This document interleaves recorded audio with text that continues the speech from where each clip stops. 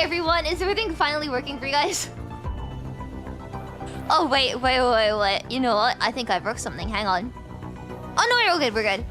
Ah, God, right. There is so much going on. How's everyone doing? I realized the stream wasn't working for a while, and I realized that what happened was YouTube like duplicated the stream, and then made it unlisted, and was streaming to the unlisted version of this stream, despite there being a stream right here. I have no idea what they were doing.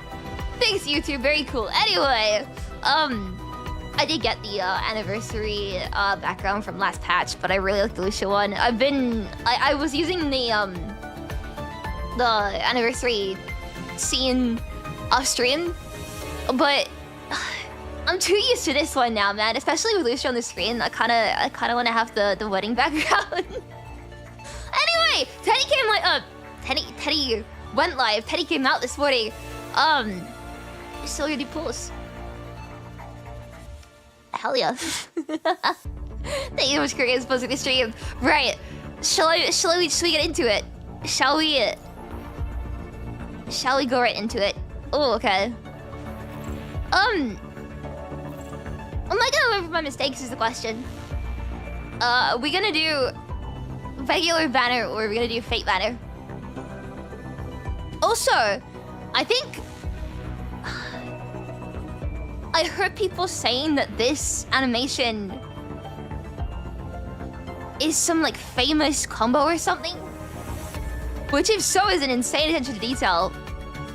Apparently it's like a reference to something that I don't get because I'm not a fighting game player, but that's really cool.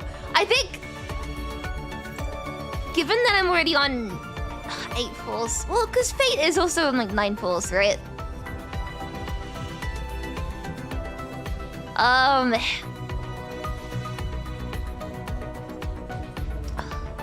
Which one do I go with? Shall we,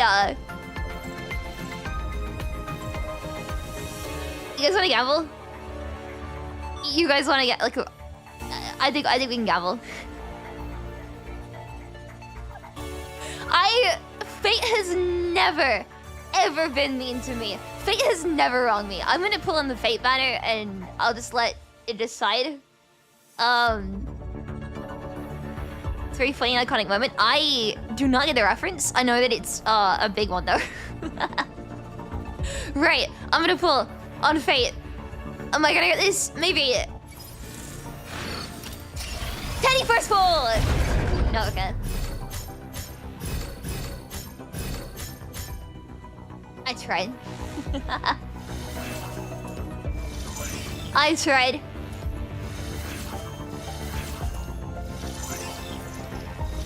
Oh well. Let's see. Wasn't that mean to me last time I pulled? That didn't count because the weapon banner was so nice to me that I got everything I wanted immediately. So, I think I'm gonna regret this. I think I am actually gonna regret this. You know, it's fun. Teddy! What's this? Yeah! Double? Nah, okay. I am never punished! I am never punished, ever. There she is. How about a fighting game as a return gift? I think she, I could offer personal coaching. I think she has a preference for games. I mean, it's not like I was planning anything special. I love her voice so much, man.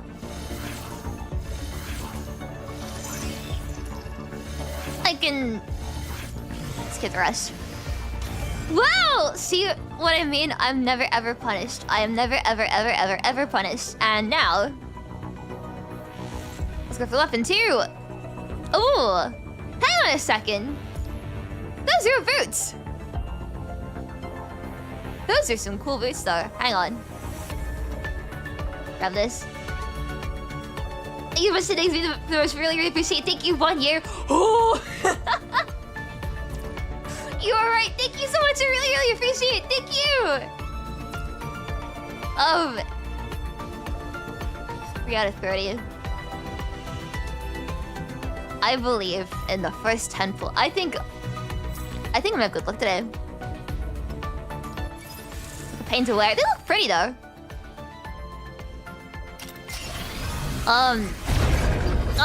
No. It would have been nice to get the weapon early as well. Oh well. Where's the fate weapon matter when you need it? What would the fate weapon even be?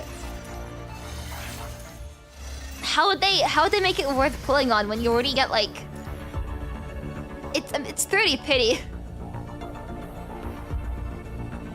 How could they possibly make a fate weapon banner? Well, like 50 pity maybe, and like a slightly increased rate.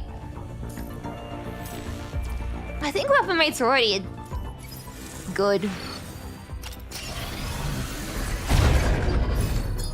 Except for when the game is being to me. Oh well, next one. What? Well, I didn't check the other on matters.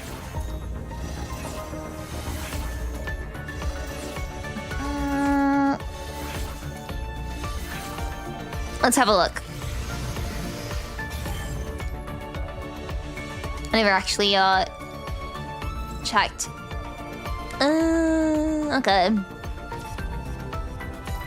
Well, I don't know why I checked because I'm gonna be getting Teddy's weapon on this next temple. Should I single potion now? No, I'll do this. Come on! Maybe I'll get double. Okay, would have been nice. I can dream, right? I can dream. Come on. Weapon, weapon, weapon, weapon, Teddy. Yes! How many pulls have I spent today? 50? Feels good. Feels good. Should I go for the cup as well? With my luck being this good today, I might as well, right? Shall we? Wait, I want to have a look at now. Hang on.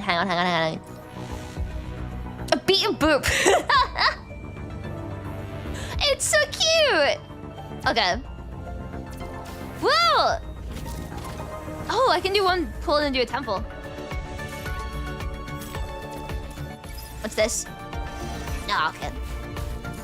This temple, it should now be enough, and then I have some pools left over to go in Fate Banner again.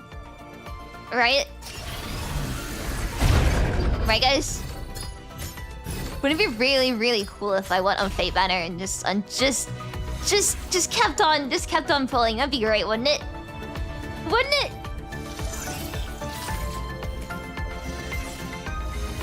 More Fate. I'm building pity.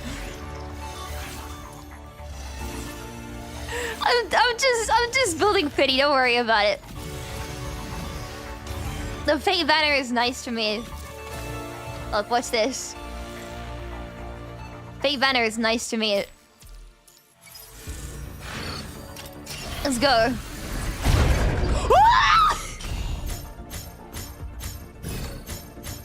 What did I say?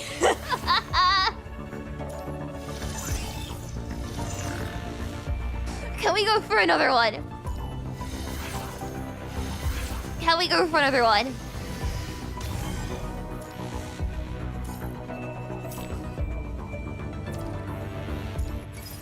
I'm just gonna skip on this one. Would have been nice. Maybe one more. Maybe one. Tune I got Teddy's weapon. Jack back in. Jack back a few minutes ago. Jack back. Okay, Jack back. Just a few minutes, and I got Teddy too. Oh yeah, no, I got 2 Teddies now. With my pulls. Let's go again. Always pull on Fate Banner.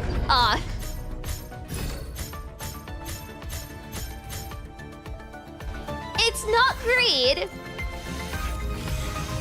It's... I'm being resourceful. Oh, I have enough to do another... Okay, I'm gonna watch this. I'll go to 30, I think. I'll stop at 30.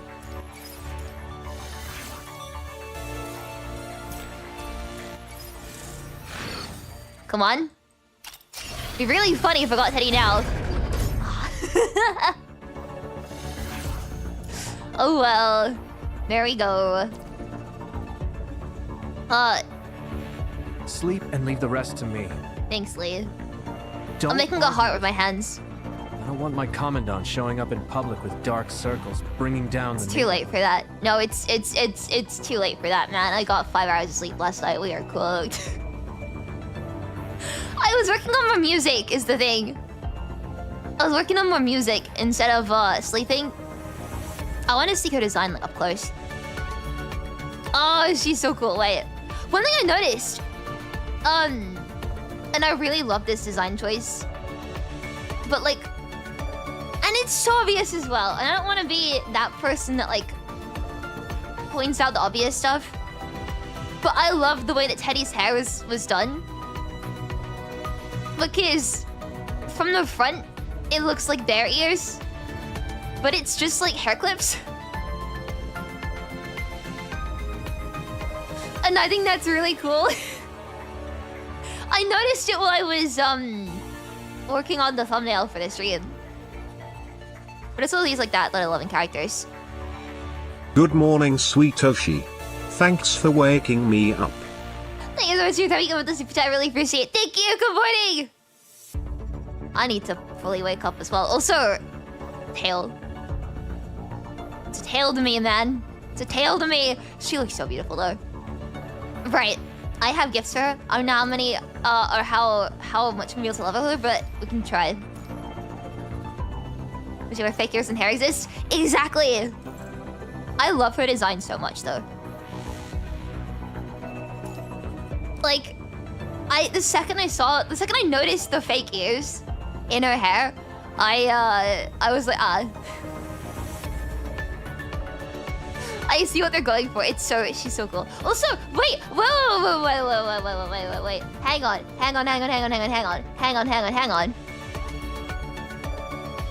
Oh, you can't see it properly because the angle. No. I was gonna say that like,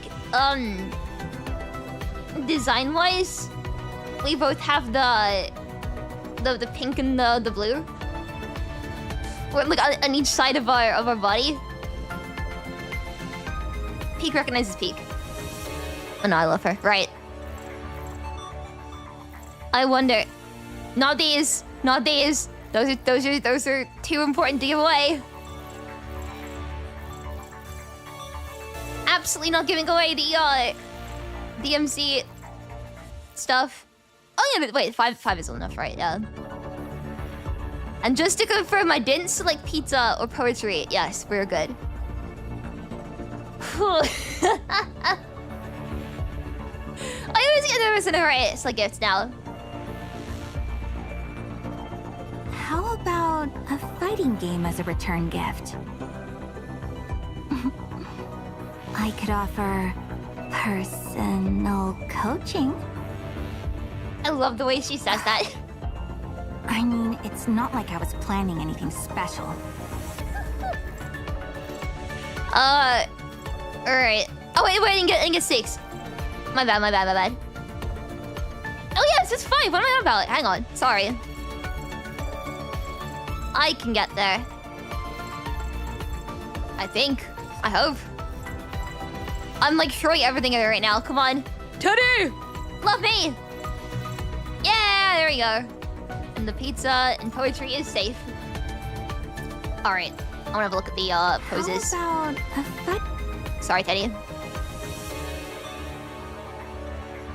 Sometimes I have these incredibly long dreams. It all feels so real that I lose the line between dream and reality.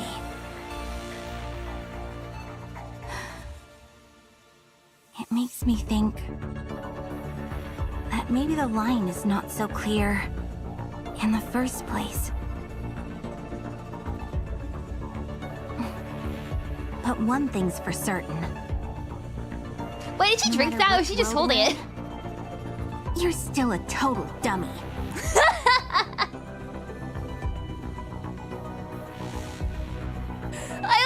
way she says that so much. Oh, I love characters that like can be insincere without throwing insults.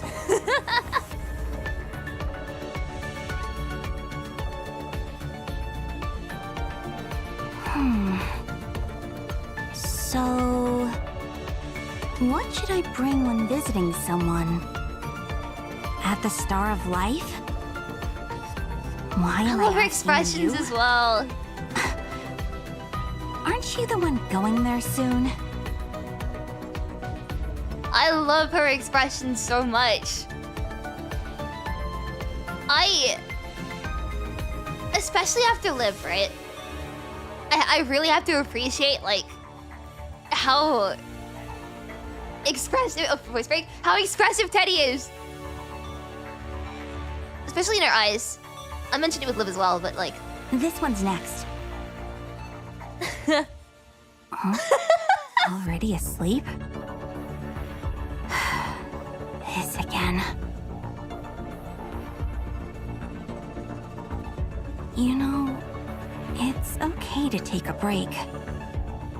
The world will manage just fine without you. Trust us more, okay? her nails! Didn't even notice. This just feels like Kuro flexing, to be honest. Can I? You know what I mean? Penologically flexing. No, that I wanna. That model is beautiful. I don't know if it like properly shows up on YouTube with the compression, but like the eye details, the expressions, the hair. Already asleep? Hang on a second. Her hair is really like mine, isn't it? This again. You know, it's okay to take a break. The world will manage just fine without you. But like the lashes and stuff on her eye just feels like they're flexing. It just feels like they're technologically flexing, and I love it. I've seen a ton of model comparisons as time goes on, but like I'm still never gonna get used to how high quality the models are these days.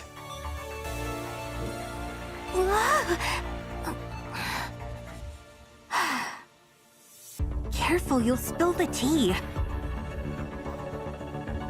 Unless... this is just to get a scolding from me? Wow. Terrible Wow! hobby. What?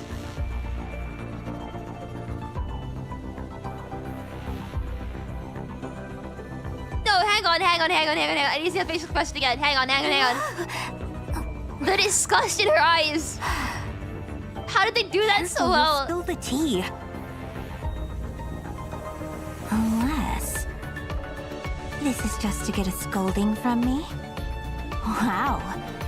What a terrible hobby. Oh god. So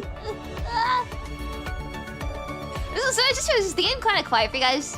I think it might be. I think it's up needs to be. That was so good. Even if the memories from Elysium were fake, they felt real. It's a little quiet. I'll turn it up. It felt like There you I go. really lived there for 10 years. And through all of it, I kept thinking of you. So when you're away, do you ever think of me?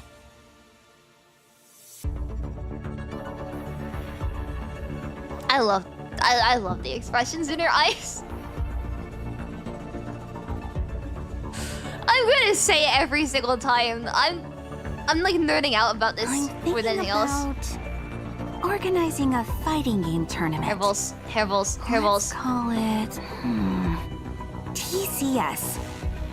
Teddy Championship Series. The grand prize will be a golden joystick. Which, let's be real, I'm probably just building it for myself. Yeah, well, you can win the tournament and then get your own prize back. Isn't that smart?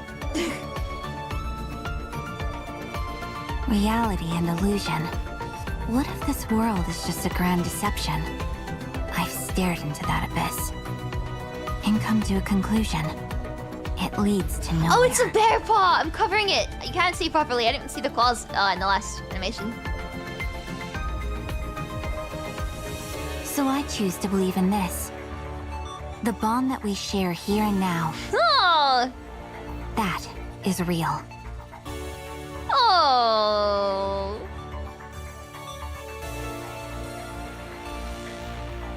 I like that one. Wait, was that second or third? That was second, right? Yeah. A caged bird. Maybe I'm a bird that still cannot fly. However, it's irrelevant now.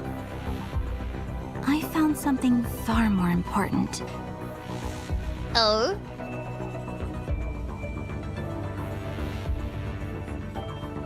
I want to see you click that one as well.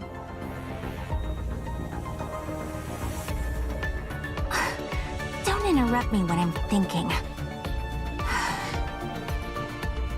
I like that one. I like that one a lot. I like that one. Right. Tutorial. I want a tutorial. I want a tutorial. I want a tutorial. Where's the fast way to tutorial? Where's fast tutorial? No, that's... Wait. Where's... the Silicus class? There we go. Tutorial! Let's learn. She's so over us, yeah. Beginning infiltration. Let's make this quick, Whoa! Commandant. Okay, right. When switching Teddy's battle, a yellow neon orb will be activated. Planting the See. worm. Tap yellow neon orb to cast deafening blast against signature energy. Reach successful. Oh, okay. Tap signature to deploy data domain and gain unlimited brown signal orbs while active. Welcome to my data domain. Signature energy is continuously consumed while in data domain. During this time, using neon orbs. Well, she just does this in the fight if you AFK. Will heal and consume up to 1/3 of the remaining signature energy. So use brown orbs 3 times at a red neon orb and then tap to cast feedback collapse. So 1, 2, 3. Planting the system gap. Color that use neon orb will be recorded and increased damage for data domain barrier. Reach successful. Casting red or blue neon orb, the basic attack will count as a basic attack basic attack 3rd phase. Once a yellow neon orb. Implanting malware. Visual disruption. Planting the worm. Okay, so 3. Okay, hang on. 3 of the brown ones. Then 1 red, then hold, and then another 1.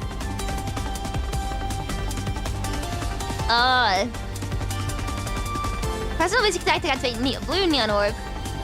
And tap to cast Mega Distortion. Energy is depleted, data domain is on macro cast. Implanting malware. A total joke. Time for a hard reset. Whoa! Okay, wait. Planting the worm. Visual disruption. Do that, and then signature. Data domain. Then go into here, and then 1, 2, 3. Planting the circuit overload. Do this. Implanting malware. I forgot. It was like hold then, wasn't it? Was it hold? Successful.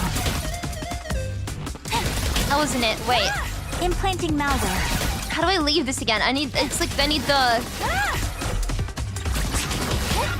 Reach successful. Oh, what? Wait.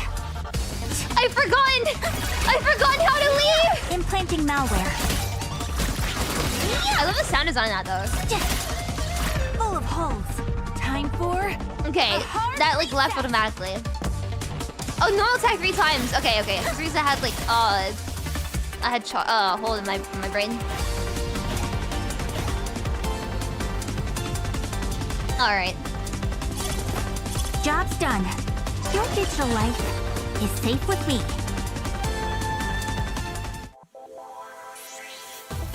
Okay, right. Again. Beginning infiltration. Let's make this quick, Commandant. After 3 ping of white noise signals, remaining white noise signal pinged and red neon overreactivated. 3 of these. Visual disruption. Get red. Welcome to my open this. domain. Then use.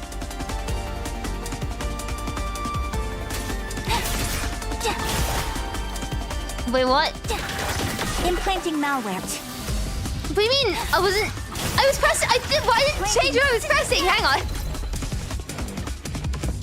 Color neon over recorded increased damage for the domain barrier rift. Implanting malware. Visual disruption.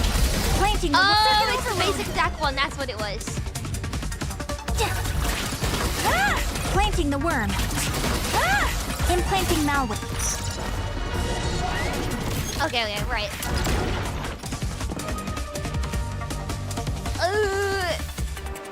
Shall we try this one again then? So, do this 3 times, get red.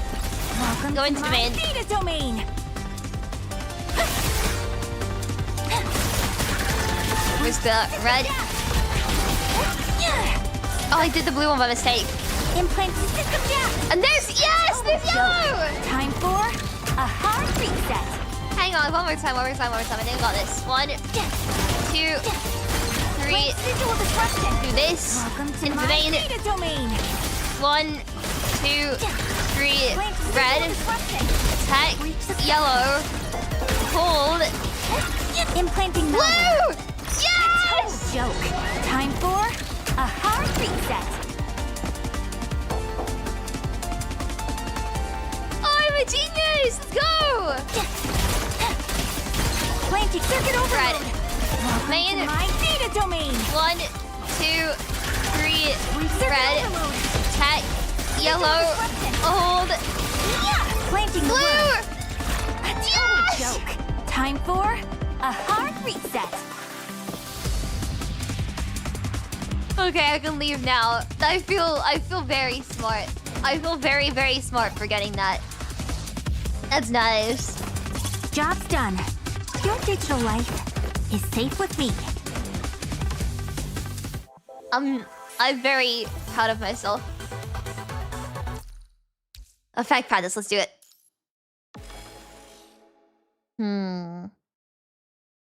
Feel so smart. Beginning infiltration. Let's make this quick, Commandant.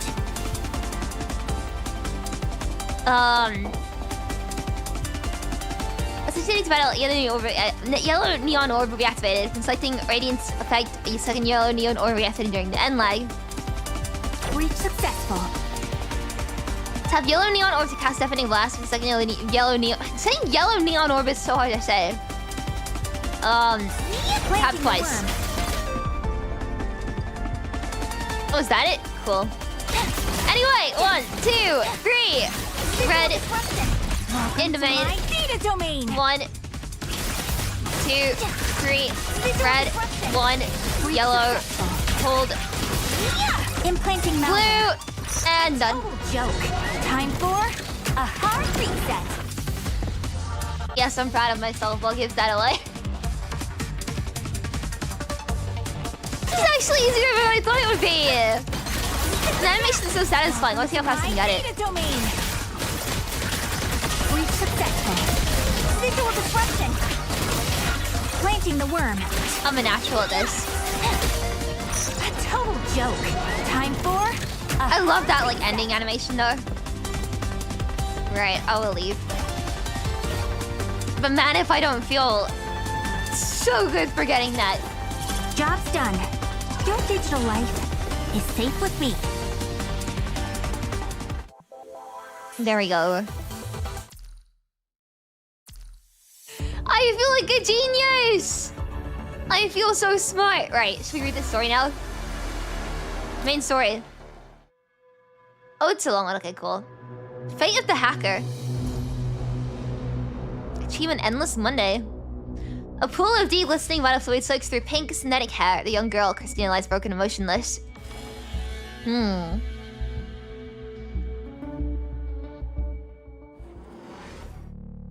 Okay. Mission, go to work.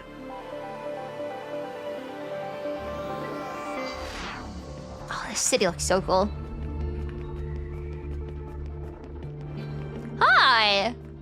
How are you doing? Morning, Teddy. Oh, I have to press. I look tired. Want to eat your coffee? Yes, please. Very appreciated. This looks so cool.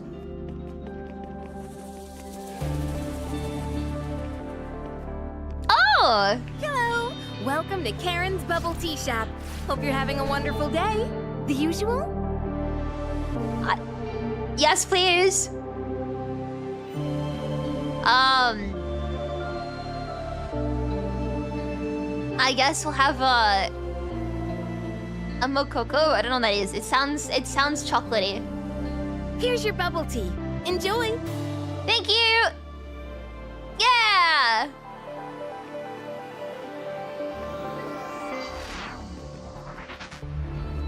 The staff meals are just so delicious. Absolutely love eating them. Another one gone food crazy. Food poisoned employee! Can I head up here? I can't. I was thinking, can I cross the road as well? No, I can't. I have to go up here. Cool. Idle needs funding, yeah. I really want to explore. Come on, man! The trash can is right there. How did you miss? How did you miss?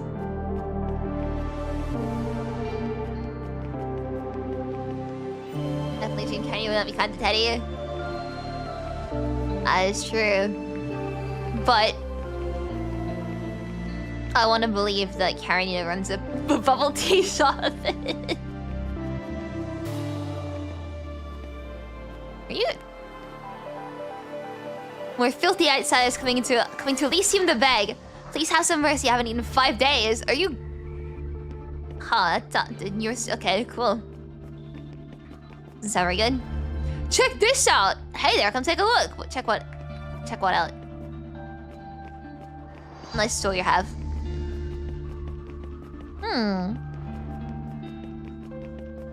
We gotta go to work. Wait.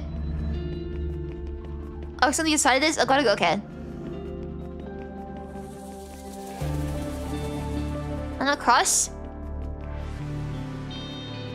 I'll make sure you're up the right escalator.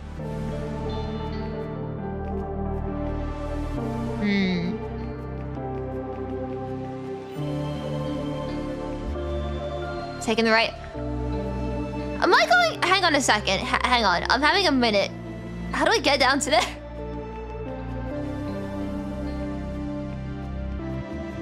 Is there like a path that I didn't see?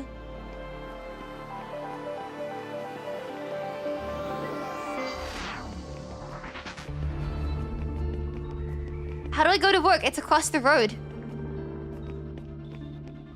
Am I... Also, again, how are you missing the trash cans? It's really rude to litter everywhere. Oh, crossing!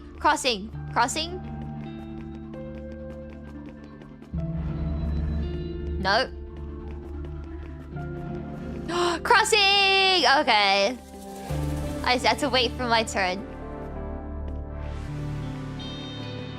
What robots over here? What's going on? Constructs. Big boy. Hi. Right. Let's go to work.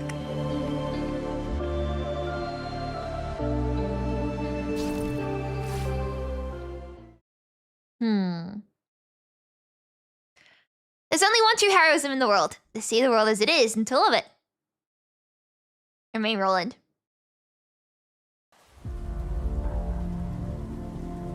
Elysium, a cold steel jungle, a city of near perpetual light.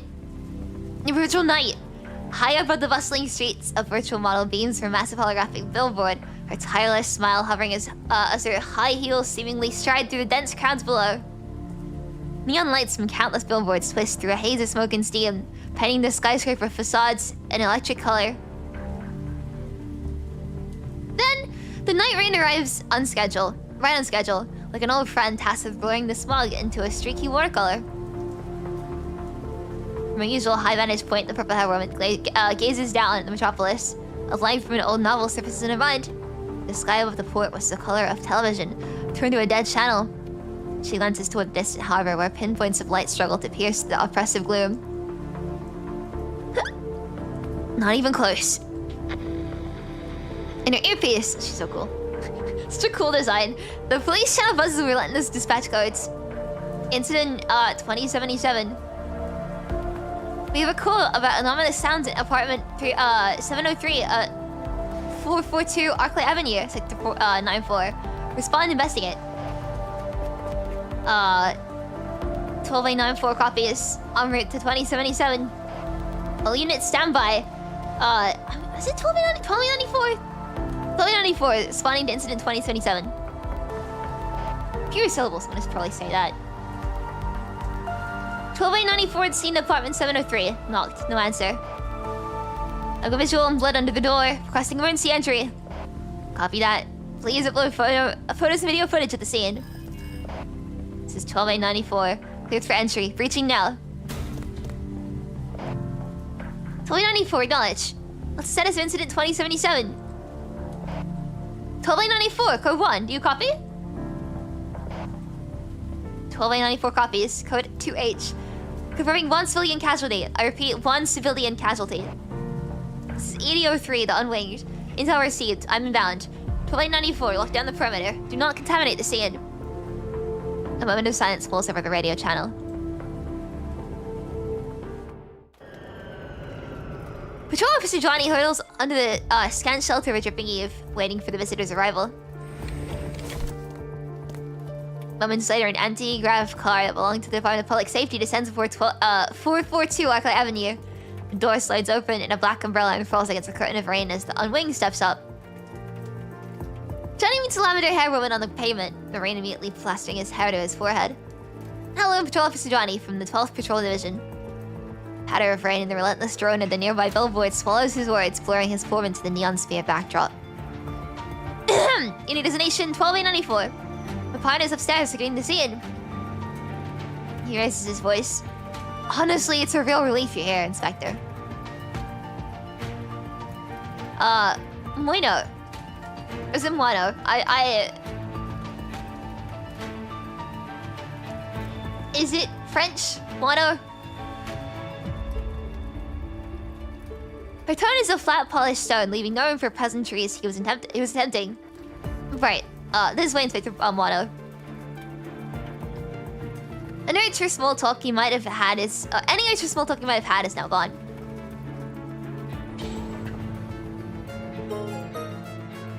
Ding, ding, ding, ding! The elevator shudders to a halt on the 7th floor. Like the keep presidents in good spirits, the management had installed these relentlessly cheerful cartoon jingles, the stark, almost cruel contrast to the scene awaiting them. Mono steps out, her eyes immediately tracking the door's numbers down the hall. 730, 729. The numbers are running backward. She pivots, heading towards 703. Give me the sit rep. The caller is Alan Blake, male, 42, lives alone in 704. Said he called us after hearing some unusual noises from next door. What time did he hear them? 715, 714. When was the call logged? Let me check. It was 8:12 p.m. Your ATA? We were on scene by 8:18. Time of death? He fumbles, wringing his hands. With all due respect, ma'am, we were patrol. We didn't have the training for that. Best guess it was very recent. 706, 705. Victim's ID. Space contorts to mask her fresh discomfort. What is it? The victim's name is Christina. She's a construct. Wano's scanning gaze holds 703. It passes over the flickering yellow holographic tape and looks into the floor inside the open doorway. Full of deep, glistening vital fluid soaks through the pink synthetic hair. The young girl, Christina, lies broken and motionless. You've got to be kidding me. The night rain bleeds neon through the haze, swallowing the city whole. Inside apartment 703 at 442 Arclight Avenue, the forensic investigator snaps off her gloves. Time of examination, 9:03 p.m. Estimated time of death is between 7:20 and 7:50 p.m. The victim. The forensic investigator looks up. Wano, the department store agent, stands with her arms crossed, her attention clearly elsewhere as she checks the time on her terminal. She hasn't heard a word. She understands the distraction. In fact, every officer at the scene is watching Wano. Their attention how do you say this word? Is it tout? I've seen it before, but I don't know how you pronounce it. They don't know who Wano's partner is. A soft commotion echoes from the hallway. Rumors of surprise sounds officers greeting someone. Inspector, right this way. Every officer holds their breath, their attention fixed on the doorway where Wano's partner and the victim's spectral level in hair color is about to appear. Like taut? Oh, okay. At the sound of approaching footsteps, Wano steps forward. I wasn't aware you had another sister. Petty.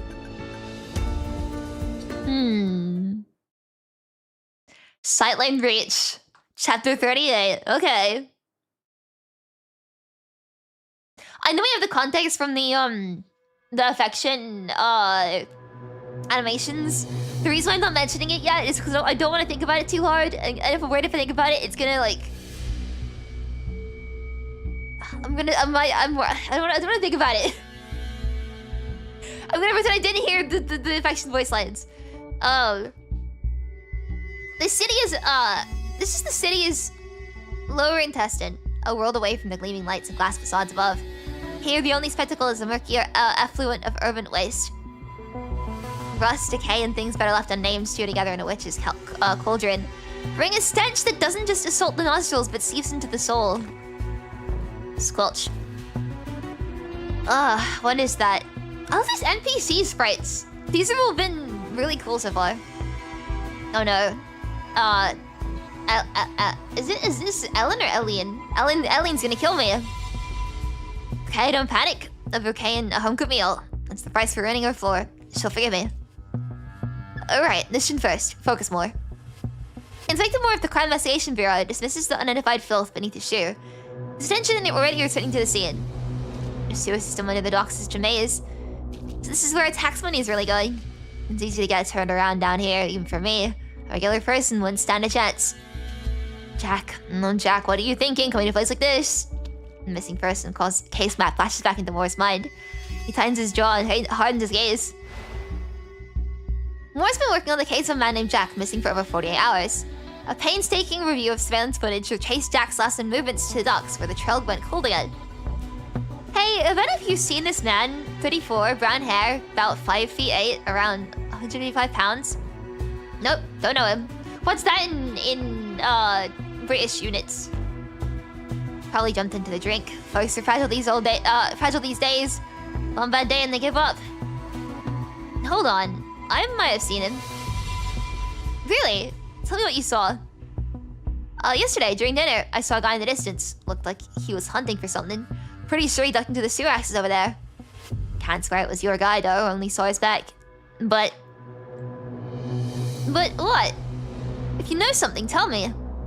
Well, it's not really a lead, but there's been some weird noises coming from down there lately. What kind of noises?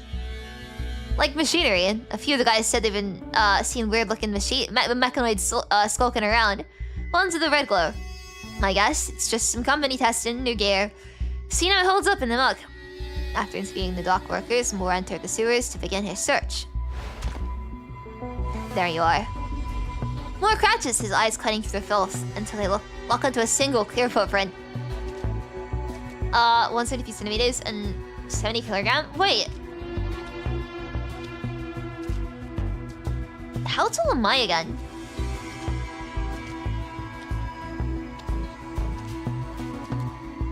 He's only just taller than me. And way heavier. Okay. He follows the trail of scattered impressions, his own forms followed by the oppressive gloom of the sewers. Click, clack. Someone's here. He quickly drops into a low crouch, his footsteps going silent. He presses against the down wall, carefully leaning to peer around a corner. There he sees them, the mechanoids the dock worker mentioned. And beside them, Jack, sprawled motionless on the ground, long past his last breath. But then in the darkness, a dozen visual sensors bloom with malevolent red light, all turning toward him in unison. I think that's very good!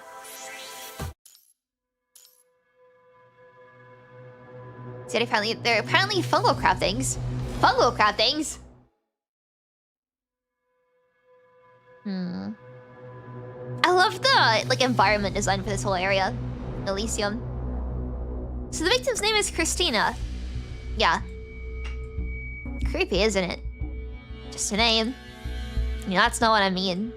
She looks way too much like you. A coincidence, obviously. Wano shakes her head, letting the subject die in the heavy silence. Shall I continue? Based on my preliminary examination, the estimated time of death is between 7:30 and 7:50 p.m. The victim sustained multiple wounds, several showing signs of field treatment. This needs self-administered care. The fatal injury is a single clean puncture from back to front, piercing the core. Precise and efficient strike. This wound is distinct from the others. Here both the bionic dermis and internal mechanics show thermal degradation. The forensic investigator passes over a photograph. This indicates the weapon at either a high-temperature blade or energy edge. The remaining wounds are consistent with an attack from this mechanoid. She points to the mechanoid remains on the floor.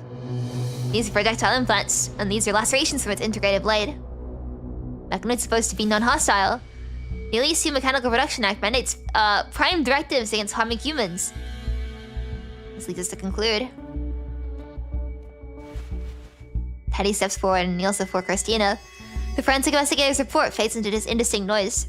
Christina's lifeless eyes stare back, her face a mirror of Teddy's own. For a moment, Teddy feels as if she's the one lying on the floor. A coldness floods her body. Yeah, this must be very weird, psychologically speaking. Her core no longer generating heat. With vital fluid draining from her frame, her vision blurs, doubles, then slowly dissolves into darkness. This music's great as well. She's trapped here, unable to move. She witnesses it all. Patrol officers knocking, breaching the door, and establishing a perimeter with police tape. She feels the forensic investigator inspecting her wounds, taking photographs. I am dead. Christina. I wait here quietly for Christina to come. An overwhelming sense of absurdity floods her. For an infinitesimal moment, the entire world feels like a fabrication. What are you looking at, Christina? Teddy? I mean, she was looking at Teddy. That joke is in seriously poor taste, Wano. Wano points behind Teddy. Only she noticed the teddy bear sitting on the table behind her. Teddy steps forward, picking up the stuffed bear to examine it. Just an ordinary teddy bear. Teddy? What a weird idea. It's not weird at all. Fine, you win. It's not that bad. What's the problem? It's nothing, just a headache. Did you check the building's surveillance? The time of death was recent. The killer can't have gone far. The latest footage should show something. I did a quick review. No anomalies. What's taking the mechanoid? It's a Guardian 3, I can't read. A civilian-grade on a security unit manufactured by Rokubishi Electric. They're usually brought in bulk by corporations, supposedly armed with non-lethal deterrents only. non-lethal. She repeats Mono's words with dripping sarcasm. Two possibilities. One, someone rewrote its core directives, and it would take a real expert to manage that. The second is a fundamental design flaw that made it malfunction and attack autonomously. We're paying Rokubishi Electric a visit. Judging by the scene, there was more than one mechanoid here. Teddy surveys the chaotic disarray of the apartment. Yes, at least here. She responds to Teddy, and Mono connects her hacking module to Christina's computer. I'll access the terminal and see if I can find any leads. Alright, I'll question the neighbors. Knock knock. Teddy knocks on the door of apartment 704. It's opened by a man whose expression is a landscape of deep trouble. Officer? Hello, I'm Inspector Teddy, Elysium Crime Investigation Bureau, badge number 8008.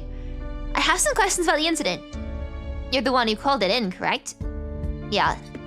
Can you describe exactly what you heard? Well, I was eating when I heard someone fighting next door. At first I thought it was an action movie. Why was that your first thought? The walls shook. That's when I knew it was a real fight. I was too scared to do anything. Do you recall the exact time this happened? I checked the clock. It stuck in my head. 7:28 p.m. Then I heard glass breaking, so I looked out. And what did you see? There was this thing. A shadow-like monster glowing red, and it just vanished. I thought I was seeing things. After that, everything went quiet. That was around 7:35. How long shows you call it? Your call came in at 8:12. You waited quite a while. Can you explain the delay? I didn't want any trouble. I wasn't going to call at all, but that thing... I couldn't get the shadow out of my head. The more I thought about it, the more it terrified me, so I finally called. Knock knock. Hello, I'm Inspector Teddy, Elysium Crime Investigation Bureau. I think I'm being way too happy here. Hello, I'm Inspector Teddy, Elysium Crime Investigation Bureau. Badge number 8008.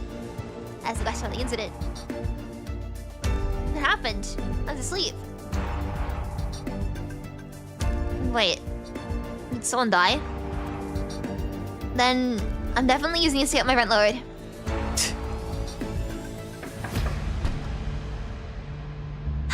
Didn't hear a thing, don't know anything. Get back in here and make my damn dinner! A man's voice calls from inside the apartment. Shut up, you worthless piece of trash! As the cup explodes against the floor inside the apartment, the Thai woman's veins bulge like cords across her forehead. This time I won't hold back. You couldn't take me on your best day. I never should have married you! Wow! Sorry. As you can see, I'm about to be a little preoccupied. I didn't hear anything because I was busy trading blows with him. Today's Teddy Ultra, is she good? She's fun to play, I did the tutorial. Oh, that girl. She kept odd hours. You knew her? Not really. Didn't even catch her name. But I would schedule her best because of work. He gestures towards the live streaming equipment in his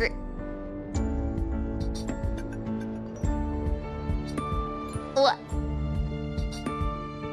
I'm a streamer. You know how it is. Once in a 43-hour marathon. Really? Did you sleep during that time?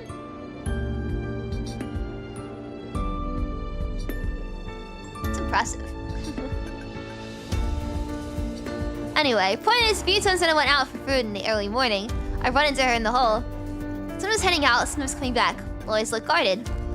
Oh right, I think she was going to the docks. What makes you say that? I'm sensitive to smells. Allergies, you know. Once in the elevator, I caught the distinct scent of the sea on her. The specific kind you get only at the docks.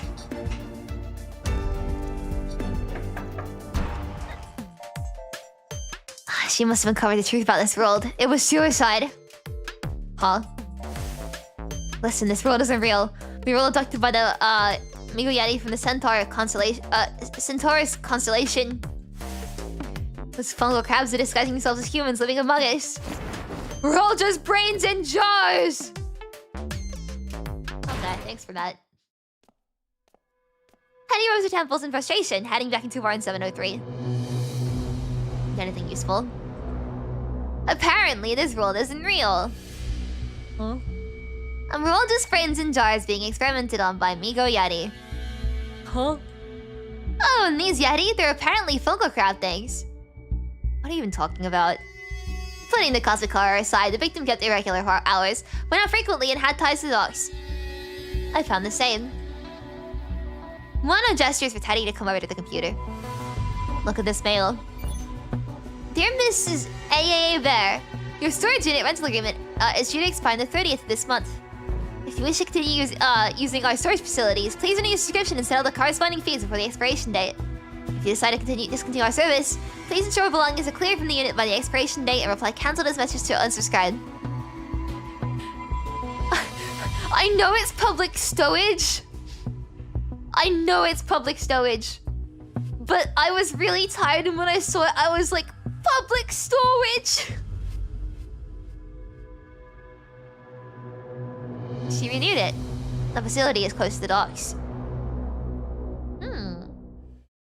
It's like me with my merch proxies.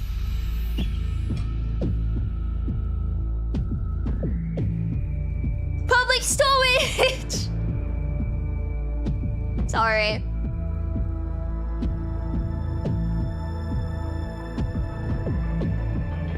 Calling it public stowage is storage is very funny. In the vast three-story building, is stretched on forever. After questioning the facility manager, they learned that Christina's unit, registered under the name AA Bear, is tucked away in a corner of the first floor. This is the place. Don't be sorry. Very funny. Mono steps forward. She slides the manager's spare key into the lock and, with a sharp pull, holds the rattling door up on its tracks. Not even an electric lock. Maybe that's precisely why Christina chose it. No digital trail. The storage unit yawns open, revealing the owner's private space. Dominating the wall is a long table with a cork bulletin board hanging above. The board is plastered with photographs of Elysium's buildings, all connected by an intricate web of red and yellow threads. At the web's center is a picture of the central building. A sticky note beside it poses a single cryptic question. Real or fake? No, not you too! I know the lines. I know the voice lines that we heard earlier. I'm ignoring them. Hands over my head, I can't hear you, la la la, because I spoiled myself. On the table below, a data chip rests amid other scattered items. Apparently, the unit also serves as a sparse living quarters, furnished with a folding bed and refrigerator. While the floor is a jumble of surveying and excavation tools, a spirit level, an inclinometer, a shovel, a pickaxe, a hammer, and a small handheld drill. Teddy inserts the chip into her terminal. Instantly, a holographic device materializes in the air. Various statistical data about Elysium appears, methodically arranged and categorized. City order supply stats, population census data, public transport operational costs. Huh? Distracted by examination of the tools, Wano's head snaps up, her face etched with puzzlement. That's what's on the chip. Why was she collecting all this data? Your guess is as good as mine. Teddy moves her attention clearly elsewhere. Her gaze cuts through the holographic data, fixing on the sticky note at the center of the evidence board. There's a hidden passage under the refrigerator. Wano shows the refrigerator slide. That easily? Pulls out the carpet and reveals a hinged metal trapdoor beneath. Ah, okay.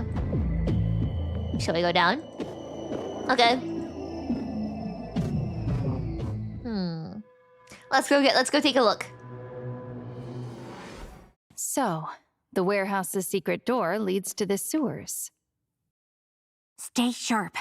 There might be danger ahead. Hello, Wano.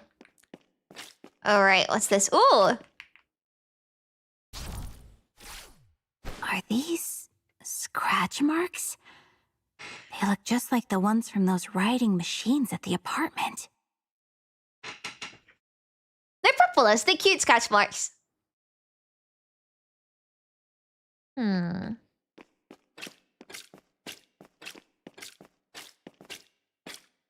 love her walking sounds. Also, I wait, I want to see her walking animation. Ah, it's a shame. Blood! Blood here. Wait, this texture. It's vital fluid. When you said it was fantastic, like whose blood it is. What over Christmas? What, me? I already got my Christmas present in advance. I got a bunch of merch.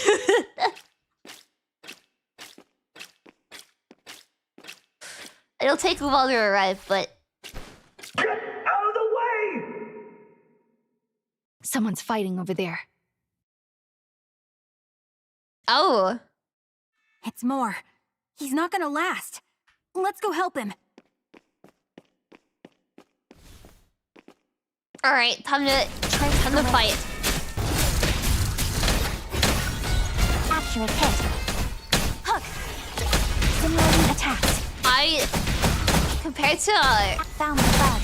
the new Teddy Simulating attacks. frame, my brain is Take that out of fried the now. bag. Okay. My turn. Found the bug. Trace erased. Simulating attacks. I always love the music in her Found the bug. hit though. Hook. Trace erased. Simulating attacks. Big bread is a Christmas gift. I love me some good bread, man. Trace erased. Found the bug. Why are you here too? I'm on a missing persons case. And the trail led me down into these sewers. Never thought I'd run into these red-eyed machines here. Do you know where these machines came from? Beats me. I just ran into them while following a lead. All right, let's try to get out of here first. Alright. What's everyone else getting for Christmas? Okay, there we go. But clear, those riding machines didn't follow us down. Riding machines? Yeah, that fits. Thanks for the backup. I thought I was finished back there. Deeper in the sewers, the three slow their pace, finally clear the riding machines and now heading for the exit. Why were you operating alone? Did you request backup from HQ? Old White retired the day before yesterday. They haven't assigned me a new partner yet. You didn't know? Moore gives Moino a puzzled look. Wasn't paying attention. Really? I always thought you kept up with daily office gossip. Stereotyping. My comms got jammed during the fight. Couldn't call for help. Moore probes the wound in his waist and a sharpness of pain is... Don't touch it! Escapes his clenched teeth. How did you two end up down here? We're investigating a homicide on Arclay Avenue. The victim had a storage unit on the docks. We found a hidden passage layer leading to these sewers. Well, as the victim in construction. They just dug a private tunnel down from their units into the city sewers. Has anyone else seen that, like, the woman that, like, mined a tunnel? Or is that just me? There's, like, this one, like, woman who, what's the word? Like, just started a mine underneath her house. But originally, she like ran into issues because you can't just make a mine under your house. And everyone was like, you can't do that. And she was like, okay, you know what I'm gonna do instead then? I'm gonna get planning permission. And so she went and she got planning permission to make a mine under her house.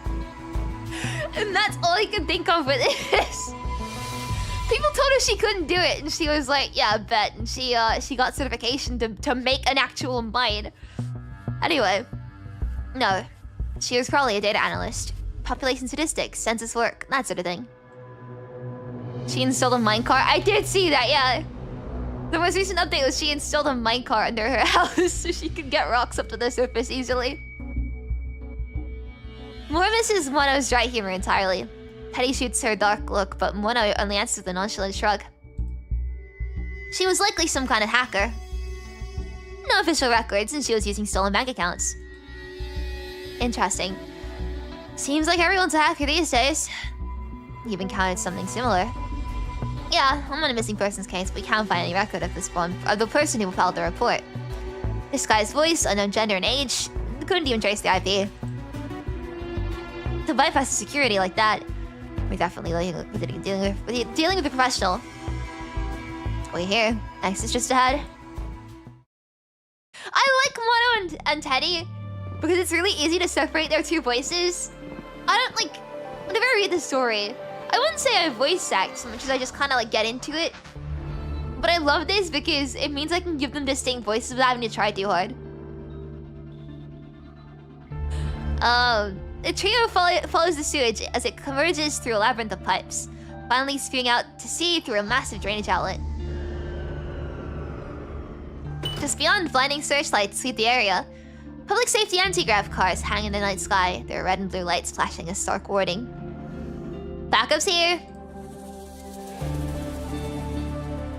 I can just give Teddy like a really, like, Sundere squeaky voice. And Wano can get like a deeper voice like this. And then like, I'm good! It's easy! Opposite ends of the spectrum, it's great. Moore perches on the edge of an anti-grav car's trunk as a medic tends to his wounds. The radio channel crackles non-stop with a stream of incoming reports. Riding machine remains discovered. One civilian casualty confirmed. Bring him back to the bureau. No active riding machines detected. He pivots to face the other two and makes this suggestion. Mind bringing him up to speed in your case? Both our investigations led to the sewers. There has to be a connection. A silent, knowing look passes between Teddy and Wano. Apartment 703, 442 Arclight Avenue. The victim's name is Christina. Huh? Moore stares at Teddy, his expression one of genuine surprise. Now that's a coincidence. Yeah!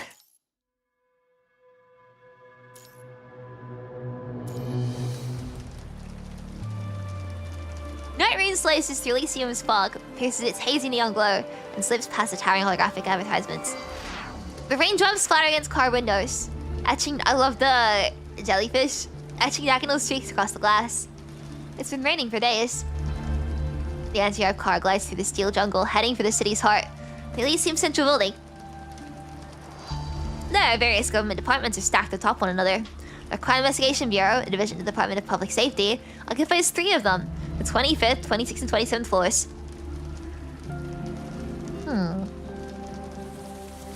Bypassing their ground level entirely, their anti-grav car ascends directly to the Bureau's parking area on the 25th floor. Teddy, Wano, and Moore step out into the rain-laced air. Seriously, why is the Bureau even in the central building? Public safety is branched all over the city. For investigators in nearly every other floor here is admin. I stick out like a sore thumb every time you report in. If only the department had its own building. Where does the city's tax money even go? Straight into the sewers? Well, you were just there! You can tell us! Keep joking about taxes and so will make your life difficult. That's a basic social skill every adult should master. Wanting a new whole building just for personal reference isn't a great use of taxes either. Alright, I'm going to review the data chip from the dock storage unit. The initial scan was rushed. Christina wouldn't have collected that data without a reason. There has to be a lead in there. I need to file the field report. We recovered Jack's body, but there are too many unanswered questions. I'll request the chief consolidate the cases. The sewers, the riding machines. I'm gonna need a bond with this. Alright. Let's go, Aline. First, oh god.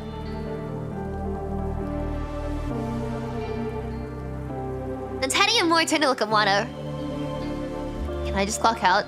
It's already the middle of the night. They fix her with a pair of disapproving stares. Yeah, don't do that. Fine, you win. I'll look into Rokubishi Electric. Their stern expression soft isn't an answer of approval.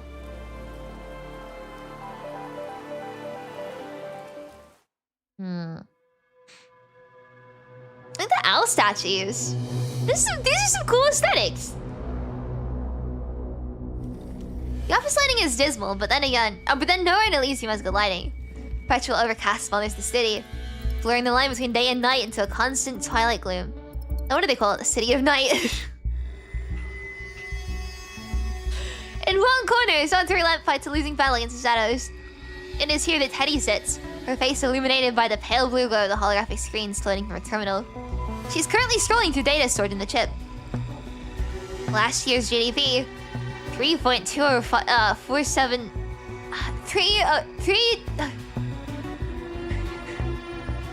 Can't read numbers, man. 3.20457 trillion. Growth rate 3.2%. Foreign trade volume, industrial exports. Urban development investment. Same as the old saying, the secrets are in the numbers, and numbers never lie. It is true, but only if you can speak their language. It's like trying to scratch an itch through your shoe. I don't even know where to start. Teddy lets out a long, heavy sigh. The weight of the day pressing down on her. She leans back, reclining in her office chair until we'll go any further. So unequipped in silence, Teddy lets their words hang, deliberately clearing her thoughts. Her eyes fixed on the holographic data projections, leaving a slow, silent dance overhead. What are you looking at, Christina? Her whisper drops into silence, like a stone into a steep well, leaving no ripple. What are you watching, Aline? Moores as the door opens, surprised to find the side lights still reading their warm yellow glow into the living room. The light strips paint only the sofa and the television in a soft, intimate pool of light. On the screen, a late-night show is playing. A mechanoid laboring under the illusion that it is human is attempting to court the female lead with comical gestures. Of course I comprehend this emotion. Every circuit and processor in my core confirms it. I love you. The television murmurs at a low volume, its flickering light casting a pale glow over the room. The silhouette on the sofa remains still, clearly different to the foreground. Ah, she's so cute! Sanamore's voice, Aline turns. A smile. I love all of the NPC sprites from this story so far. They look amazing. A smile illuminates her face, bright and unveined, cutting through the dim stillness. You're home. How are your injuries? Let me see. Did the medic patch you up properly? Do you need to go to the hospital? He embraced for her worried gaze, the gentle scolding, and the inevitable plea for him to resign to the investigation bureau. A ritual he always refused. Social interaction log classified this as a romantic gesture. Accordingly, I present these flowers as an expression of love. I was gonna say I brought you flowers, but that can wait. I'm sorry, Aline. He sets the bouquet aside and gently draws her into his arms. Aline buries her face. Don't give me heartbeat sounds, they make me really squeamish. Aline buries her face in his chest, listening against him like a cat seeking warmth. Listen to the steady rhythm of his heart as he waits for her own warmth to seep into his cool body. There we go, let's go over. How was your day? It was awful, Aline, just awful. He remembers the man named Jack in the sewers, his eyes hollow and vacant, trained on the ceiling, striving to see through steel and soil all the way to the open sky. What are you looking at, Jack?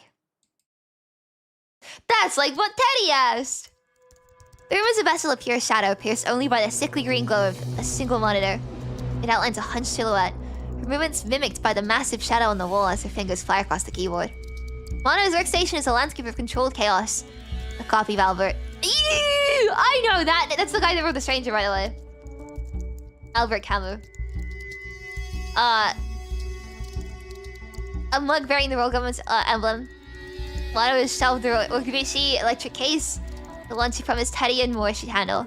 Right now, a far more troubling matter has her full attention. Why? Teddy's streams cascade down the terminal. A torrent of raw information. Their ghostly light washes over Mono, her painting eyes a luminous, unsettling green. Why is there nothing? Where did you people come from?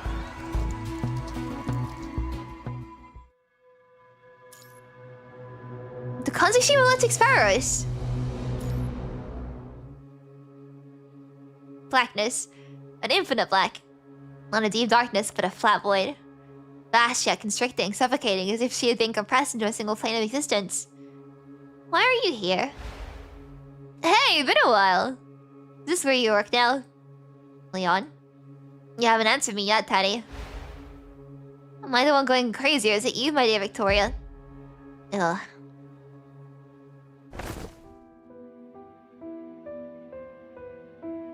Why am I here? This is your first Karen thought surfacing through the drowsiness. A second, a chill. The heat is leaching from her body. The last traces of condensation and liquid evaporating from her synthetic skin. She looks behind her. On the polyester bedsheet, a faint human-shaped outline of moisture is what remains of her dream. Oh god! Best in a fan, Teddy. To her right is a bed-length window, fitted with one-way glass. Beyond it, a hazy, depthless sky makes time unreadable. In the distance, skyscrapers pierce the gloom, their lights glowing like a vast, dormant circuit board. What am I even thinking? To the left, the trail of chaos leads from the doorway to her bed. Boots, socks, jacket, shirt, gloves, shorts, the debris of a young woman's life, too hastily lived. The bedside clock glows 5:12 a.m. And you're waking up at this time! I'm usually still awake, I haven't gone to sleep yet! After yesterday's brutal workload and barely 2 hours of rest, even her constrict body is protesting. She shakes her head, trying to quell the storm in her mind. Enduring the dull throb behind her eyes, she pushes herself up, strips the bed, and fades the sheet into the waiting laundry machine. She slides down the wall, folding into herself, head buried in her arms. The laundry machine's gentle hum is the room's only heartbeat. Silence stretches as time passes.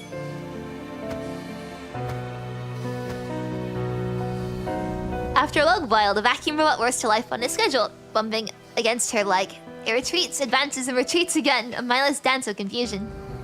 Teddy reaches out without looking, and nudges it onto a new path. Which idiot prey on this thing? She stands. Her own reflection waits for her in the full-length mirror across the room. She approaches, studying the young woman who studies her back. She raises her hand, the reflection mimics perfectly. She tilts her head, it tilts in unison. She clenches the fist and opens it. The motion is fluid, absolute. Her control over the vessel is precise, undeniable. She reaches out, her fingertips meeting the cool, hard surface of the glass. Slowly, the chill of the mirror begins to bleed away, warming to her touch. She pulls her hand back. A faint glow sees the front of her palm lingers on the surface before slowly fading into nothing. The world's response is her exact, undeniable. Real or fake? Not you too! If the conspiracy guy is right, the crabs are gonna get you. Inside is Starklight's psychological evaluation room. What does it feel like to reunite with a friend? Download. Download. Do you feel distress when you see dead bodies? Download. Download. Do you feel warmth when reuniting with family? Upload. Upload. What does it feel like to live with your pirates? Upload. Upload. Do you often feel surrounded by darkness? Touch. Touch. A sealed room. Sealed room. Operating table. Operating table. Sounds like my kind of room. Flying sparrow. A flying sparrow. Your mind is experiencing minor disruption, but remains within normal parameters. Please ensure you take your mandated rest, Inspector. Teddy walks out of the psychological evaluation room, pressing fingers to her brow. Well, Teddy turns around to find Mono leaning against the wall, her face etched with pure exhaustion. And here I thought I was the one who looked tired. That's what happens when you have me digging into Rukubashi Electric all night. Care to guess what I found? Just spit it out. See, I was having steamy affair with an employee.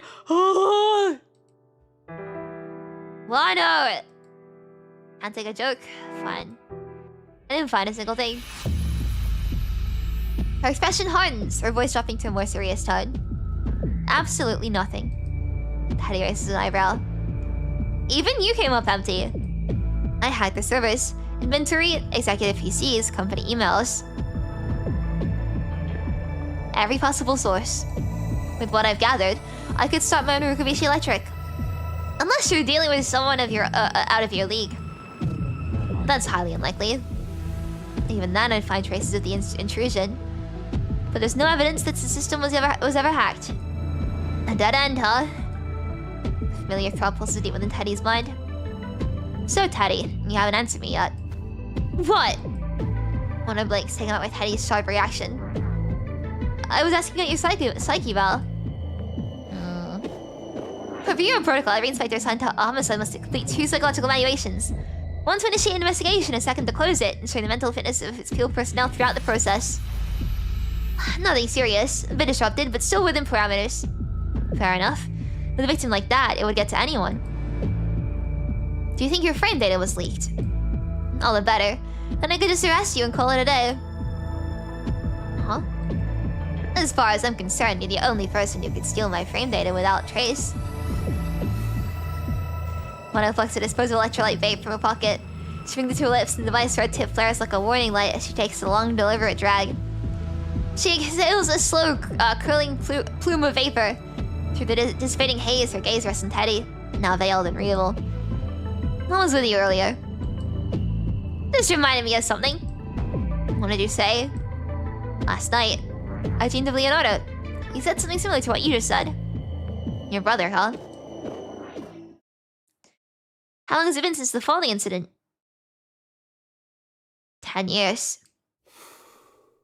Mono takes another deep drag from her electrolyte vape and opens her mouth to speak. Ah, there you two are. Chief wants to see us.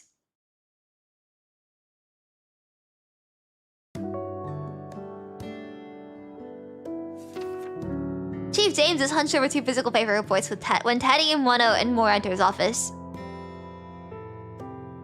He's the picture of efficiency. A sharp side parted crop of hair, rectangular glasses, a precise mustache, and the unmistakable contours of a dedicated gym goer beneath his dress shirt. One might also wonder if he has a wealthy friend who dresses up in a bad costume after hours. Huh? But today, the efficiency is marred by a cloud of palpable concern. Without a word, Mono and Teddy head for the couch and make themselves comfortable. A practice act of casual defiance. James's lip twitches. He visibly chooses the path of least resistance. Out of sight, out of mind. And pivots his full, weary attention to Moore.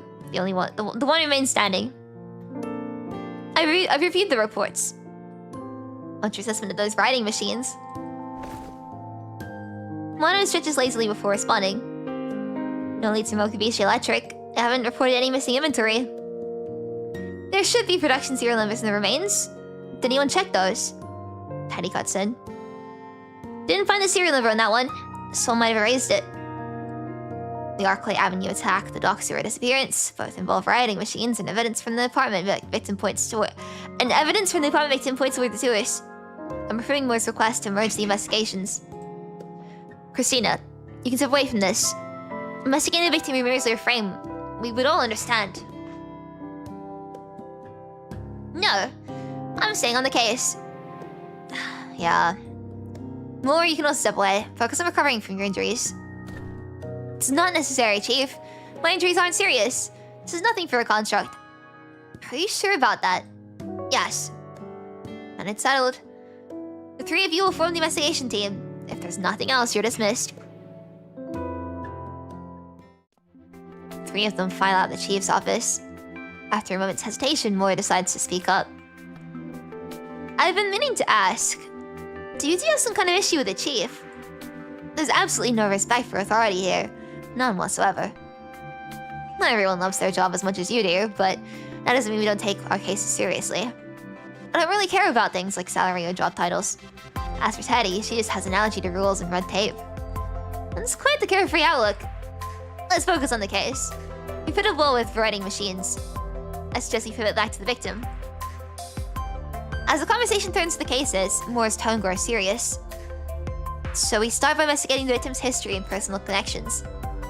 Okay. I was planning the same.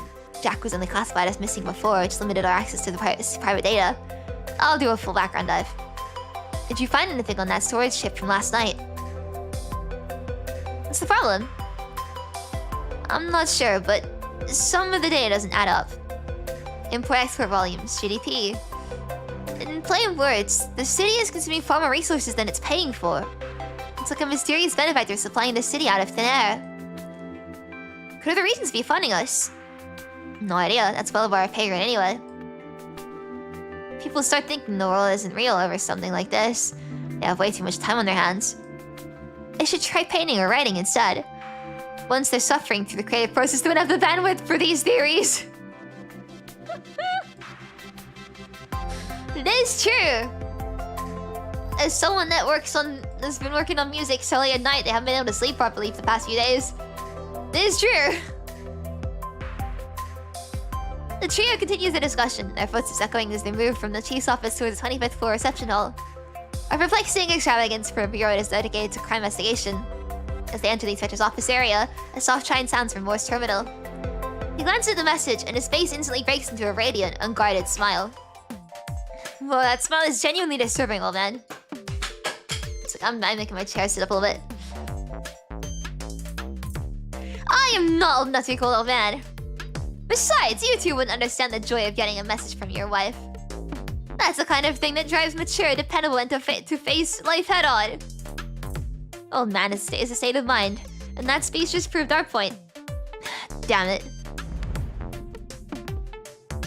Anyway, to thank you both for your help earlier, how about coming over to my place for dinner tonight? Not waiting for a response, Moore's already calling Aline. Aline, two person nice food for tonight. I'm inviting 2 colleagues over, right? The ones who helped me before, Wano and Teddy. Wano? Yeah, the famous one from our bureau, you know. Isn't this a bit too rushed? Don't worry about it. It's totally fine. For you, maybe. She's the one who has to cook. Hey, come on. That settles it then. I'll see you later. He ends the call. Wow. Unilaterally deciding our evening. We never actually agreed. Don't tell me you're going to turn me down. Your colleague will leave. Our friendship will shatter. That's totally an old man act.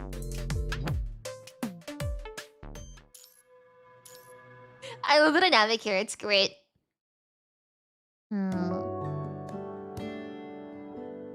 We're sleeping on the couch.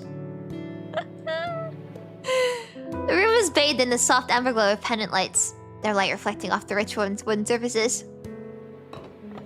Aline places the final dish on the dining table, her gaze sweeping over the carefully placed settings. A soft sigh escapes her. They should be here any minute now, she thinks to herself. As if summoned by the thought, the lock clicks. The door swings open and Moore steps inside, ushering in Teddy and Wano. Alright, this is our home. Moore shrugs off his coat and finds his place on the entry rack. Make yourselves at home. Seriously, no need for formalities. Teddy gives a sharp glance towards Moore before doing their shift seamlessly into one of perfect poise, sending a hand to Aline. I'm Christina Norman, but Teddy is fine. It's lovely to meet you. Thank you for looking after Moore at work. Wano. Aline extends her hand to Wano, her expression visible with nervousness.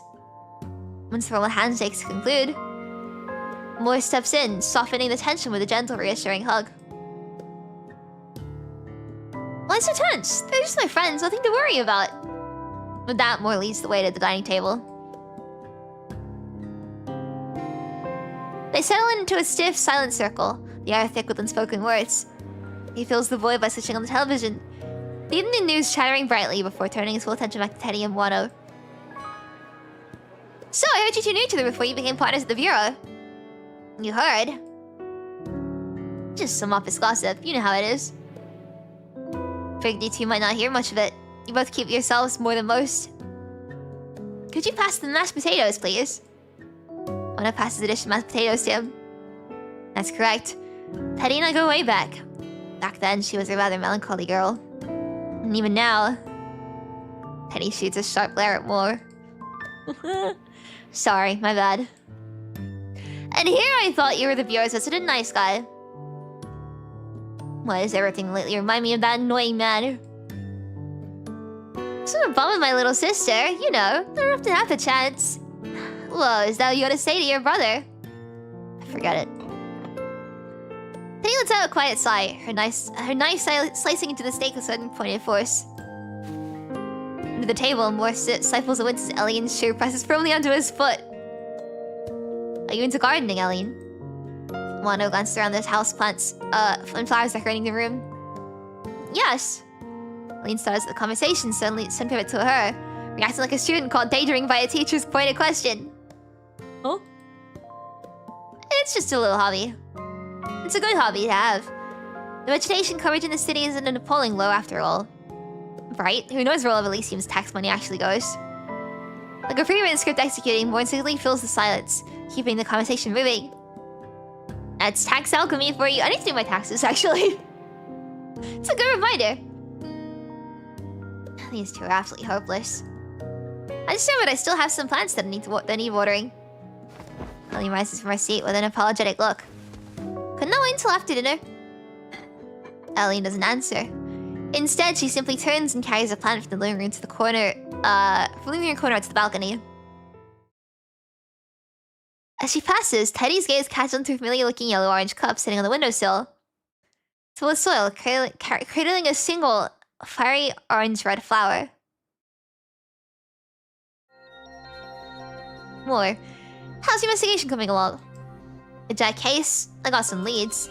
His record was spotless. He moved to Elysium 5 years ago and opened a high-end restaurant. The place is professional management, strong performance, and stable finances.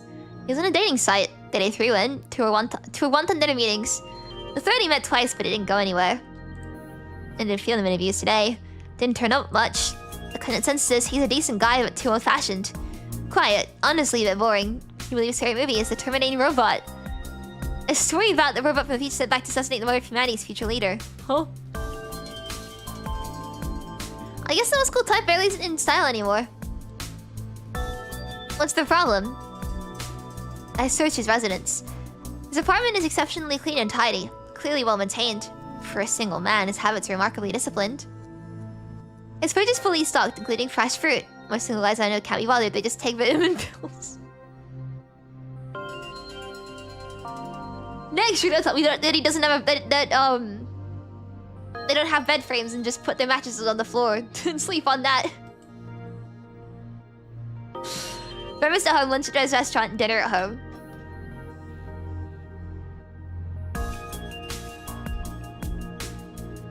Guys, always eat your fresh fruit. Everybody eat your fresh fruit. I say, slacking myself. I don't take vitamin pills, so I'm even worse. He had a home theater system and always watched a movie after dinner. Or even critical suits and a dedicated tie rack in his closet. It's like, you know, girl dinner. This is guy dinner. Something like that. Well, putting the mattress on the floor? I think it's like a risk of bugs or something. I don't know what the thing is, but it's just maybe invest in a bed frame. The guy lived a life stability that most people can only dream of. After saying this, he falls silent for a moment. The only anomaly is his diary. He wrote, I always went looking to the mirror. I see a man sitting on a lone log floating down a river. A past, a present, and a future. Alone is nothing but bubbles. You're dreaming in a locked room. The world is but an illusion, and consciousness just a phantom. This is the connection. What did you say? I've been thinking. Writing machines appeared in both Christina and Jack's cases. There must be some sort of connection between the two. And that connection has to be the key to the killer's motive. The killer's motive, huh? Why done it? Both Jack and Christina question the nature of reality itself. Are you saying we have a serial killer targeting people who believe that the world isn't real? That premise sounds absurd. There's another lead. His bank records show a weekly transfer, same time every week. Payment to psychological clinic. I think the doctor's name is...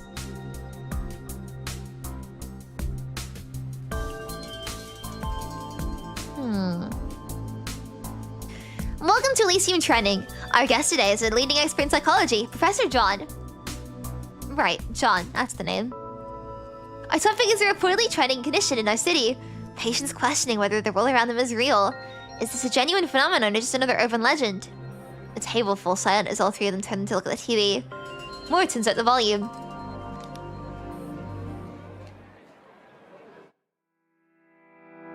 On screen, a man sits poised on a sofa. He's impeccably dressed in a single-breasted gray suit with a white coat worn over it. A black green striped tie perfectly mirroring the color of his eyes. His beard and hair meticulously groomed. He radiates a trustworthy aura, the kind that makes a patient surrender their doubts without a second thought. Academically referred to this condition as derealization disorder. There's a school of thought in my field that posits that deep within the human psyche, there's a powerful self-destructive tendency. Perhaps some of you at home have felt this. When standing at a great height looking down, a subtle impulse whispers in your mind. Jump. Or when holding a blade, staring at its edge with all flickers. If I use it on myself, okay.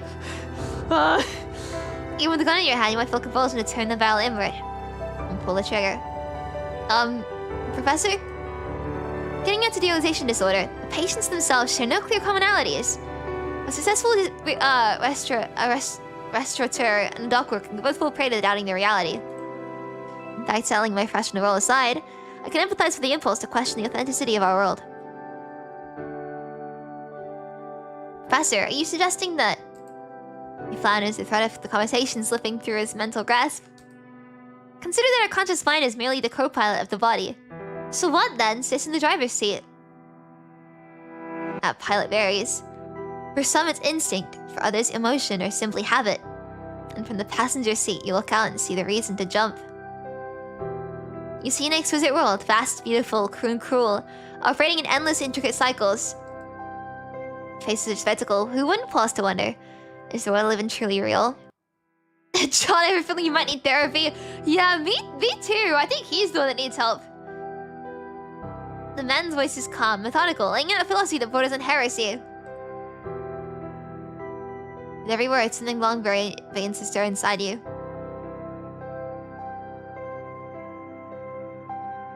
You're in the passenger seat. Your next training is you fight to look up. You look up. And you see... Christina's face. Yes, the truth has always been just one page away. You always known. Teddy, you're the one who... The television screen dies, plunging her into a sudden, ringing silence. Aline stands in the living room, her expression truly, utterly unreadable. I'm looking into that psychologist tomorrow.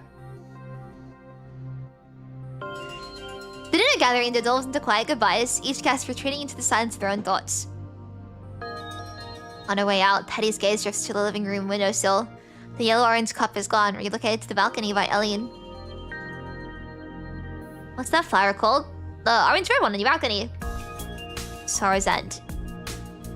It's really beautiful. Teddy turns and leaves, but the image of the cup stays with her, vivid and unresolved. Why do I feel the cup was meant for holding serum? Serum? What serum?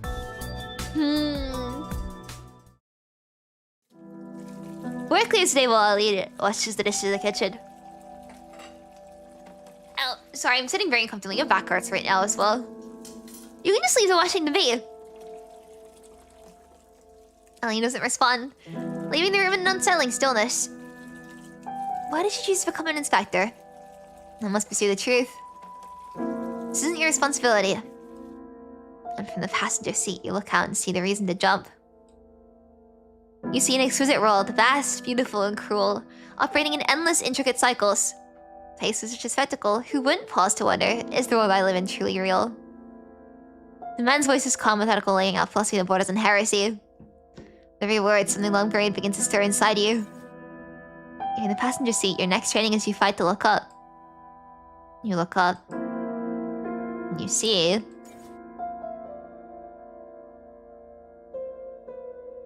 A woman in a black dress lies in a pool of crimson. Who is she? Eileen? Is this world real? A porcelain plate slips from Eileen's grasp, exploding into a constellation of white stars and dark marble. I don't know if I trust Eileen. I'm gonna say it. I don't think I trust her. She spins, her eyes wide in shock and fixed on him. In her expression, Moore finally hears his own words. No, I didn't mean it like that. I was just wondering why Jack would think that way. Sing happy birthday to Amia. They're playing PGR! Thank you so much, Shadow, I really appreciate it. Thank you! PGR stream, they're playing PGR. Thank you, sister. I really appreciate it. Thank you. Every person inside, even though it's normal, some degree of mental illness. Ah, okay. We're getting into this stuff now.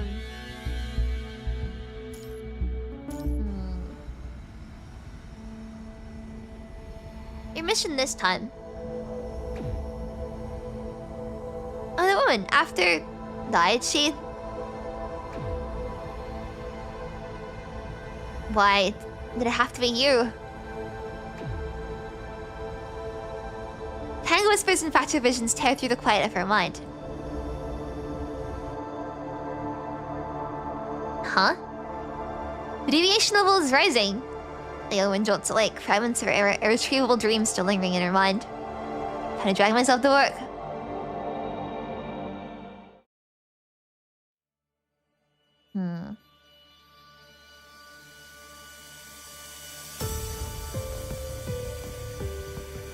Local tension hangs over the trio as they meet again. A lingering residue from the decidedly unsuccessful dinner the night before. I was planning to stop at Jack's restaurant today, but that psychologist got me worried. So here's my thought. You would check on the psychologist, we'll handle the restaurant. We'll meet back here afterward. After Moore leaves, Teddy turns to Wano. Let's go use the tents. I'm thinking about those riding machines. You're getting a little obsessed with them, you know. Oh, you know that. I'm just concerned about Elysium's safety. Let's stop worrying and start finding the culprit. We'll begin at the restaurant.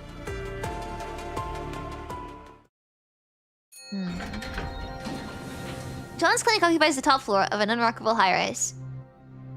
One of the hundreds of identical buildings that form Elysium's generic skyline. As Moore steps into the reception area, a woman dressed in corporate attire emerges from the inner office. Her eyes briefly meet Moore's before she brushes past him. Following closely behind her is John. According to my schedule, I don't have any more appointments today. I'm Inspector Moore, the Crime Investigation Bureau, badge number 8026. This is my ID. Moore presents his badge, which bears the Bureau's emblem. I need to ask you some questions about one of your patients. Please, come in. We can talk inside. John opens the door and steps aside, granting Moore entry. The office is a study in minimalist elegance. Black, white, and grey, with a hint of deep emerald. A wooden desk anchors the room before the towering windows, while two low-profile leather sofas sit across the dark green stripped wool carpet. A floor-to-ceiling bookcase complete with a sliding ladder dominates one wall. The faint, refreshing scent of a desk-side candle permeates the air, completing the created atmosphere. This is a nice office. Thank you. The environment's designed to help my patients maintain a comfortable state of mind. The fragrance is quite special. It's a citrus.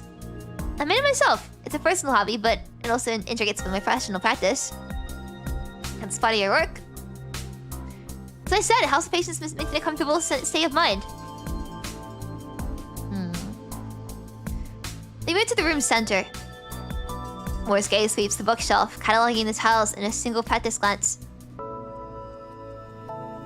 Cognitive behavioral therapy, existential psychotherapy, an introduction to self-reconstruction.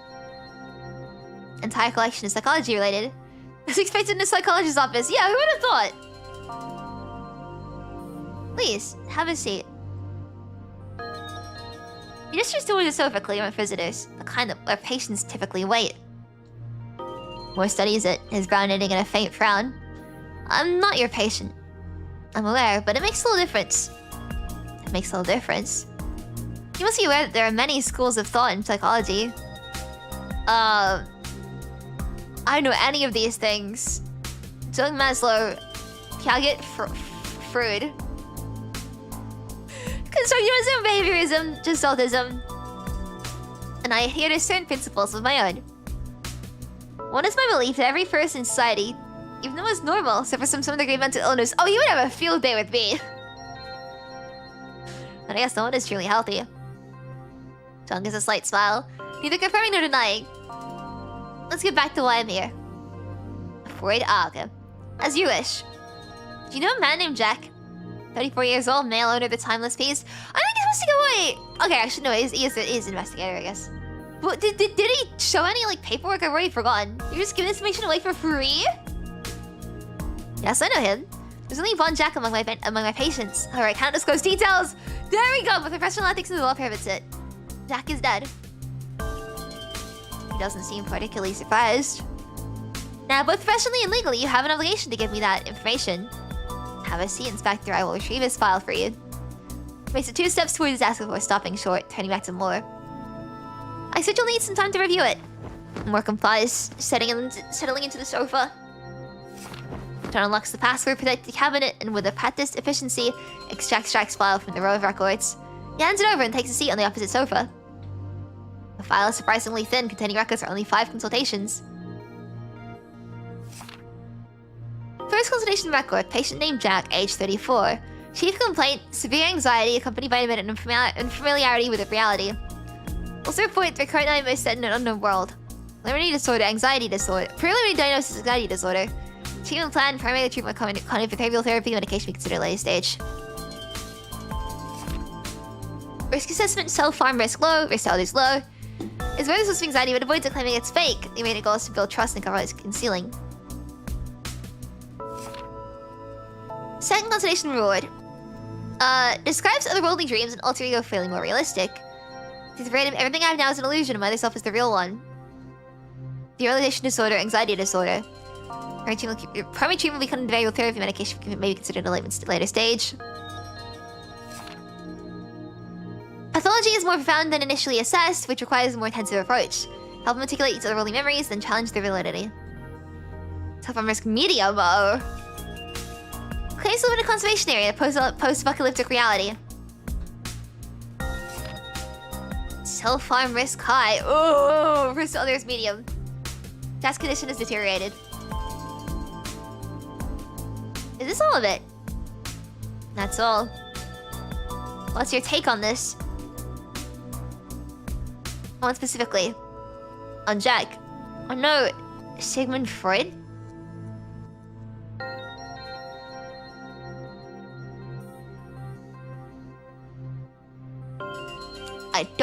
I recognize the name, but I don't know what they did. He was unwell. That was the entirety of it. That's it. John's eyebrows lift, a flicker of surprise giving way to a slow, knowing smile. He chuckles and the sound low and unruffled. Inspector, I could offer you a special discount. What are you? Every person in society, even the most normal, suffers from some degree of mental illness. I bet you would say as a psychologist, man, making bank of every person that comes in your office. He's trying to sell his therapy! So you are now, and you're also questioning the authenticity of your own reality. Is that a joke? A question for you. How did you arrive in Elysium? By boat with my wife. How long have you been here? 3 years. What was your occupation before you came? I was stationed at... John's face still wears the same composed smile.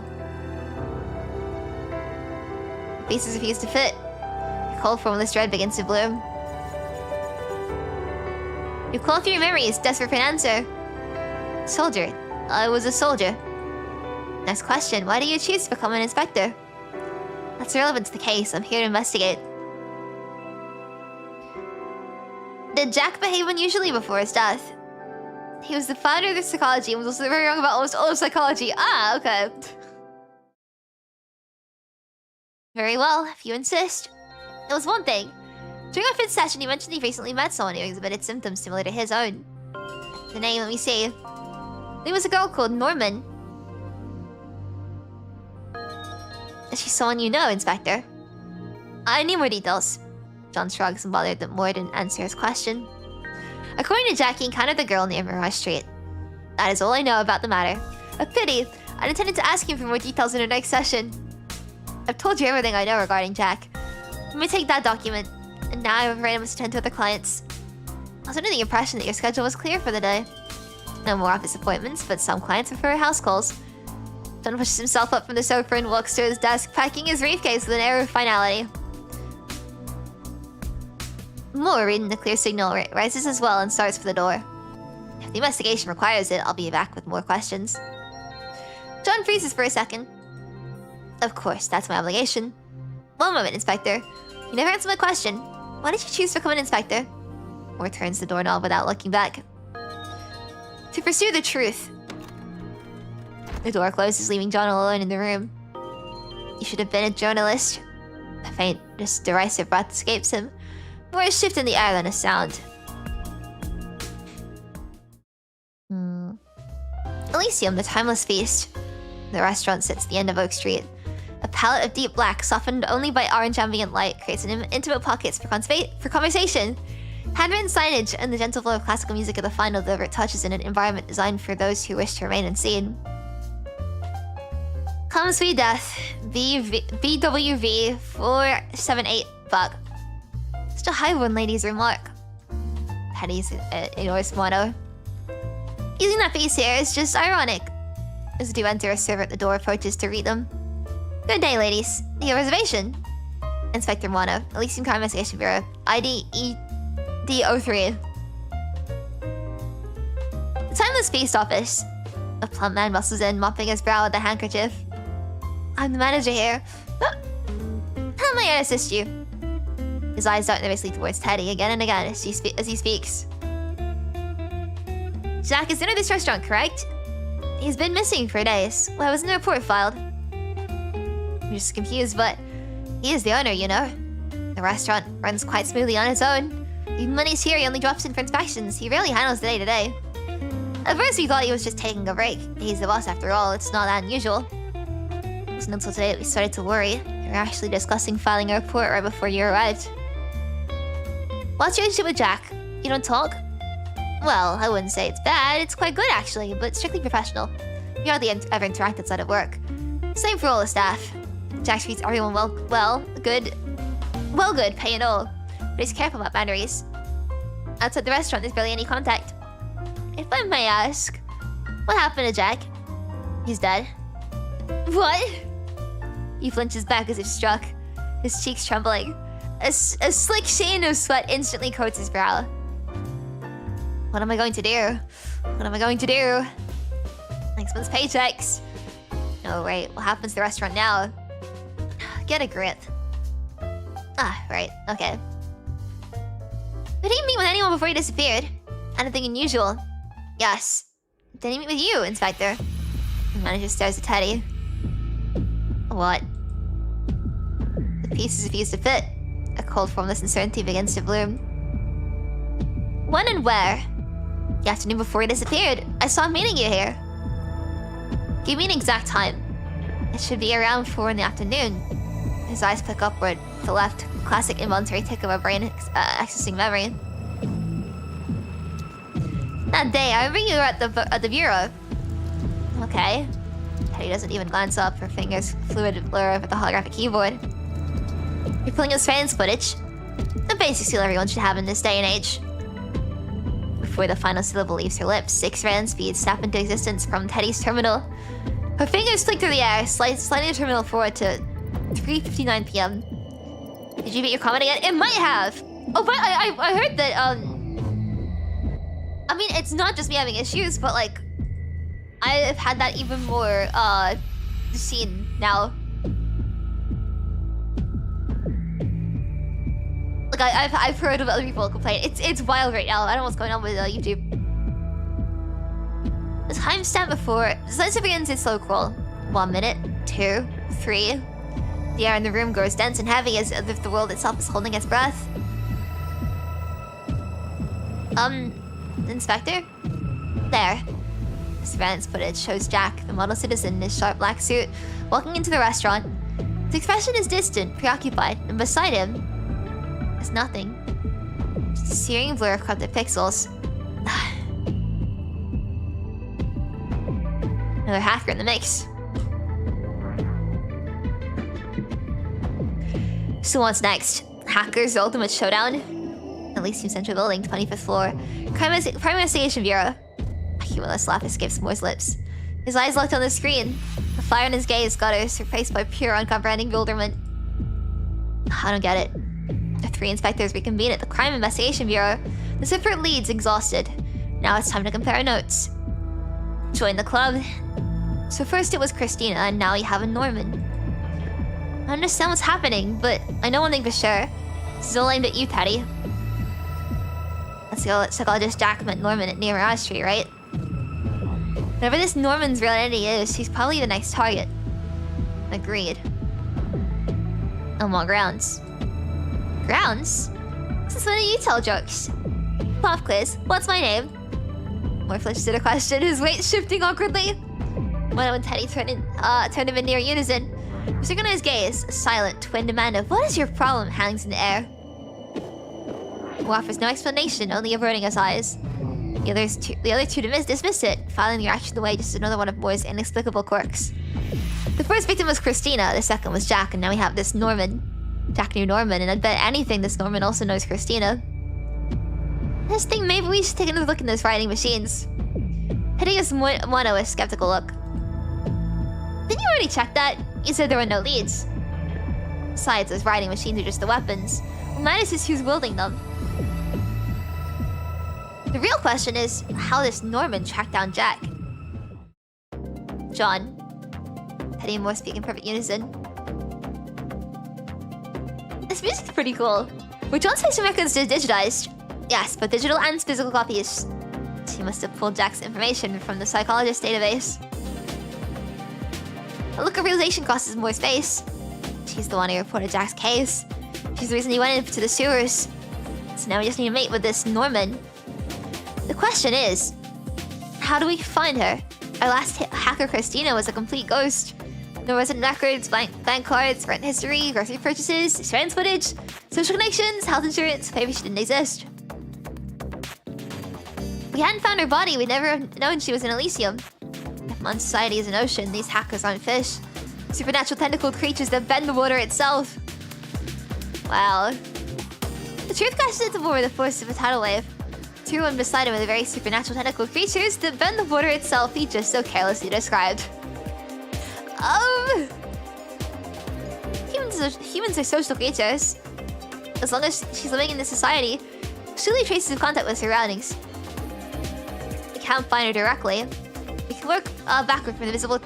We can work backwards from the visible to track the invisible. More stares, utterly bewildered. Don't tell me you're going to. That's right. You're staying to help me. Have a choice? No. Sorry, but I don't understand a word of what you just said. Mona responds with the weary voice of a woman at the end of her rope. Simply put, she's going to analyze the social activity of data of everyone near our street and find the blank spot. By eliminating everyone else, whatever's left is our target. Will that actually work? It's worth a shot. Can't we just trace her on the city cameras around the restaurant? See where she came from? Yeah, the person that appeared as pixels corrupted data because she hacked herself out the footage. Tried it, she vanished around a corner. Okay, what can I do to help? Give me some black tea. After that, Matt. What about you? Here's some water. I'll say with 2 sugar cubes.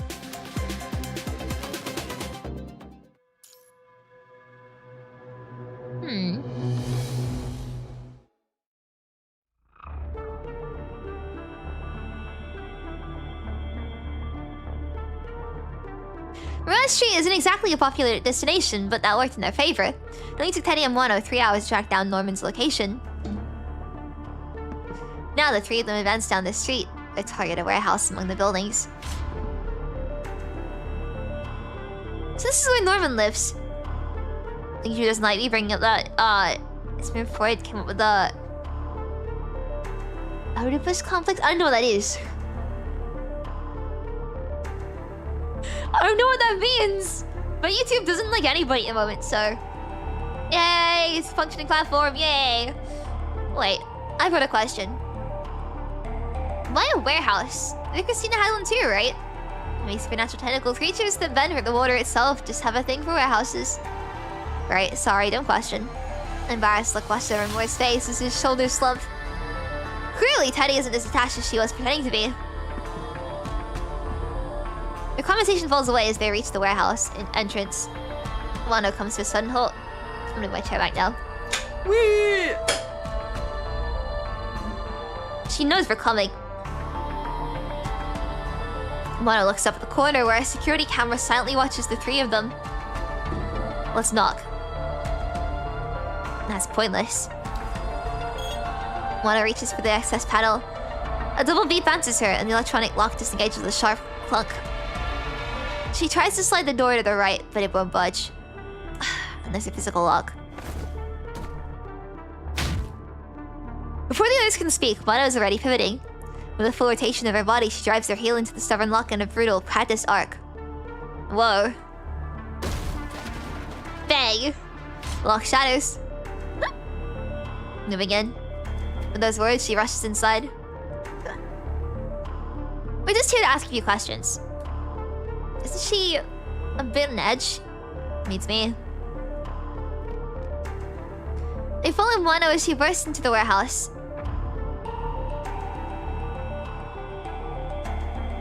The interior is spotted.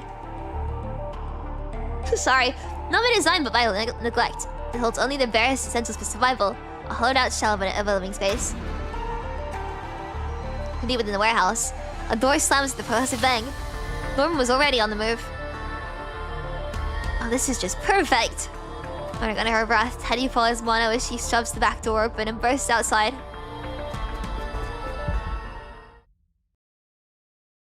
The moment Teddy steps outside, a primal alarm screeches within her. Something's wrong. Huh? Don't flash on me, please. The room is so dark. The vision module glitches violently, strobing a mosaic of red, yellow, and purple. Neural pathways scream with static, and the command stand dissolves into a scrambled streak of feedback. Control abandons her. Her limbs buckling, Teddy crashes to the ground. The sound of the collapse makes Mono spin around. Huh? What's going on? More arrives fashionably late. A virus stack targeting constructs.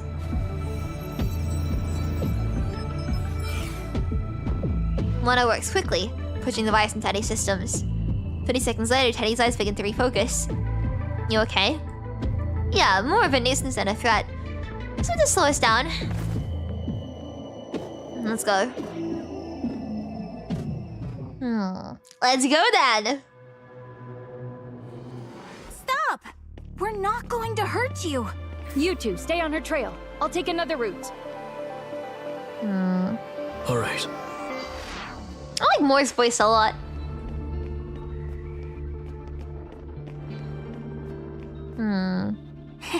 Nice try.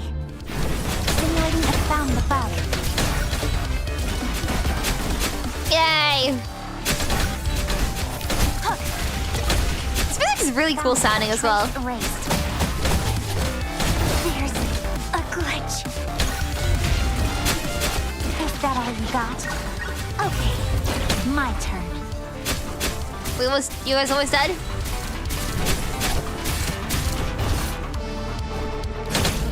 Found the bug. Nice.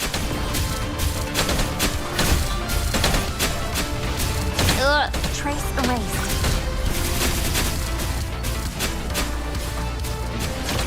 Found the bug. Come on. Come on. Just die already. Trace erased. There we go. This way. I love how open world this area is. Or open this area, sorry. I don't. You know what I mean. You know what I mean. Head down this way.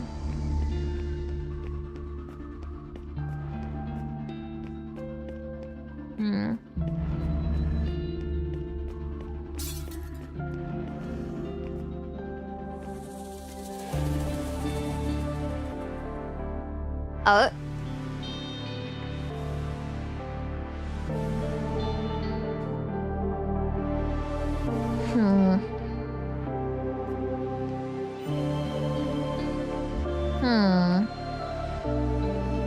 Where did she go?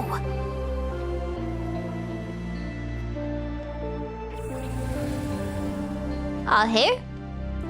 She's injured too. The machines are doing more than getting in her way, aren't they? We're gonna see her die. She's see for a while and headed that way.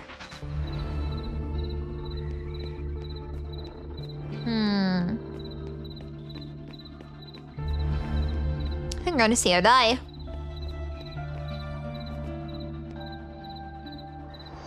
Looks like she fled this way. Let's go. Yeah, we don't want to lose her. Okay.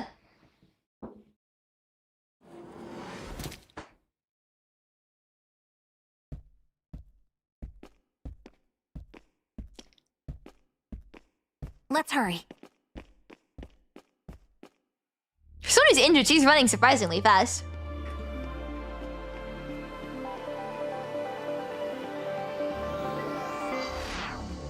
Now we go. There are more riding machines here? Simulating attacks.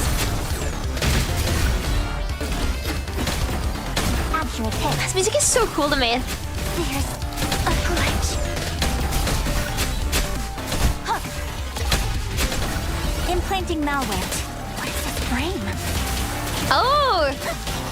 On the new frame! Teddy? When did you change your frame? I don't have a clue either.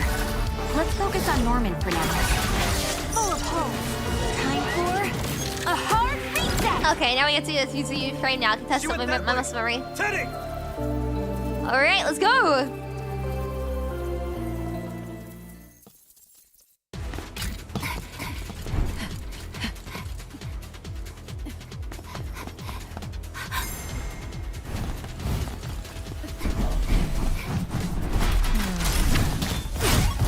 Oh. Oh, come on.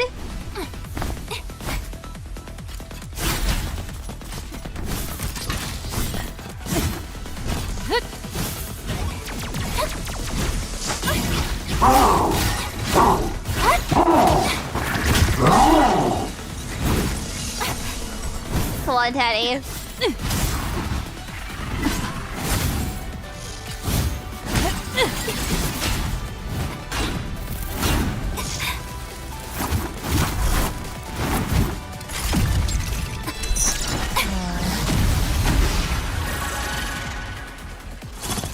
Feels very dangerous for using that in public.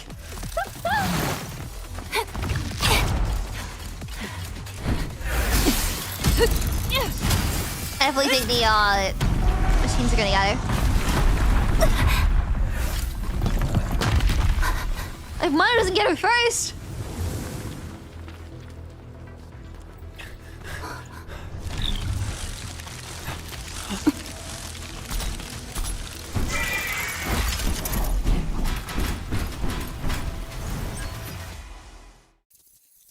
What a pain. Bots are going down! Hey.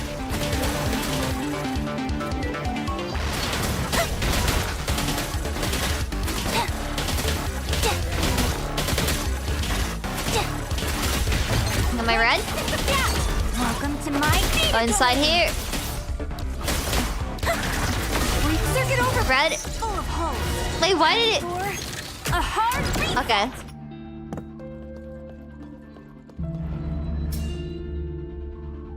What's going on over there?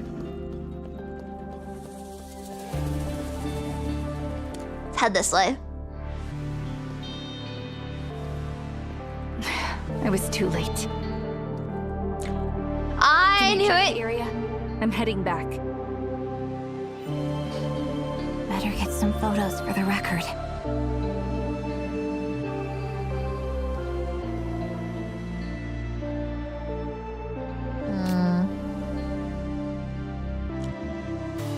No, not the stickers on it. No.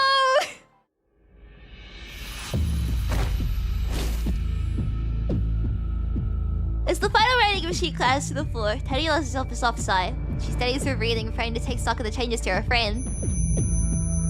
Suddenly, countless streams of data materialize. A digital deluge overwhelming her mind. It's like, a souvenir photo or something, right? Her visual module flickers, projecting scenes she can't remember. Protocol decryption is complete. Initiating hijack. Familiar voice reaches her ears. Someone important to her. Who are those people? Blind followers, unrealistic dreamers, and petitioners with hollow ambitions. It's a conversation from the past. Can't believe you didn't tell me you were going to upgrade your frame. Suits you so much better. Brainless idiots. Final image shows her friend swinging a light blade toward her.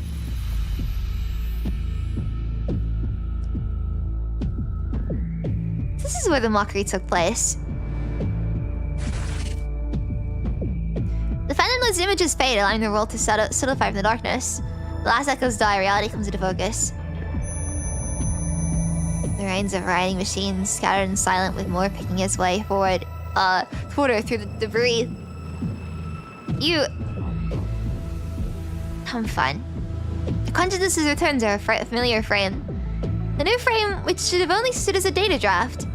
Huh? New frame should have stood as a data draft? Why this concept comes so naturally in my mind? Where's Moino? In the alley up ahead. The nod Teddy makes his way to the alley.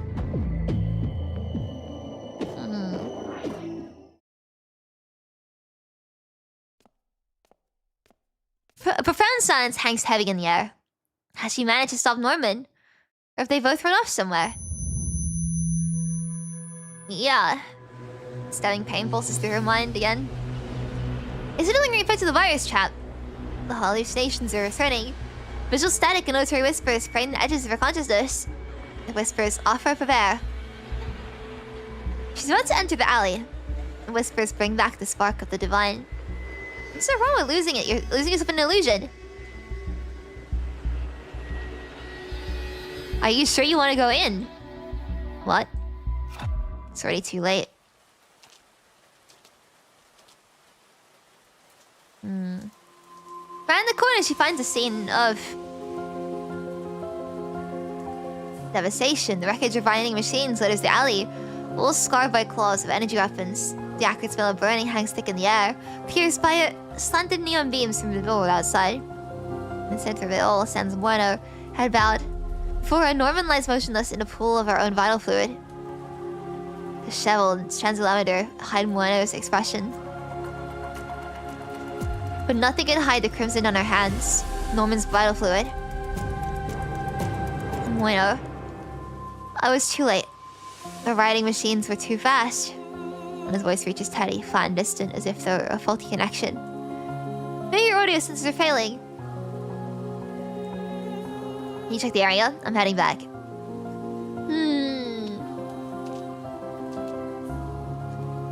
She melts deeper into the alley and vanishes within moments. Teddy is now left alone with Norman's corpse. Crimson vital fluid. It's the same fluid as Christina's. A clean, precise strike through the chest, piercing the core. Scorched bionic skin and melted components mock her with a silence that screams. Huh. You've offered up another bear. Now you can start asking. Why are you looking at Norman?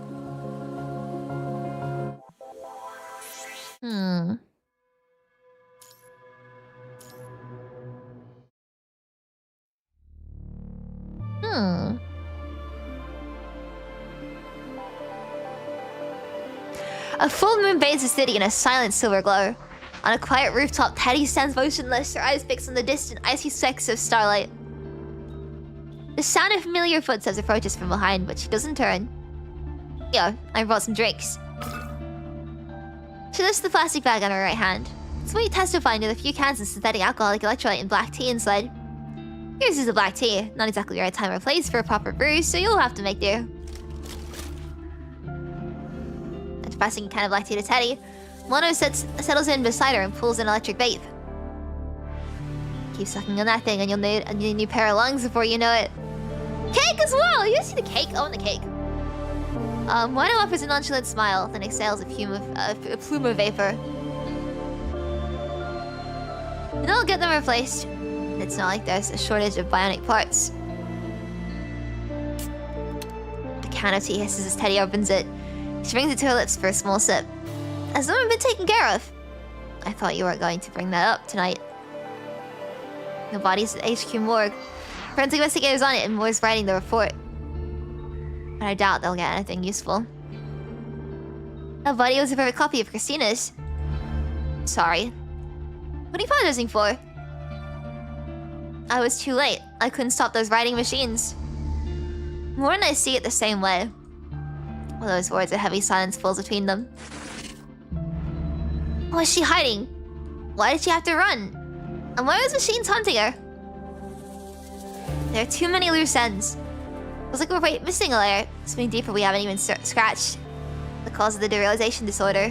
Who's controlling the machines? The link between Christina and Norman's names, and faces. We've got nothing. Teddy sighs in resignation and crushes the empty can in her hand. Then there's Jack. What about him? He's different from both Christina and Norman. His wounds are not the same. Memory of that illusion flashes behind Teddy's eyes. Mono's drawing the unfurling blade of light. Its lethal lunge toward her. His wounds didn't show any sign of high temperature burns. A sudden dryness tightens her throat. She cracks open another can of tea, takes a racing sip, and finally speaks again. Flash Jack got a normal, verifiable life history in Elysium. He was not someone who just appeared out of nowhere. So you're saying he was just an ordinary person caught in the crossfire? I've been thinking, maybe Christina and Norman were actually killed by whoever's controlling your writing machines. Teddy proposes the hypothesis in a half-joking tone, glancing at Moino for a reaction as she finishes. While the ultralight vape between her lips, Moino scratches her head in frustration. This makes this mess even more complicated. And your evidence? Nothing concrete. I have a much simpler theory. She rests her chin on her hand, explaining methodically. Jack isn't a construct. There's no need for special methods against him. The writing machines alone would be more than enough.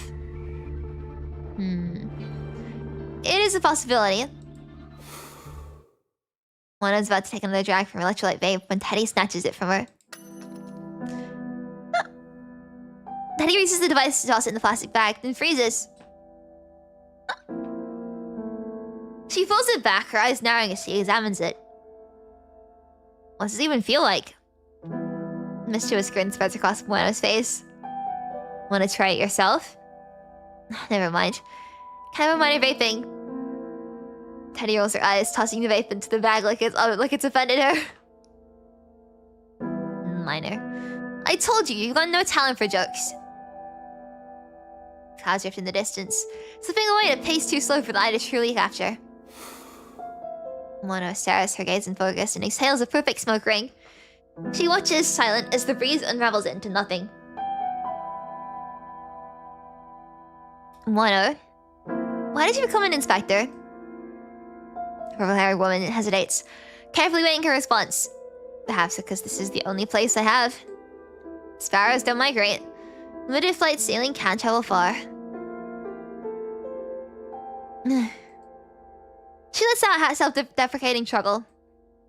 All I want is to protect Elysium, the city. Years ago, a younger Mono had to pose a question to that figure. Father, why is the city called Elysium? In Greek mythology, there is said to be a paradise called Elysium. If this place can become a similar sanctuary for those who need it. When that day comes, you'll be able to run freely here, under every sunrise and sunset. Maybe like a bird, flying freely. Too bad I'm just an unwinged bird. She murmurs, the words too soft for Daddy to catch. What did you say? You know, I've always envied you. You got to choose. Becoming a construct, leaving your family behind, escaping the cage. What's the difference? I just traded one cage for a slightly larger one. And now even Babylonia, that slightly bigger cage, has crumbled to dust. Sewing pain pulses through her mind again. Humanity clawed its way out of the Great Depression into a golden age. World government was barely established.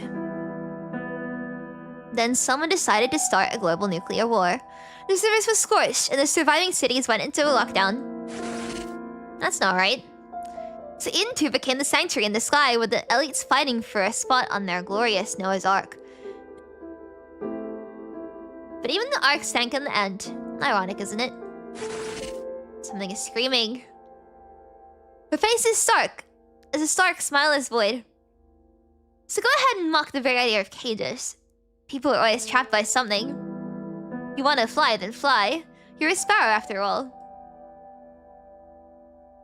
A hearty laugh escapes Mono, sparked by Teddy's words. You know what? That's such a Teddy thing to say. Not everyone sees the world as darkly as you do. Well, I suppose I can never match your particular brand of sharp-tongued superiority. That's debatable. A wave of even louder laughter overtakes Mono, leaving her breathless. When it passes her face goes still, the mirth draining away to reveal a perfect, unsettling neutrality. Remember when we first met? You were just this tiny thing tucked away in a holographic cyberspace, teaching yourself to code all alone. Stop talking to me like some wise elder, it's gross. Mono offers no retort. Not everyone can break free from their cages. Mono pulls out another electrolytic vape. Her words lost to a sharp inhale. Without waiting for Teddy's response, she's at the rooftop's edge, turning to face Teddy. Let's call it a day. I'm not gonna sacrifice my nightlife to more work. Mono tips backward into the void, her body swallowed by the night, her final words in a ghost of a vapor will remain lingering for a moment around Teddy before dissipating. And the falling bird soars upward, borne aloft by drones that carry her into the distance. Teddy remains perfectly still, a statue watching the drone's fading light trails until they are extinguished by the dark.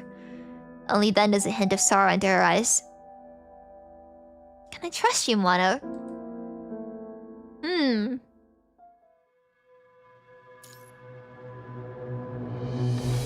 Okay. Let me check some more real quick, I'm really thirsty.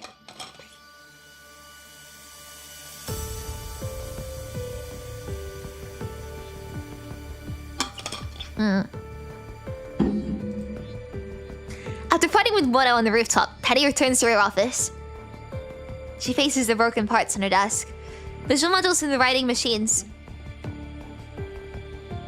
Her custom programs train, running multiple decryption methods at once to restore the video files. She needs to know what happened in that alley. The image of Mono wielding her light blade flickers through Teddy's mind, constantly teasing her thoughts like a fish that nibbles bait without taking the hook. Why am I seeing this? Her virus program creates a free link for her visual receptors. If she did this, what's her endgame? Suddenly she remembers her own words to Mono from earlier. There are too many loose ends. Feels like we're missing a layer. Something deep we haven't even scratched. Something deeper. Teddy inserts a storage chip retrieved from Christina's warehouse, protecting a series of blue data interfaces across the room. Just like the night before last. Let's see what you got. Her fingers dance across the keyboard, the lines of code materializing in rapid succession. Show me what you're hiding. The expected battle never comes. Their 7 prepared decryption methods prove useless. The system security dissolves at her touch, prodding like a turret to grant immediate access. Core data yields without a fight, as readily as their own personal files. This is... Below the surface lies a labyrinth of heavy encryption. It requires a secret gate to unlock.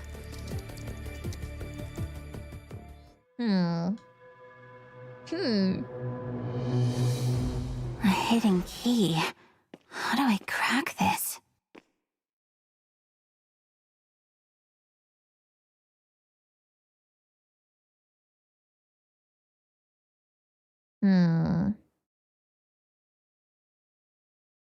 Oh!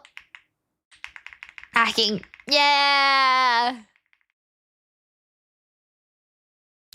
Oh, okay. My bad. Maybe I could try it this way.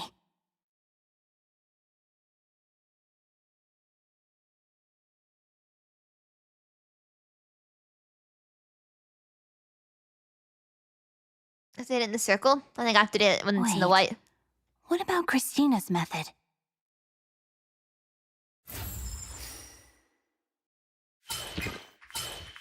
Okay. Easy enough. How is this I'm an expert possible? hacker. How would she know this decryption method? Okay, let me sort through these clues first.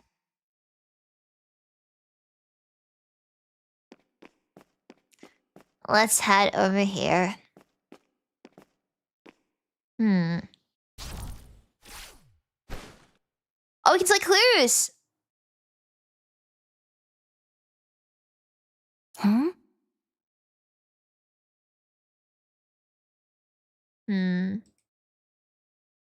Yes. Wish me luck, we go. y'all. In 10 minutes I have my Good interview. luck, cosplayer! You got this! You're gonna nail it! You're gonna do great! I believe. This is top of the hour then, is it?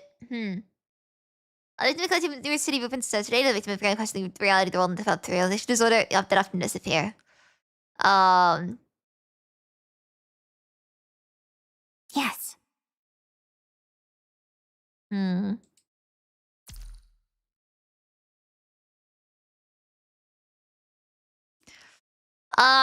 During a recent consultation, experience serious gun named Norman and talked to him again. With him suffering realization disorder.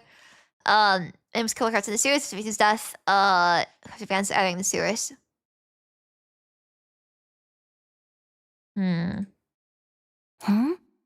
What these?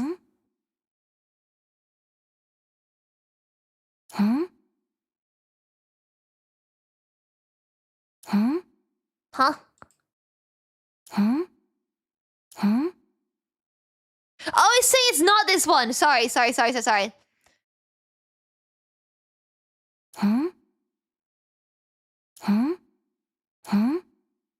Wait, huh?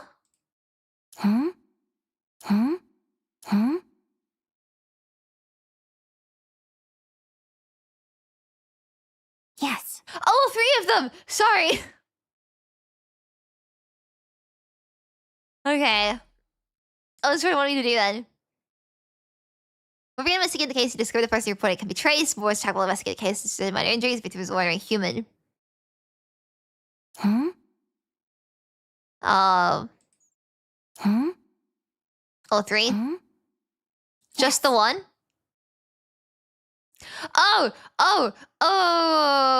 It wants me to like swing right to this. Okay, for some reason I thought I was looking for the connections between them. With Christina. All 3. Yes. I finally understand it now. Sorry. Yes. Monica, the young girl, Norman, she had penetration wounds and burn marks on her body.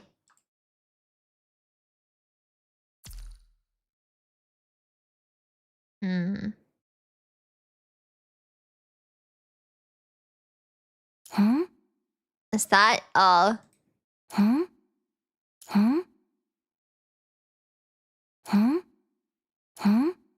Clues are There we go. organized. Now to piece this together. I'm not very good at this, I think.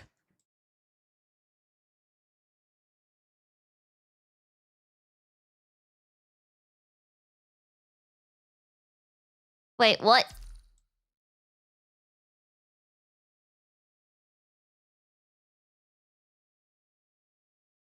You feel like I between them. Oh wait, what, these? No question the reality of world feelings of it's like I just job before being hunted and killed by corrupted.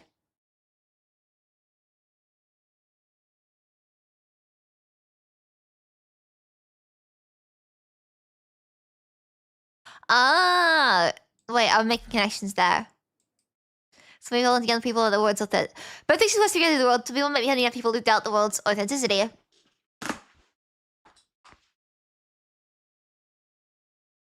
terms of a corrupted, despite being injured, they managed to kill an attacker from behind the scenes.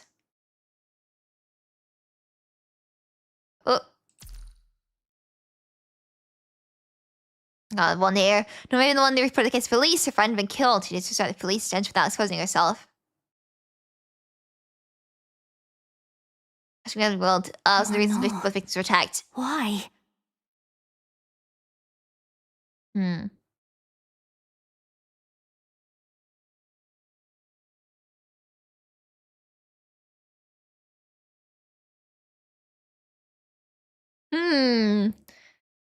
So it was Moino.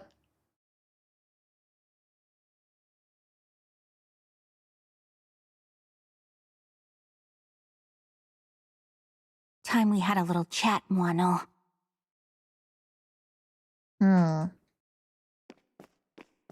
Let's go.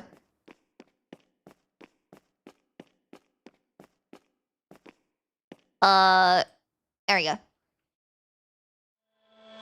As soon as you once said, after eliminating the possible, whatever remains, how improbable must be the truth. Oh god.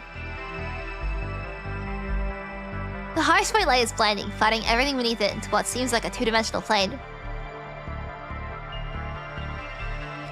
Teddy stares at the two corpses bearing their own face, and inappropriately dark surfaces. There are 3 people in the room, only 2 Christine Normans. Wano. Under zero light, her very words sound sterile. She recalls the information she had been deciphering. She had deciphered from the data long ago.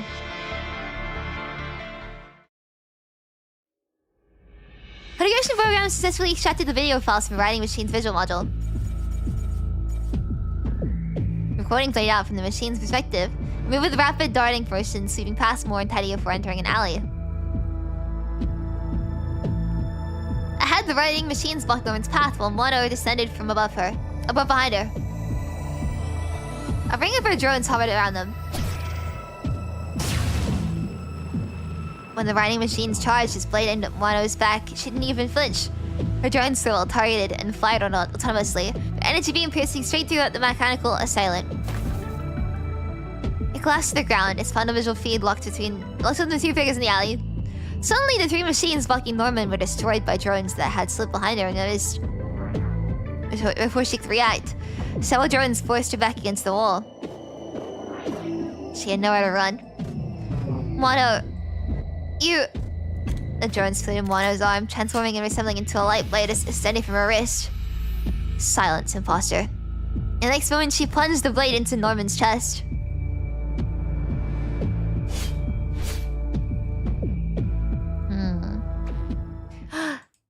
Teddy gasped violently as if the blade had pierced her own chest. In response, a stabbing pain pulsed through her mind, a lingering symptom from Norman's viral attack. Beside her, like Christina's deep data interface, filling a single line of text. Don't trust your memories. With unsettling ease, Teddy decrypted the data using her most familiar key. The fit was perfect, as if she had been its original architect. The morgue's frigid air hangs heavy, a sterile blend of formalin disinfectant and the full cheer of lemon-scented cleaner. I am a memory protection program created by Christina Norman, codenamed Teddy. The first is to activate when the host memories are damaged or under attack. My objective is to assist Teddy in recovering her memories.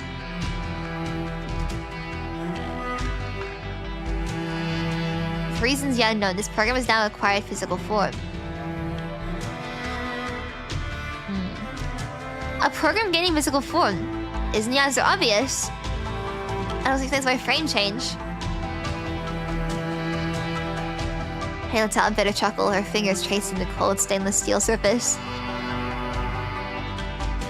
In her vision, the material world peels away, revealing a skeletal truth behind.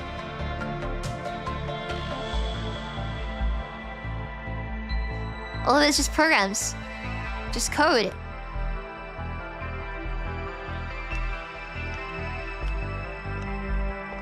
Then from down the corridor comes familiar footsteps. With each one, she feels a sickening thud in her chest as if a fist is closing around her heart.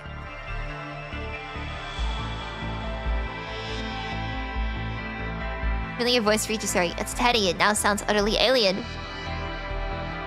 How much do you know? It's out a soft sardonic laugh.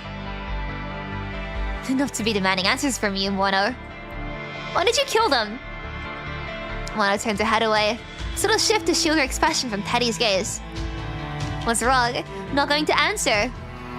Why can't you just stay in your cage? To the words struck a nerve, Wano's head whips back towards Teddy. That's not what I... The next instant, a torrent of data surges from Teddy's fingertips. It's pointless. Wano's response catches Teddy off guard as she effortlessly deflects the DDoS flood attack. What? Just sleep. Tomorrow everything will be back to normal. Goddess engulfs Teddy's vision. Her final moments of consciousness, she reaches for Mono, gasping at empty air. Uh-oh. It's PGR, Punisher Graven. Behind her, from the stainless steel surface she touched, a door of programs already infiltrating her systems. After all, everything here is just programs and code.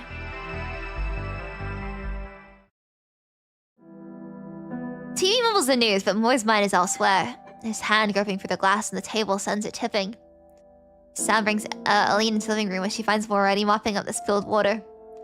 What's wrong? Thinking about a case? Yeah. You had to work soon, right? Try not to be late. Moore stares ahead, his expression still distant. Seeing him like this, Aline furrows her brow with concern. Yeah, right. Ever since his talk with the psychologist, strange images have been haunting his mind. What's your occupation before you came? I was stationed at... Stationing? What? Who is stationed with him? Crow and Collie? Who are they? Aline. Conversation. Before his thoughts can fully form, a knock sounds at the door.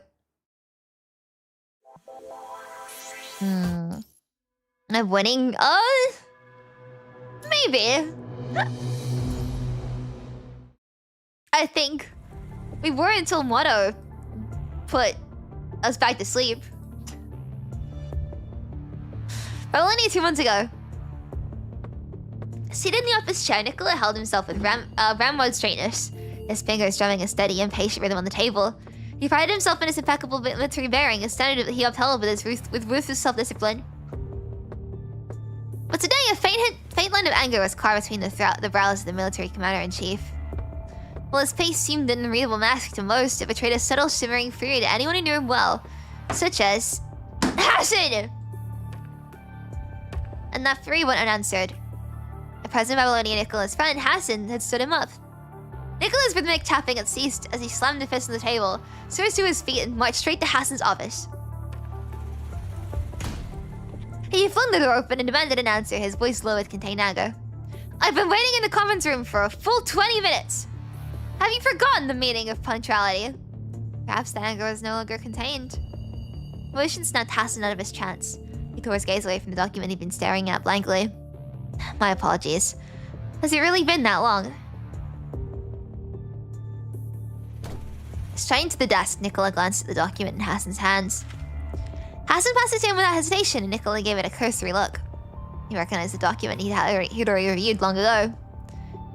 His damage assessment report detailed the aftermath of the Gestalt data wall breach, focusing primarily on the destruction of the A1 airport terminal.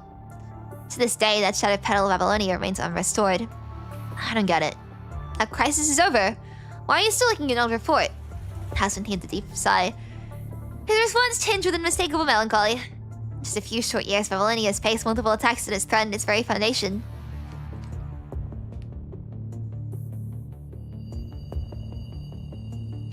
First, the Luna incident, where Ushio infiltrated Gestalt and seized control of most of its processing modules. It completely severed Gestalt's ability to regulate Babylonia's power systems. Then Ballard, with 7,295 unguided ballistic missiles still aimed directly at us. One push of a button from the Forsaken and we could all be shot down at any moment.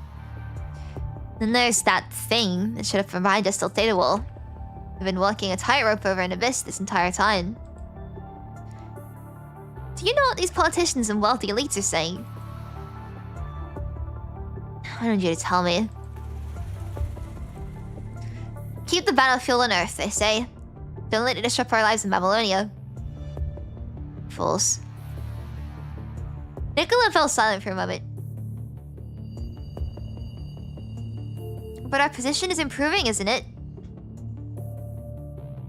His words held an indefinable hope, caught between a question for Hassan and a statement of fact.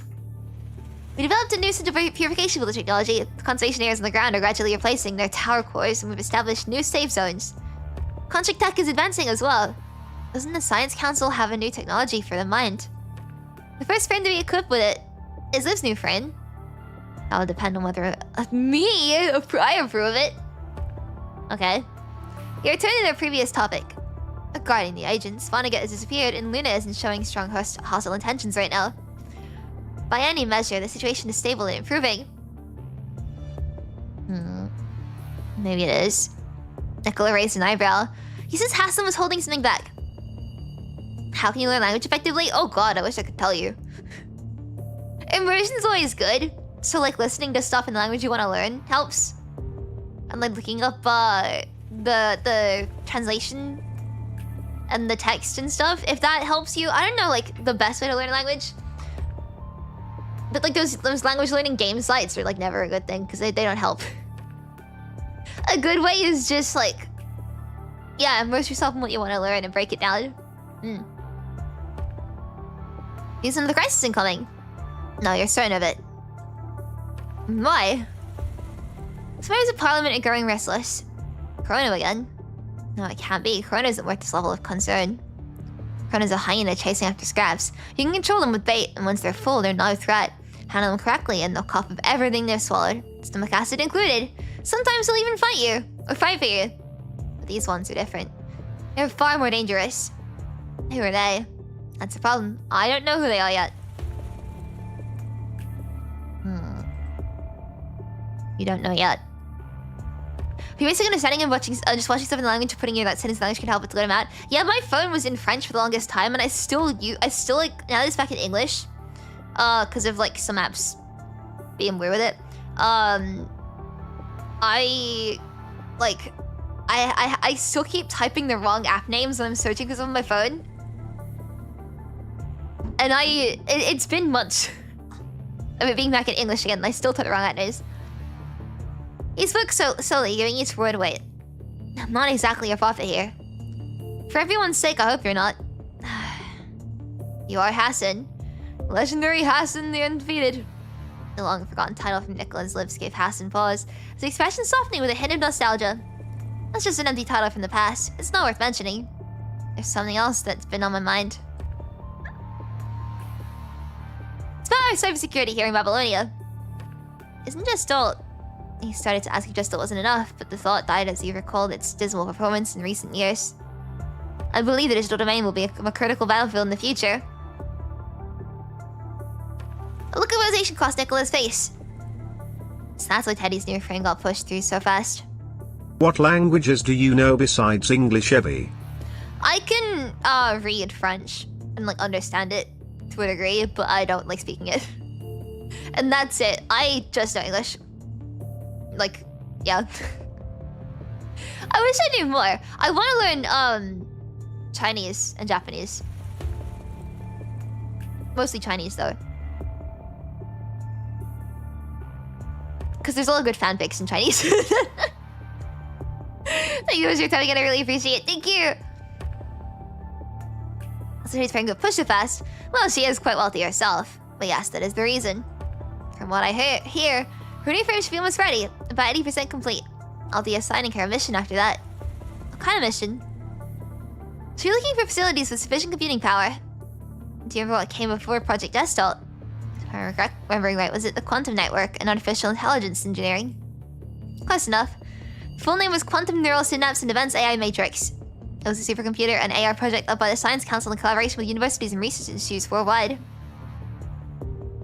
And Gestalt, it needs two key things to be what it is. First, it has to be a quantum supercomputer. Second, it needs to have advanced artificial intelligence. What's this gonna do with Teddy's mission? I wanted to find me a quantum supercomputer that doesn't have the AI part. You don't trust Gestalt. I never said that. Your actions suggest otherwise. That is your assumption. Nicola let out his resigned sigh. Why not at least wait until her frame's ready and switched? No need to wait. This mission's exactly what she'll need. Why would you need a quantum supercomputer without an AI? It's just a precaution. Hassan pushed himself up from his seat and moved to the window, his eyes fixed on the profound darkness of space. What would you say is the real foundation, or the cornerstone of everything we've built here? And based on knowledge, what should you do then? Ooh. Videos, I would say. You can find, depending on the language you want to learn, there are a lot of videos online that you can find that are designed for people learning the language. Usually the short form kind of stuff, and it'll be people like going to order food or something, and it'll be like subtitled. That's a pretty good place to start. one thing I like is Chinese street food videos. The best way to learn is by making Chinese friends. I have Chinese friends. I have many friends that can speak Chinese. But I don't want to like bother. It's not their responsibility to teach me. Thank you for you're gonna really appreciate. Thank you. Yeah, like videos that are designed for people that aren't like native in the language are a pretty good start. I wouldn't know how to find them because I usually stumble across them by accident and then like I just follow them so I get them in my timeline. But that kind of like thing, street videos are pretty good. And then like you'll start recognizing words. Well, hopefully you'll start recognizing words. And then from there you'll sort of get like a feel for how it's structured and stuff, and like that's how I feel with like Chinese. Where it's like I don't understand it, but I can follow along with the structure of how they structure sentences now, so I'm getting better. What would you say is the real foundation or cornerstone of everything we built here? Strength. Nickel answered without a moment's hesitation. Strength, huh? Of course you'd say that. What's your answer then? Hassan offered no answer. Then his gaze remained fixed in the distance, where a shimmer of brilliant stars pierced the infinite darkness. What are you really up to?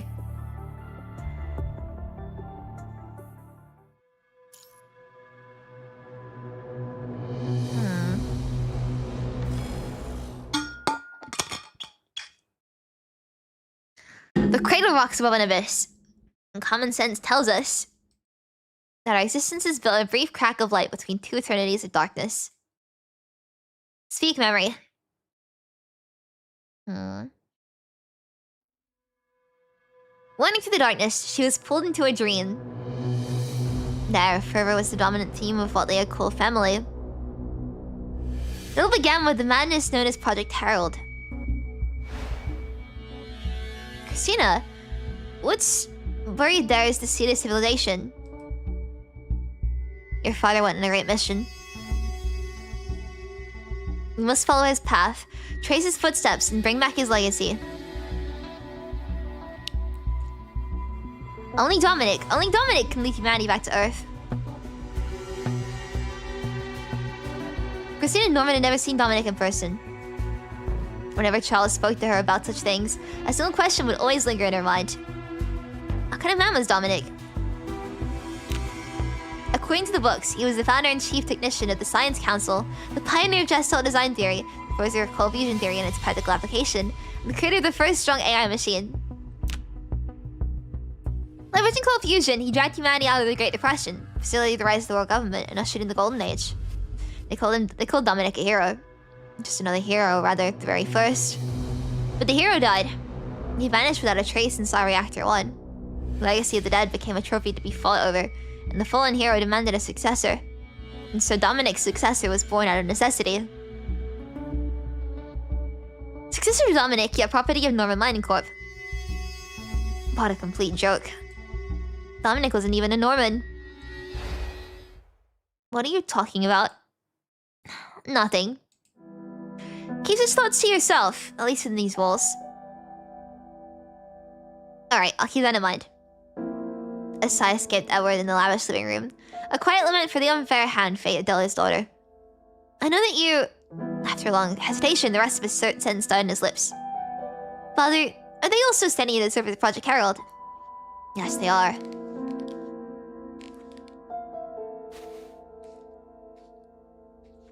Lowering himself to a crouch, Edward offered Christina a gently forced smile. When I come back, you'll be free. You can be anyone you want to be.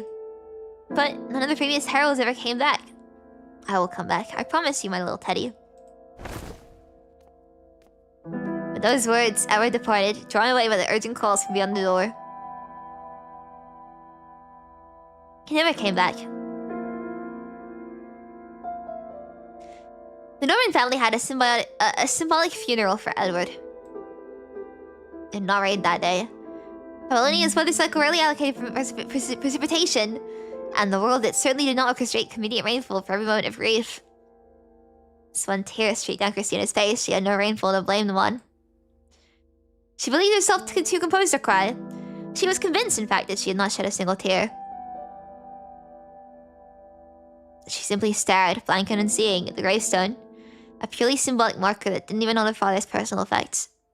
It was only when Leonardo, standing beside her, gently pointed out that she realized her vision had blurred, her eyes filling with a grief she had refused to acknowledge. Christina turned to look at her brother. She'd expected to find him in tears, but Leonardo was dry-eyed. He revealed a sorrowful gaze, his vacant eyes containing nothing but grief. Nothing but grief. Across the Grand Casino, Leonardo caught us a glimpse of Victoria. The younger sister stood beside Charles Norrin. It was too far away for her expression to be clear. After a brief moment of eye contact, Victoria and Charles departed from the funeral. Following suit, the other mourners gradually disappeared, or gradually dispersed. In the quiet that settled in their wake, Christina overheard the whispered conversations of all the nearby guests. What said Edward lacked to know for the true legacy? Seems I was right.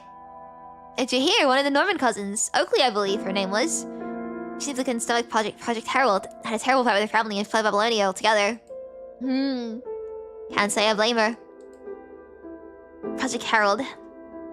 Absolute madness. The Normans aren't forging legacy, they're digging their own grave. The mourners drifted away until only Christina and Leonardo remained by the graveside. Are you going to leave?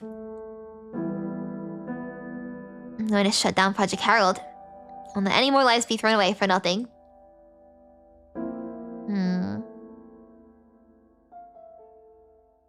It will be easy, but I swear I'll do everything I can. Christina remained silent, having no desire to respond. Soon, only the young girl was left at the funeral. Standing alone, she suddenly felt as though she were wandering through an endless darkness. Wandering through the darkness, she was pulled into a dream. She dreamed of the moment of her birth. I want to find a wife from England so that she can comfort me with that beautiful English accent every day. Even while arguing, it'll be beautiful lol. Hopefully there wouldn't be any arguing. My favorite British accents are like the audiobook ones. Thank you so much for coming in, I really appreciate it. Thank you! I believe. From behind the glass, the black-haired director of the third dark room watched, a knot of anxiety tightening in his chest. On the other side, a woman on the operating table writhed, her agonizing screams continuing unabated despite the frantic efforts of the doctors circling her. Push, that's it, I can see. Oh, okay. Oh.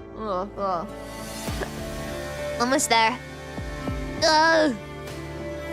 Heads up, take a deep breath. Good, don't push now. But cries echoed through the operating room, announcing her arrival into the world. It's over, you've done well. As the mythical was cut, the doctor moved into a whisk the newborn away for its initial examination.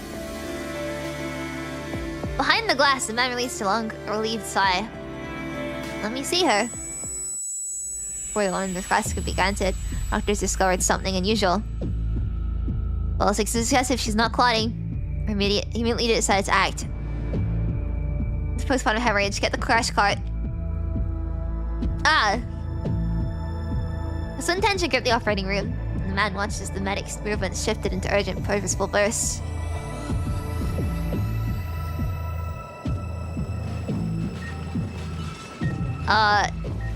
Uterine, attorney, administer, oxycodone.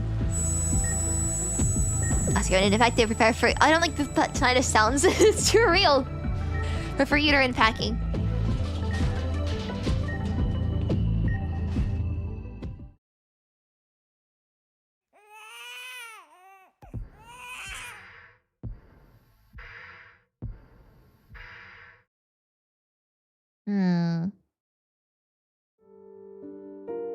Mr. Adams, I'm sorry, we did everything we could.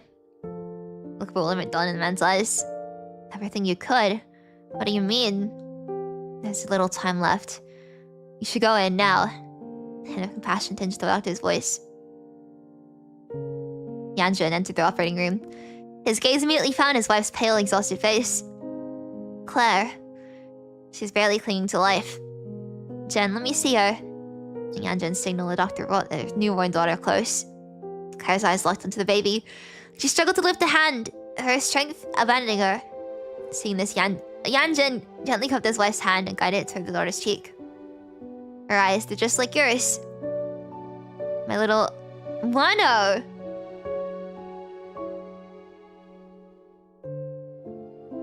My Xiaoyu. The light in her eyes faded away. Why did she bleed out like that? I would ask in the Star of Life's corridor. His voice thick with bewilderment. The moment the words left his mouth, he recognized their futility. How's my wife now? He tried again, only to realize he'd asked another futile question. I'm sorry. You're only able to save the baby. Edward's gaze drifted back to where Christina leaned unrelated, and a wave of helplessness washed over him. How could he possibly tell his children? There's something else you should know. It's about the baby's condition. What's wrong with her? It's a very rare condition called severe combined immunodeficiency. SCID, but that's treatable, isn't it? A bone marrow transplant is all we need. The doctor looked at the director out of the third dark room, and a pang of cruelty shot through him at the thought of what he had to say. Normally, yes, but a variant is a rare mutation. The standard curative protocols, they're ineffective. Her T cells and B cells are non-functional. It's a complete systemic failure. She has no adaptive immune system, no defense against any pathogen, bacterial, viral, fungal. So you're telling me your entire life will be spent in a sterile room? The doctor turned his face away, every ounce of his focus bent on forming a reply. Yes.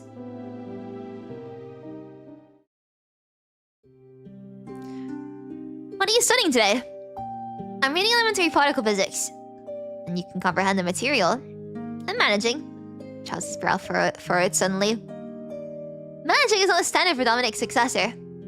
You must comprehend it completely. This is the only way. This is the only way. I'm so sorry, Mono.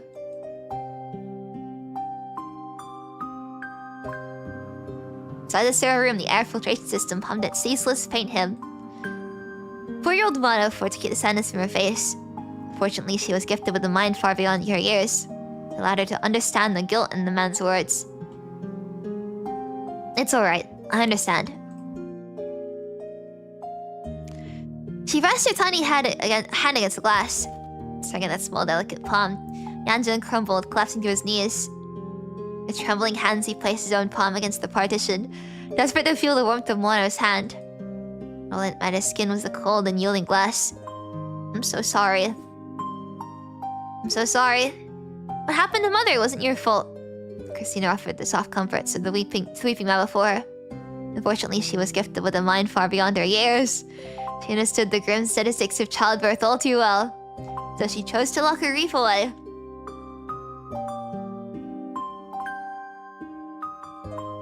It was as if her soul had risen above her body, looking down at the tableau of sorrow.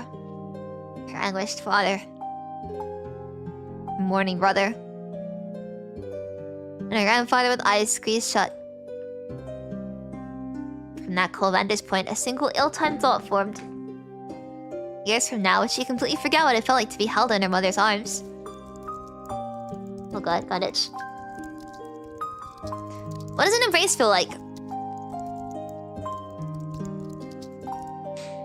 What did you say? And then stopped typing, turned his gaze to Mono. She then pointed to the book in her hands by Camo recited a line. But there are no limits to loving, and what does it matter to me if I hold things badly if I can embrace everything? What does an embrace feel like? Yanjun was stunned, at loss for words. An embrace feels like eternity. That's not a good description of what an embrace is. It's warm hands around you. What? It's like arms around you. What? It's nothing. It's like for the moment, nothing else exists or will ever end. It's like the one you held Mom in your arms. Gentle smile touched Yanjun's lips, his eyes brimming with tender longing. Yes, exactly like that. And I want to embrace you too, Dad. That's flowing across Mono's face. It's not allowed. Of course you can. Half an hour later, Yanjun cautiously entered the sterile room. Having undergone 3 separate sterilization procedures, he was sheathed in a transparent isolation suit. You moved with a gentle, deliberate care, fearful of causing even the slightest infection in Wano's fragile state. When he offered an awkward embrace, she melted into it, allowing herself to believe just for a moment that everything could indeed become eternal. Nothing's eternal. I mean, when construct is the answer, you think that's eternal. Sometimes talking to you is exhausting. Wow, straight to the icy reception. I guess I shouldn't be surprised. It's hard to compete with a family prodigy. A playfully exaggerating grin is rather costly on his face. It vanished the moment he caught Christina's cold, expressionless stare from across the room, and his demeanor sobered instantly. I'm not here to stop you. Suppose you've already run the Tantalum 193 compatibility test? It's just... Can't you just wait a little longer? You're still so young. Wait until when? Wait for a kid that doesn't exist? You... Yanjin rose angrily, but his leg buckled beneath him. He caught himself, his hand flying to his thigh in a gesture of pure frustration. I'm sorry, Dad. Just want to know what the outside is like. A sigh escaped Yanjin as he slumped his shoulders. The world outside isn't what you imagine, Wano. It hasn't been for years, not since the punishing virus. Let me start from the beginning. I'll tell you what the punishing virus is first. This is our reality now. The world government has retreated to Babylonia, hiding behind its walls. Then, what about us? How long can this dark room base last? A note of panic crept into Wano's voice. Never once has she managed the world that she dreamed of seeing could be considered destroyed. At our current rate, 4 years. It's a problem I can solve. I will find a way. Don't worry. I still have some influence with the world government. If you want to see the outside, you can start by exploring it through the network. How does it sound? I'm allowed? Yes, but carefully. Anonymously is safest. I could teach you the fundamentals. Your father has a master's in computer science, you know? I learned all this during my doctoral studies. I was the head of project connection. Not a bad teacher to have. Alright, teach me. You want to learn programming? Why? Just curious about it. Does the old man know? He doesn't need to know everything. With quiet composure, Christina took a sip of red tea before she spoke. Fine. Once it happens, I have something for you. It's a virtual reality where I can use it to explore coding environments. I'll bring it over later. Boring. A little gratitude wouldn't kill you. I'm trying to help. How's Project Herald coming along? The same? Not a single successful candidate in any batch. I heard that. Despite his hesitation, he forced himself to speak up. Father's name might be on the shortlist for the next batch. I did it, Dad. I hacked the registry. You're on the list for the next transport to Babylonia. Just like that? Andrew can only stare, utterly stunned. He was no stranger to his daughter's genius. She had surpassed his own abilities in just 2 years. Yet the reality of her successfully attacking Babylonia's registry system was beyond anything he'd ever conceived. I had a lucky break. The data isn't live linked to that Gestalt system. The only batch update string schedule syncs. You did well. Dad, when will you come back? Soon, I hope, or it could be a very long time. When I come back, you'll be free. You can be anyone you want to be. Why didn't you come back?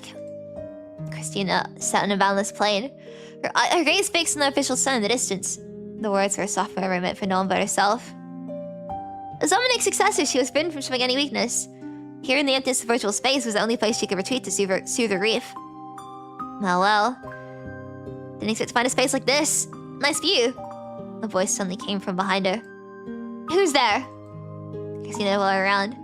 Started to see a purple-haired woman curiously appraising her virtual space. Patty? What a weird idea. It's not weird at all. Fine. You win. It's not that bad. Who are you? Why are you here? Just call me the Unwinged. I'm just browsing the network. What about you? It's a brat like you doing crying in here. I wasn't crying. Whatever you say. It was the first time they met. An encounter filled with tension.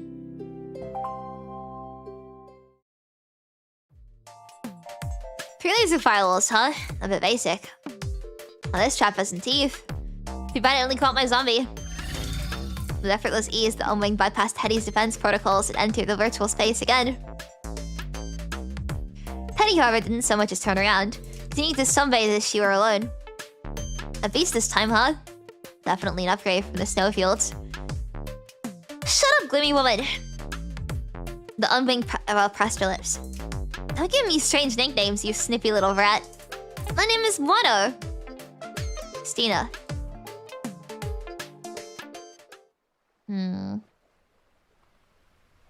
I bought you a rose. I can get roses too, you know. Teddy raised a single hand and the data streams coalesced in her palm, slowly weaving themselves into the form of a rose. Not like this. Ever heard of holographic imaging technology? Mimicking Teddy's gesture, she raised her right hand. The data stream that appeared in her palm was were vastly more numerous and complex. At the center of this digital storm, a glass-like card solidified into existence. It has a special property. Simple version, the stored image is true volume. Change your angle and you'll see a different state. You see a different side. The words inside the glass card appeared incredibly real. With slight rotation of her wrist, hidden petals come into Teddy's view. And besides, the glass card shattered with a single crack, with a sharp crack. Every piece still holds the whole picture. Amid the swirling shards in the sky, 1,000 moves distributed in the light. Yo, I'm back. I don't need a firewall to greet me this time. What's the point? You just throw it down anyway. Don't be like that. It's a good practice for you.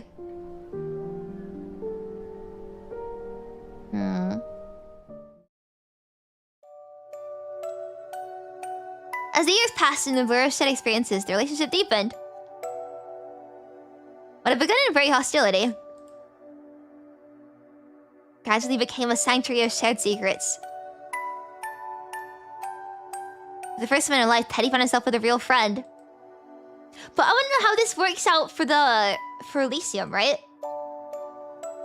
Like, if I had to guess, it's probably some kind of project to like help or to let Mono experience like living, but without what's the word? Without like actually having to go outside. I'll take the context surgery. Take the context modification surgery tomorrow. Doesn't that hurt like hell? No. You're really going through with it. I wanted to do it years ago, right after my father died. Oh, right when we first met. Yeah, Leonardo talked me out of it back then. You actually listened to him. Teddy rolled her eyes dull and winged. I don't know how he did it, but he actually managed to make the Norman Mining Corp scrap Project Herald. I'll admit that was impressive. I've been gathering intel on the Corp blackmail material for the future. It might take a while though, so you can break free from them. Maybe. But I suppose it doesn't really matter. It's just trading a small cage for a bigger one. There's nowhere to truly escape to. It's still better than only knowing one cage. At least you'll be able to spread your wings. Unspoken meaning behind her words landed with Teddy. And what about you, Miss Doom and Gloom? Me? What cage are you trapped in? Who knows? Maybe I'm stuck on the moon or something. Frustrated by the Unwinged's constant evasiveness, Teddy abandoned subtlety and demanded a straight answer. When the time comes, I'll leave Babylonia and find you. On the surface. There is else on the surface. Panic edged the Unwinged's voice as she responded. We've known each other for years. I'm not an idiot. Wano, let's set a time and a place to meet in person. We'll talk about it later. When Yanjin returned to the third dock room, he was confined to a wheelchair, his having turned white. Only his piercing purple eyes remained unchanged. He brought with him advanced contract modification technology. Wano, do you have any requests for your friend? Wano lay on the operating table, gazing at the blinding surgical lights before closing her eyes. In order to serve mind conjured the pink-haired girl from the virtual space. Could you give me a pair of wings? Even if they're broken? After the modification, would she finally be able to go see her?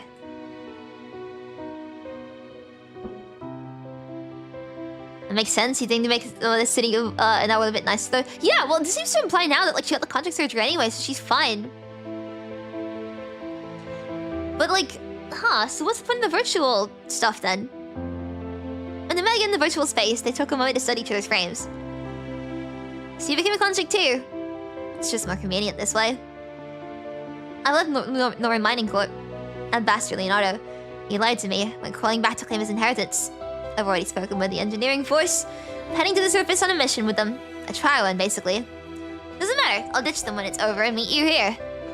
Teddy shared the time and location with the Unwinged. But our words were met only with the Unwinged's blank stare into the distance. Hey, didn't you get that? Of course. What's with the thousand light year stare? It's just hard to believe that crying child from all those years ago has grown up.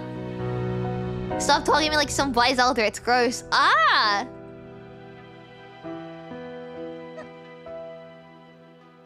Mono stood at the door of the dark room, drawing a nervous breath. Then she stepped outside.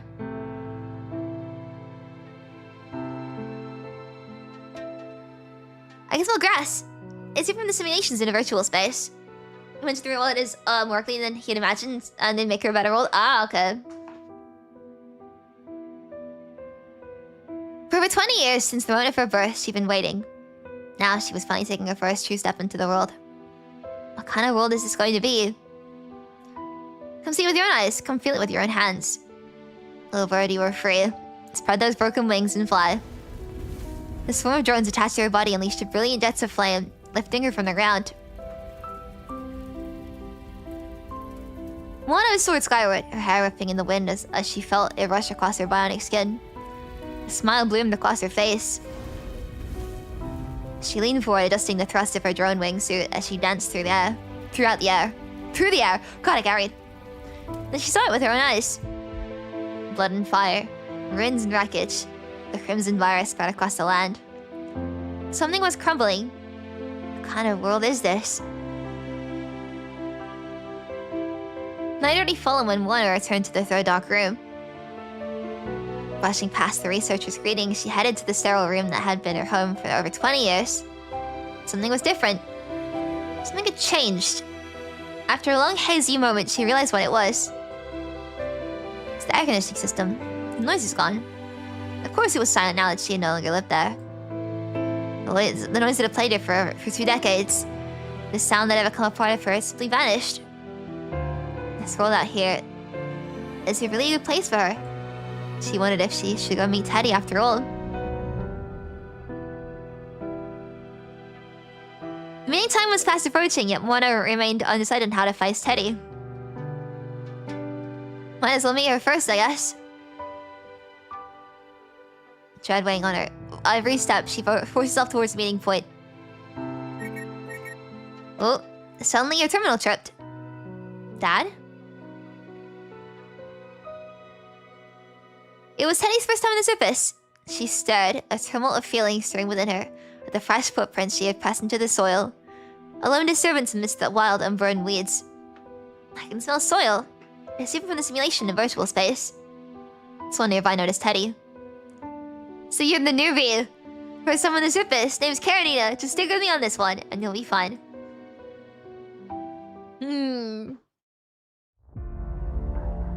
Just as she had once waited in vain for her father, Teddy now waited for the Unwinged who never came. She wanders in darkness. A cold tide of it turns around her, heavy with the undertow of memories. Pages from the past turn one by one. But she refuses to look. She just curls tighter into herself, letting the void dissolve her. What a complete joke.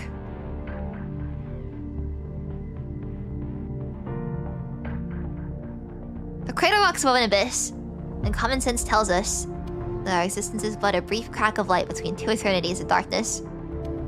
Did you know you read really fast when you're excited? I do know that. I tend to talk really fast when I get excited as well. Thank you so much for your time. I really appreciate it. Thank you! I know how I tend to get, I get very excited easily, so that's when I start talking faster. Anyway.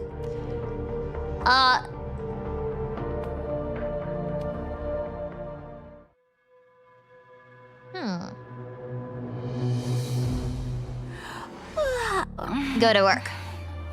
Work. Why do people even bother with jobs? Oh, again? Okay. Wait, Teddy? Huh? My key's not working.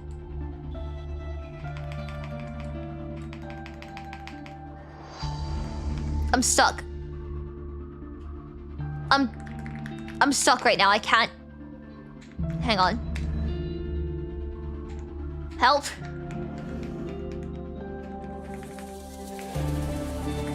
Nothing is working right now. Let me tab out. Tab back in. I think I need to... Oh, okay. Are you late too? To the off using my comm time.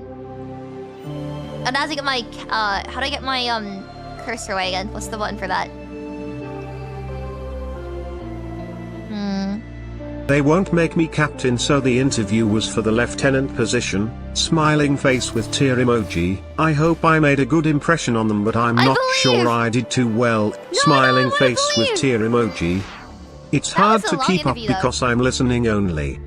Thank you, Mr. Cosplay. I really appreciate it. Thank you. I believe. I want to believe. How do I get rid of my... Hang on a sec.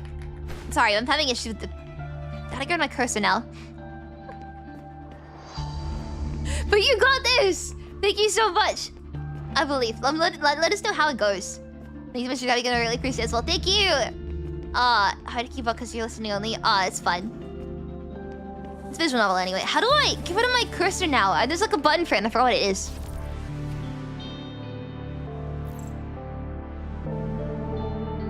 Why? Yes! There we go! The way I tried to fix that issue was by pressing every single button. Hello! Welcome to Karen's Bubble Tea Shop. Hope you're having a wonderful day. The usual? Yeah, it's the same thing. Here's your bubble tea. Enjoy! I got a tune for that, eh?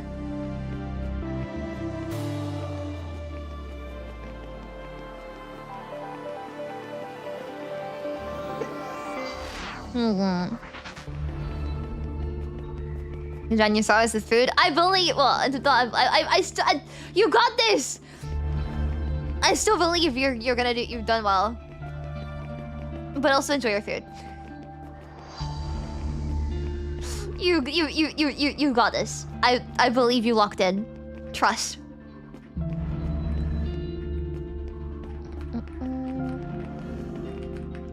When the light's gonna change, let me through.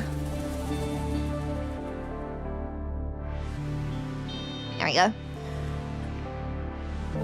Alright.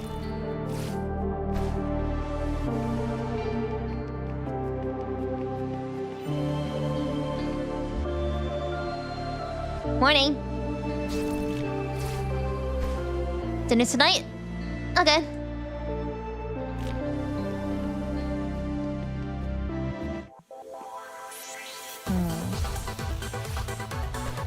Obtain error.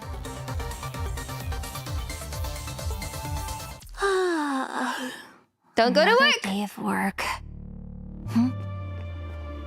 Time to go to work.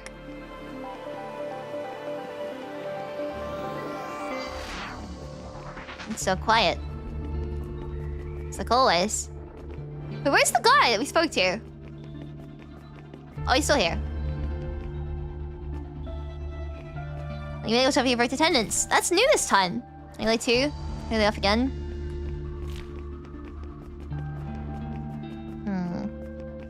So it's a different line. I'm gonna get coffee. Hello! Welcome to Karen's Bubble Tea Shop. Hope you're having a wonderful day. The usual? Here's your bubble tea. Enjoy!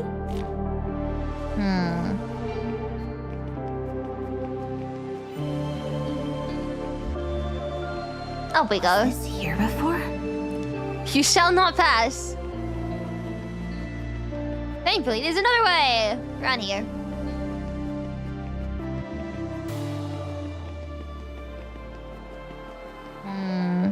Break the habit?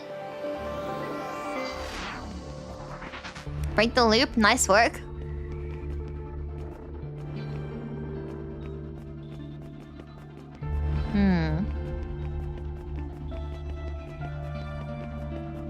Hold. It was complete. Handler find out. Act successful. Then one again. Pudding! And sleep well when I got dinner together tonight. You're having lunch together a bit too often lately. No, today's the other day we're having lunch together. Hey, I'll go see you after my shift. It is different then. Something's not quite right here.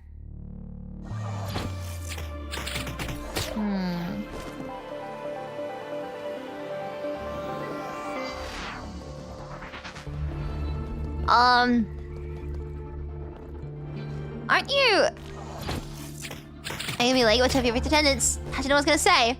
I shouldn't. I'm going to be late. I need to hurry to work. Oh, wait, our frame is different. I didn't realize the frame was changed this time. Hang on. Hi, Karen. I would like tea, please. Thank you. Hello! Welcome to Karen's Bubble Tea Shop. Hope you're having a wonderful day. The usual? Here's your bubble tea.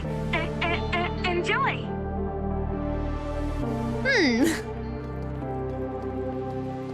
Something is not quite right here. Across we go. It's open this time.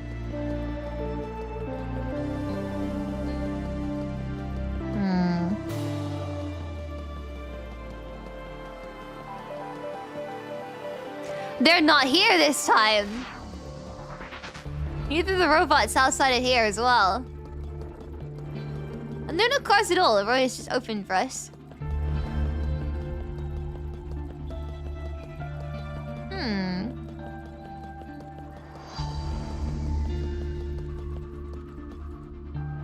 Something's off here. Can you see these letters, Wano? Huh? What are you talking about? Run. Didn't get enough sleep? I'm leaving.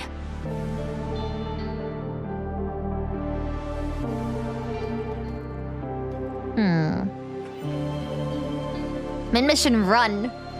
Okay, we're out. Have to, of course, run across the crossing though, because gotta make sure I'm not running into traffic.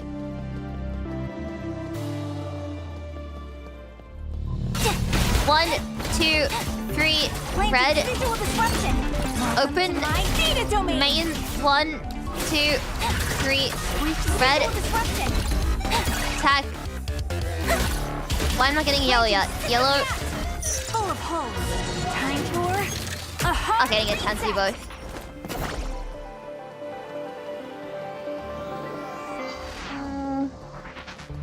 Back up we go. Across here.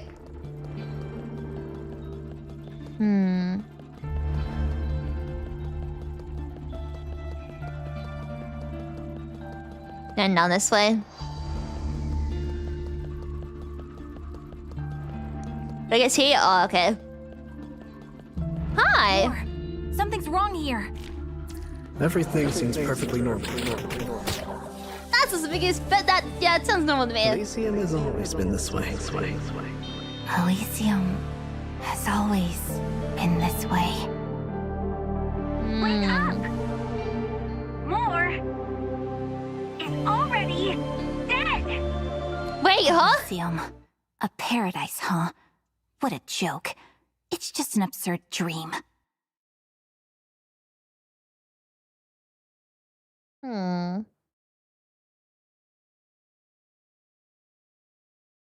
you spying on me, Mono? Our frame's back to the old one. Guess we're gonna go to work again today. Hall finally opened quick assist. Morning, Teddy. Morning, more. Look everything again, so think of buy more.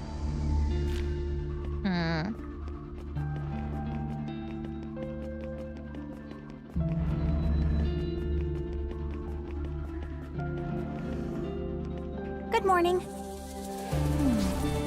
I know I'll see you again, but still.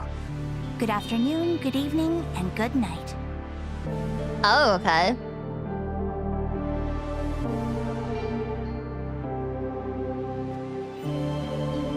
See this Philly source into the final cycle. Hey!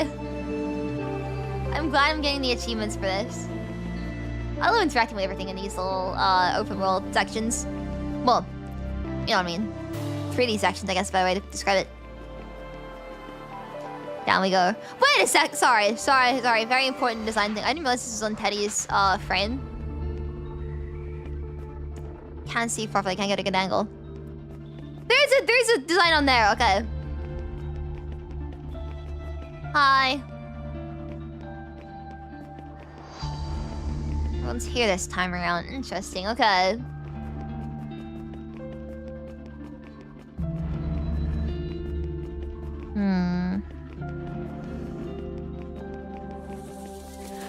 Mono isn't here anymore.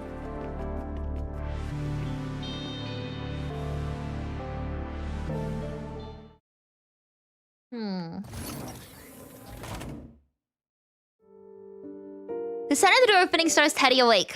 A deep instinctual feeling whispers that this isn't the first time she's woken up today. She sees Mono step inside, 2 bags of bread in hand. Bags of bread? It's a lot of bread. Hungry. I got bread, and more bread. Can we bread soup? Mono is her usual self, still a spark of rayness. Yet still a spark of rayness flashes through Teddy. This inexplicable caution leaves her frozen for a moment. Also that blank stare. Mono tosses a bag of bread onto the floor, snapping Teddy out of her trance. I'm never giving you a key. Yes, you use an electronic lock? Remind me, who told you everything you knew about network programming? A self-taught genius. Bingo! So standing before you is at least half your teacher. And your prize for the right answer. She was totally responsible, rummaging through the kitchen cabinets. It's like my hand brewed tea. Seriously, why'd you hide your tea leaves? Got them. Teddy rises to dress, listening to the sound of Mono boiling water for tea in the kitchen. For a fleeting moment, this peaceful domesticity feels almost surreal. Such moments were rare in the Norman family. Meals prepared by chefs and the servants' watchful eyes with proper table manners being strictly followed. Everyone was performing the rigid pre-assigned roles in their grand play of being a Norman.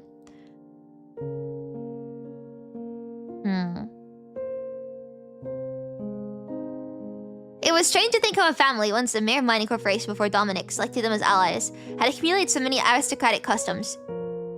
New money, it seemed, could indeed be polished into old nobility. Mono returns from the kitchen, placing the freshly brewed tea before her.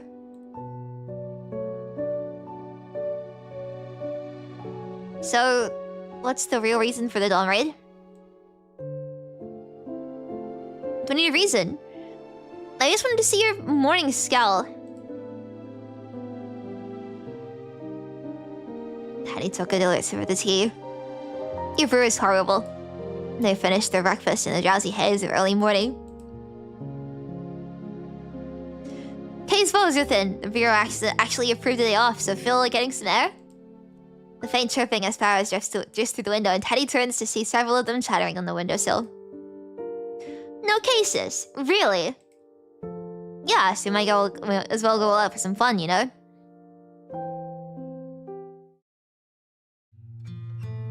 With Mono's urging, Teddy finally accompanies her out of the apartment. Together they cross the overpass, wait for green lights at intersections, and order bubble tea like most ordinary young women. Around them, Elysium's commercial engine never stops humming. Shopping malls bulge with bustling crowds. As they walk, they pass a plaza taken over by an anime convention, with teenagers in outfit costumes sing and dance with an uninhibited joy. Oh, I know that character. She gestures towards a muscular man dressed in a red and blue bodysuit. Everyone knows Superhuman!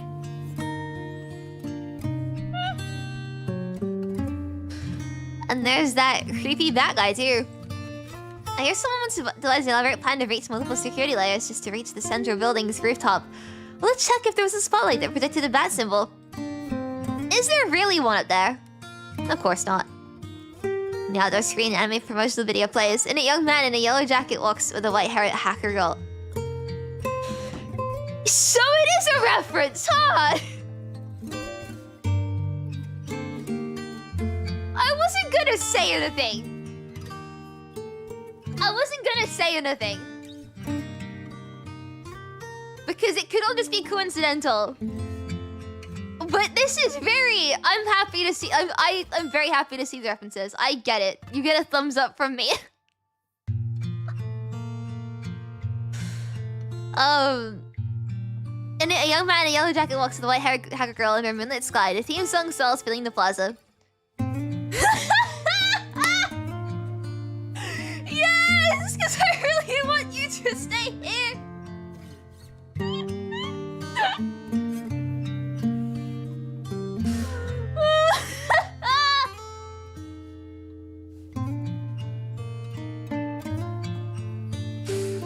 Oh, I love this so much, man. I love this so much.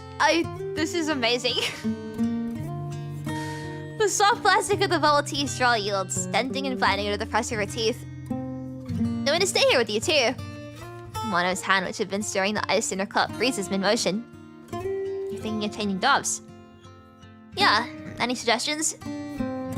The straw circles her glass, explores. A smile breaks across Mono's face. Whatever works. I can tag along and quit with you.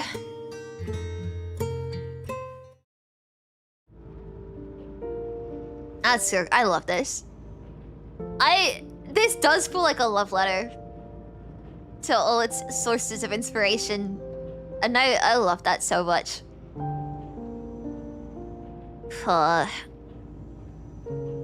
Rising in the gas elevator, they watch the city transform into a distant tapestry of light.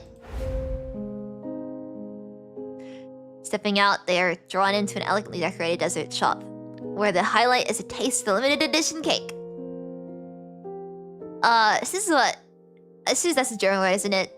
Sachertort.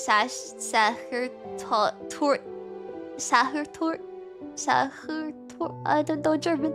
Tastes like. They wander into a theater and pick up a movie purely on a whim. I still think Iron Wolf is stronger. Nah, he doesn't match up to Immortal Mouth. Okay, I don't know these references.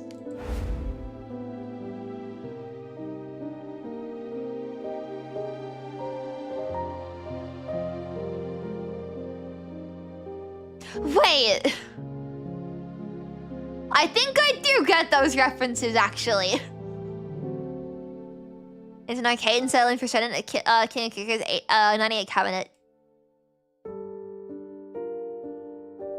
How are you so good at fighting games? This is just child's play for a genius like me. They sent it to an electronics store. This camera looks pretty nice. The value for money isn't there. Even a rich guy like you worries about value for money. Seriously? Let's check out. They walk into an accessory shop. Is anyone you buy a gift? Is anyone you want to buy a gift for? For who? You know, someone special, that sort of thing. There must be someone, right? Familiar figure flashes through Teddy's mind. Yeah, when you're ready, Sasuke, you promised me this one thing isn't too much, is it? Who is that? That expression says it all, I knew it! On the street, Wano's camera rises, capturing the scene. Hey. Then he turns to the sound. The shutter clicks, catching a profile in a flash. The photo transforms the city lights into layered streaks and smears, and the passerbys into ghosts. Teddy alone stands in the stark, relative clarity. It's out of focus. It's all digital noise, and your shutter speed is completely off. You clearly don't know the first thing about photography.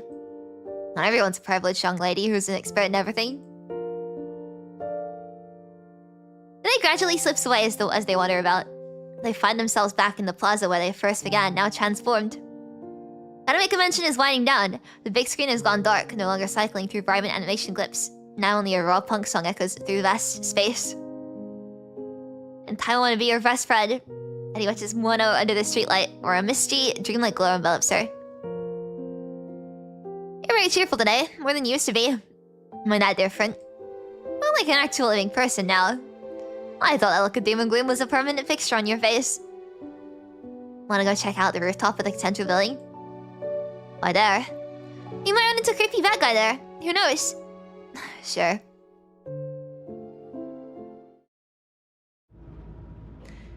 The central building's elevator takes 3 minutes to get to the top floor. Longer still with stops. Floor 7. Pressed among strangers, Teddy and Mono keep their silence. The doors part and seal again.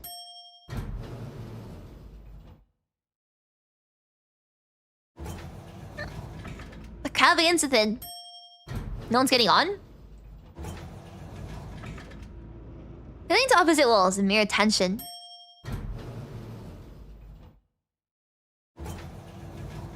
Her eyes carefully avoid meeting.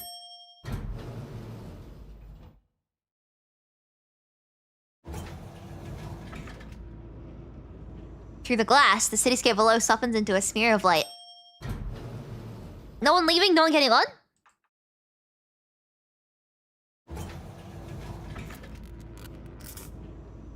Overhead, lights stutter, neglected for far too long.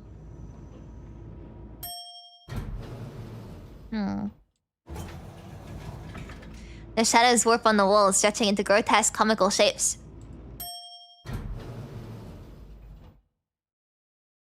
There we go. The last of the other passengers disembarks, leaving only Teddy and Mono in the elevator. The faint grinding hum from the elevator shaft sets Mono's nerves on edge. The doors open on the very top floor. On top floor.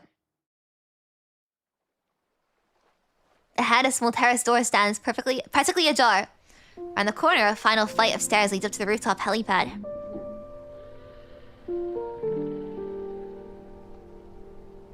The night wind sweeps in, cool and insistent, tussling their hair.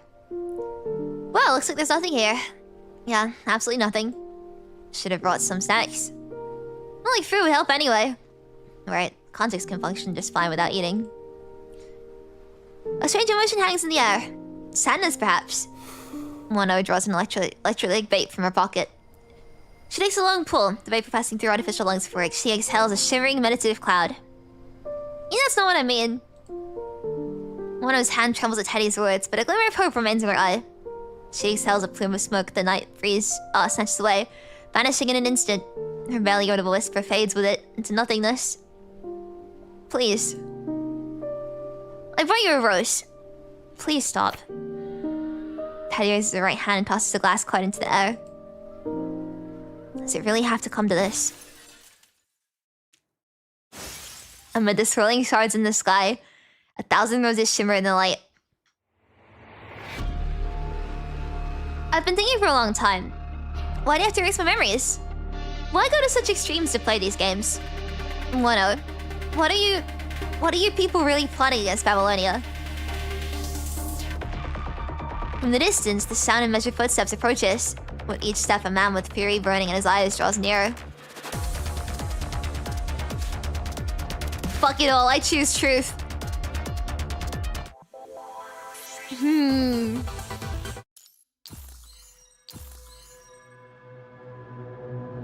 Why is he carrying it everywhere? But really, who would want to take a look? Who would want to take a look or two? Or Manny on the scene engineering force, Captain selling milk to you. I can help myself, it's not really my fault, right? My database was so reloaded with too many highlights making her appear whenever I look. Time to fill my collection. She can be a little hint, pick one that's not too embarrassing for you. Read a show to her, I'm looking for his reaction.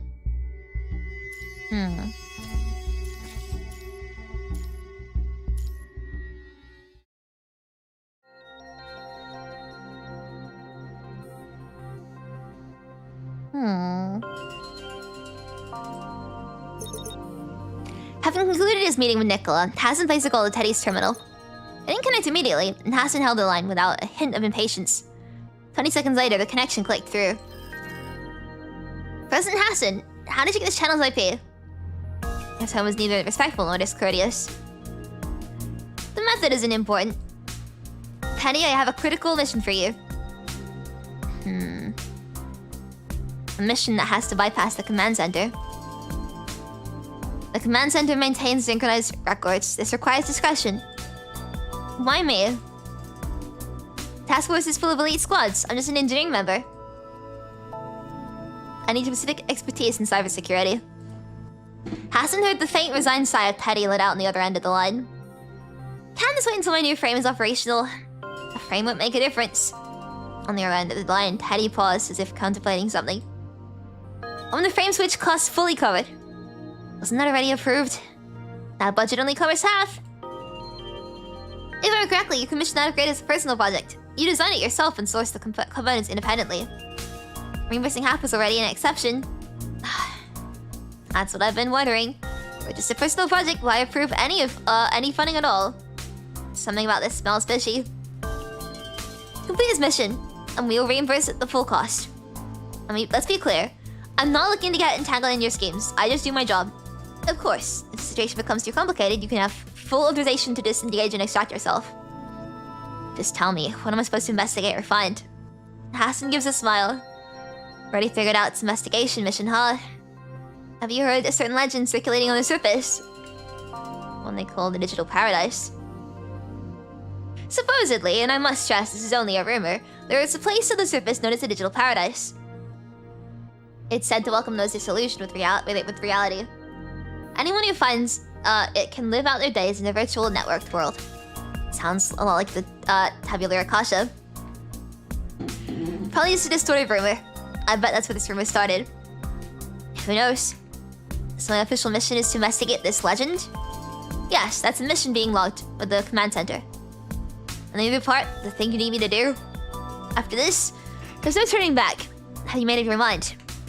I have a choice. I'm the best candidate you could find, aren't I? Yeah. Fine, I'll do it. Your mission is that this time, locate as many quantum supercomputers as without AI as possible. Teddy fell silent the moment Hassan finished speaking. She only found her voice again after a long pause. When Parliament voted to unlock the Gestal data wall, which side were you on? Hassan remained unfazed, offering a slight smile in response to Teddy's sharp tone. Barring special circumstances, the president does not participate in voting. Realizing she had overstepped, Teddy didn't press the issue further. If the Digital Paradise is real, it would require a massive computational foundation. You suspect it's quantum supercomputer without an AI. Precisely. And your only task is to confirm its existence. Okay. Service 1 month ago. Teddy stood on a terminal and with it her holographic map dissolved. The memory of her conversation with Hassan surfaced, drawing a resigned sigh from her. I didn't get a damn thing out of him. I don't know what he's planning, but I'm clearly just a pawn on his board. Guess I have to play my part first. For the past month, Teddy had been scouring her for any information on the Digital Paradise. Only recently had she finally uncovered a significant lead. A lead.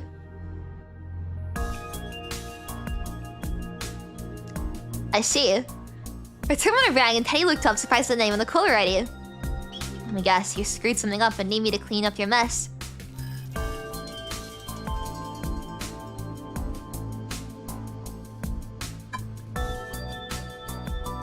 I still water myself. Her contempt radiated through the communication channel, striking Leonardo like a physical blow. Is that really what you think of me? My reputation has fallen so far. With a dramatic gasp, Leonardo clutched his chest in faint heartbreak. Spare me the performance. What do you want? The old man is dying.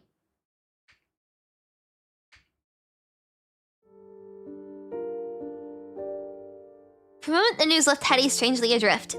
Should she break out in applause? She had imagined this moment countless times, yet now it felt like none of the anticipated satisfaction. Should she be weeping with grief? The gestures felt foreign. She still vividly remembered everything Charles had done to forge her into Dominic's successor. But worst of all, Charles initiated Project Herald and sent his own son, Teddy's father, to his death. For him, she could summon neither triumph nor sorrow, only a chilling, profound attachment. Oh. How cold-hearted. Teddy shot Leonardo a glare. The family's already making arrangements. It's going to be a grand affair. By the way, Victoria seems quite dedicated to running the corporation, since I see a bit of the old man in her. And you? There are perks to being a carefree gentleman of leisure. Plenty of funds to enjoy. Between you and me, I'm already planning my next vacation. Keep an eye on Victoria. Help her if she needs it.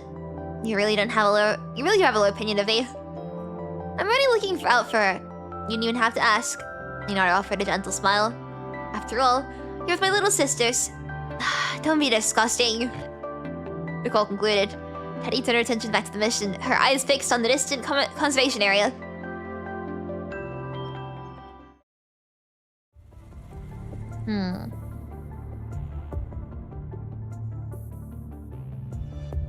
The lead brought Teddy to a structure so dilapidated it was charitable to call it a shop. It was a single-room warehouse, its door left slightly open. A crudely lettered repairs sign hung at the entrance.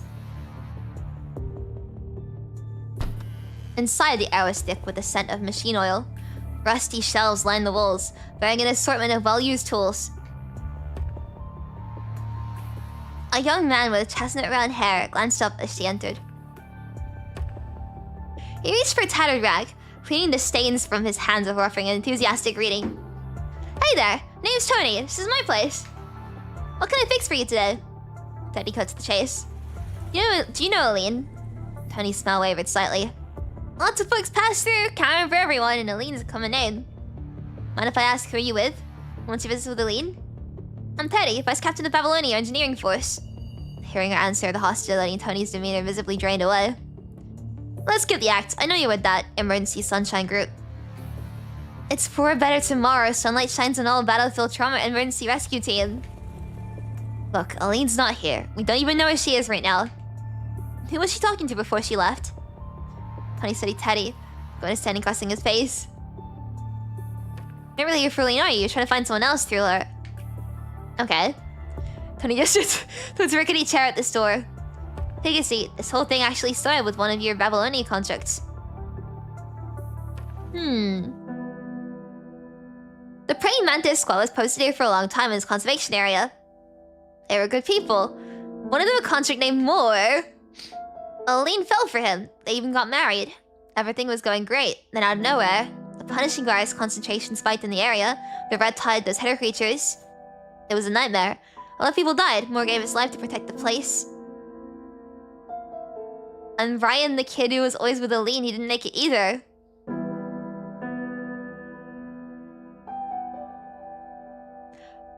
Interesting.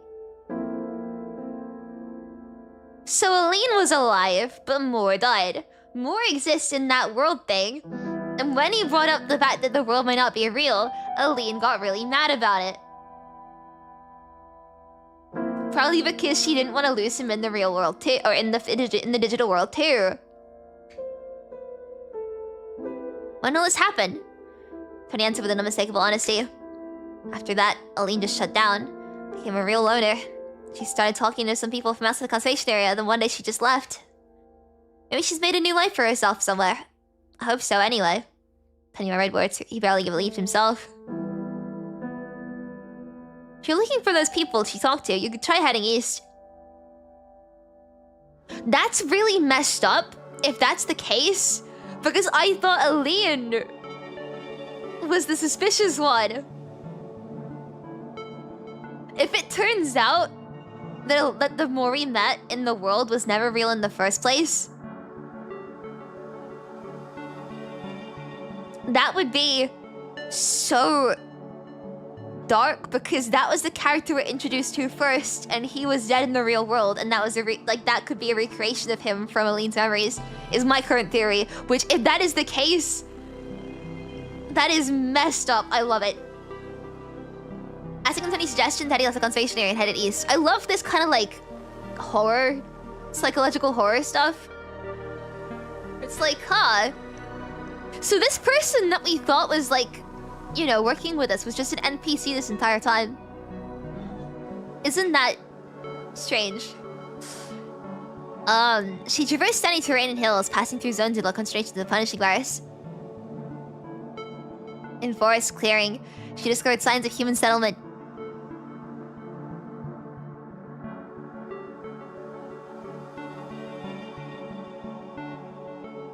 sailing a group for 3 days. Teddy rented a location nestled among the mountains. This must be the place. After contacting someone through their terminal, the leader of the merchant group waited in place. Teddy watched them unload supplies and talk among themselves. But 7 minutes later, a cold dread settled in her gut. I've been spotted. Realizing this, Teddy immediately retreated. The question of how burned in her mind, but before she could dwell on it, something unexpected happened. Her own terminal flared with a warning from an embedded security program. A reverse hack, transmitting my coordinates.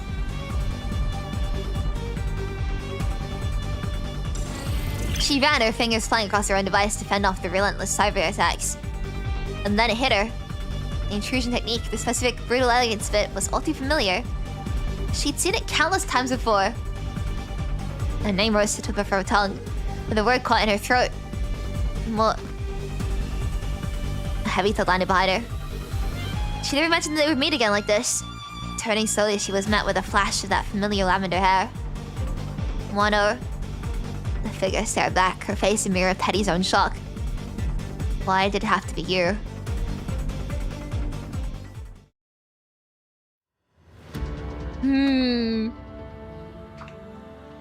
She attacked me, then I woke up here in Elysium. Teddy finished her story. Battle in the morgue had ended the night before, and this morning she had knocked on their door. Under their slightly bewildered gazes, she recounted everything that had happened after accepting the mission from Babylonia. Last night she attacked me again and rewrote my memories. Once I figured out Christina and Norman were just my memory protection programs, I set a contingency plan in motion. Ah, okay! Wait! The memories I have right now will be gone soon. Wano, she's really a tough one. They let us soft chuckle. She probably has no idea what I've done yet. According to my reprogrammed protocol, I'll get all my real memories back in about 6 or 7 hours.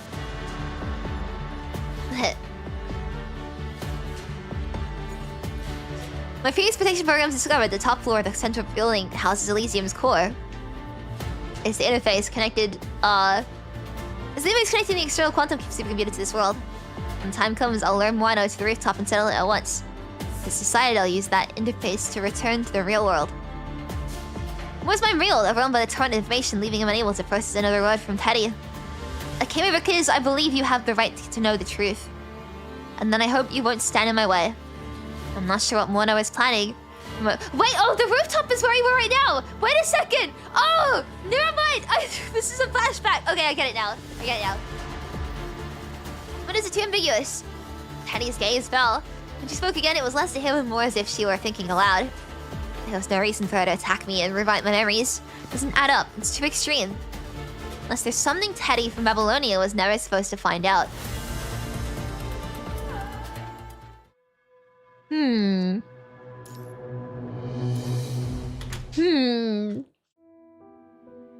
The door clicked shut behind Teddy, leaving Moore's home steeped in silence. Inside, the air was still and heavy. Moore could only stare vacantly at the sorrows and on his windowsill, rendered speechless. Moore.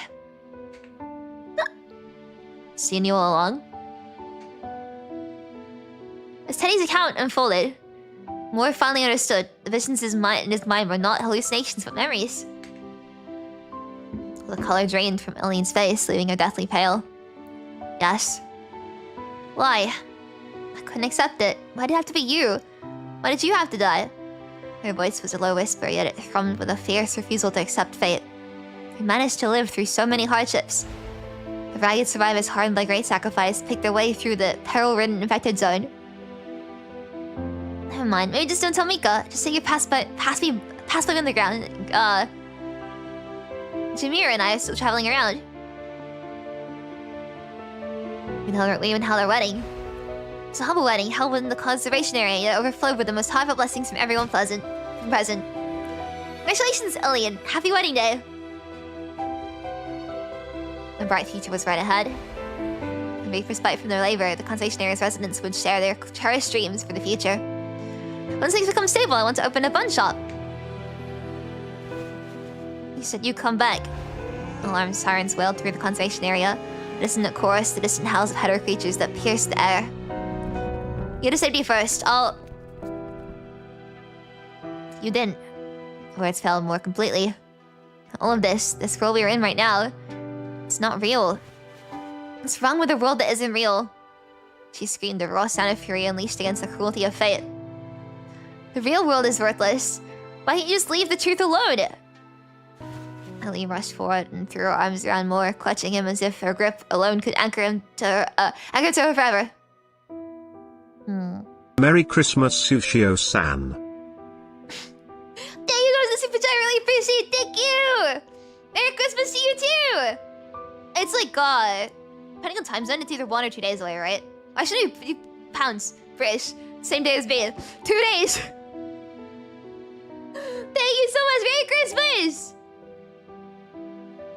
Oh, please don't go, will you? Please? The Moor remained unresponsive. His gaze turned inward and distant as he began to mutter to himself. I remember who she is now.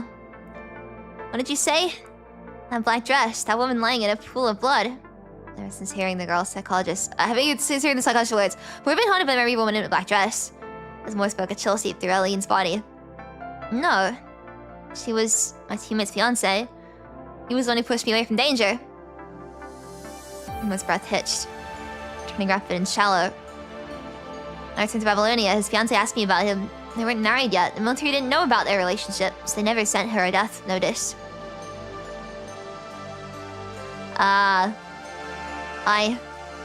He swallowed against a tight knot of emotion in his throat. I made a terrible mistake. I lied to her. Told her he was on a long, very long mission, and then the day she learned the truth, she was so calm. She even thanked me. One night, she took her own life. Stop, Moore, please, stop. Moore's frantic breathing evened out. He gave Eileen's hand a sudden squeeze and tensioned his brow, softening into an expression of sorrowful tenderness. It was my fault, Eileen. I did something unforgivable. No. Eileen knew that certainty of what words were about to leave Moore's lips. That's why I choose the truth. I need to look at Eileen's eyes. I must pursue the truth.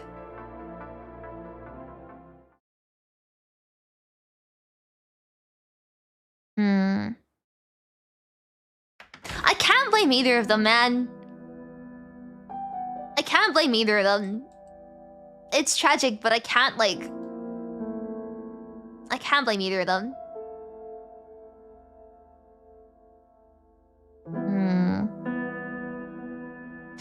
Fresh from a completed mission, Crow wearily walked into a tavern. After ordering an alcohol-flavored electrolyte, he glanced at Coley beside him. So what are you gonna do with all that time off? 5 whole days. That's a luxury we never get. Coley swirled the sparkling water in a glass. Sleep until I forget what day it is. Then some frame maintenance, maybe just curl up with a few novels. Really? Not even gonna step outside, see people. Let someone else have the fun. It's not for me. And you. Haven't figured it out yet. Gotta go see Moore first. It's time to send his remains back to Babylonia. After that, all that's left is a name on a wall. Can't do it. I just can't face it. There's some flowers there for me, okay? Crow didn't push the issue. I feel more indifferently, and clearly preferred the first degree followed. After finishing his electrolyte drink, he stepped out into the night. The cool air cut through the haze in his head, and for a fleeting instant, Moore was there, standing right beside him. He wore that same goofy smile, but his fiery eyes pierced through Crow with the intensity of a physical wound. Don't look at me like that. The blood and fire on that day came roaring back, a phantom dance of chaos around him. The Crow's service record marked him as a veteran, yet it never felt as intimate as it did then. A bone-deep chill seized him, and for a fleeting moment he surrendered to it, almost welcoming the rip of the hetero creature's claws. But he had lived. Moore had died instead. In the final second, Moore had shoved him to safety, a life for a life. His final expression was lost to Crow, but the memory of his orange-red eyes dimming into nothingness was seared into his mind forever.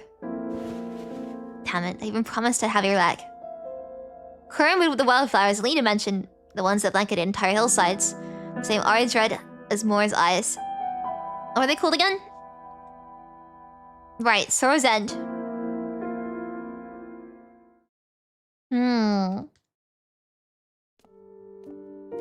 Crow made his way to a corner of the conservation area, where the 3 transport aircraft from Babylonia were parked.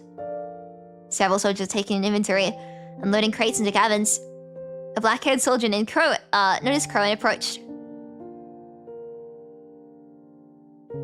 Didn't expect to see you here. I haven't seen any orders for your return to Babylonia. Crow raised his hand, although his gaze lingered on the soldier's hair for a moment. I'm not here for a ride. Need to shift something then. I'm here to see more for one last time.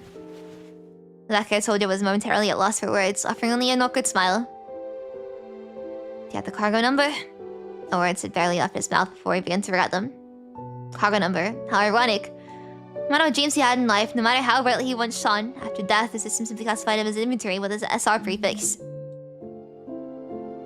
SR82034. The black-haired soldier silently lowered his head to check his terminal. Huh? Double-checking the information, he finally looked up at Crow. It's not here. That number doesn't exist in the logistics registry. That's impossible. They took the body? For the simulation? What's your rate submission to Babylonia yet? You're sure the code is SR82034? Yes, more, from Praying Mantis. Variable silence settled between them. Broken only by the soldiers checking the registry again and again while the furrow between Crow's brows deepened. I'm sorry, I still can't find it. Where are the remains? I need to see it for myself. That's not really allowed. It's more, you know him! Speechless, the soldier could only raise a hand and point towards one of the transport craft. They're all in there. Crow rushed into the cabin, his movement swift as he navigated the rows of body transport pods. He bent low, scrutinizing each pod and meticulously checked every number, name, and pallid face beneath the observation windows. Having paced the cabin 3 times in a futile search, he was forced to concede that Moore's remains were nowhere to be found. All the while, a such image of Moore stood beside him, the man's silhouette steered into his artificial retinas.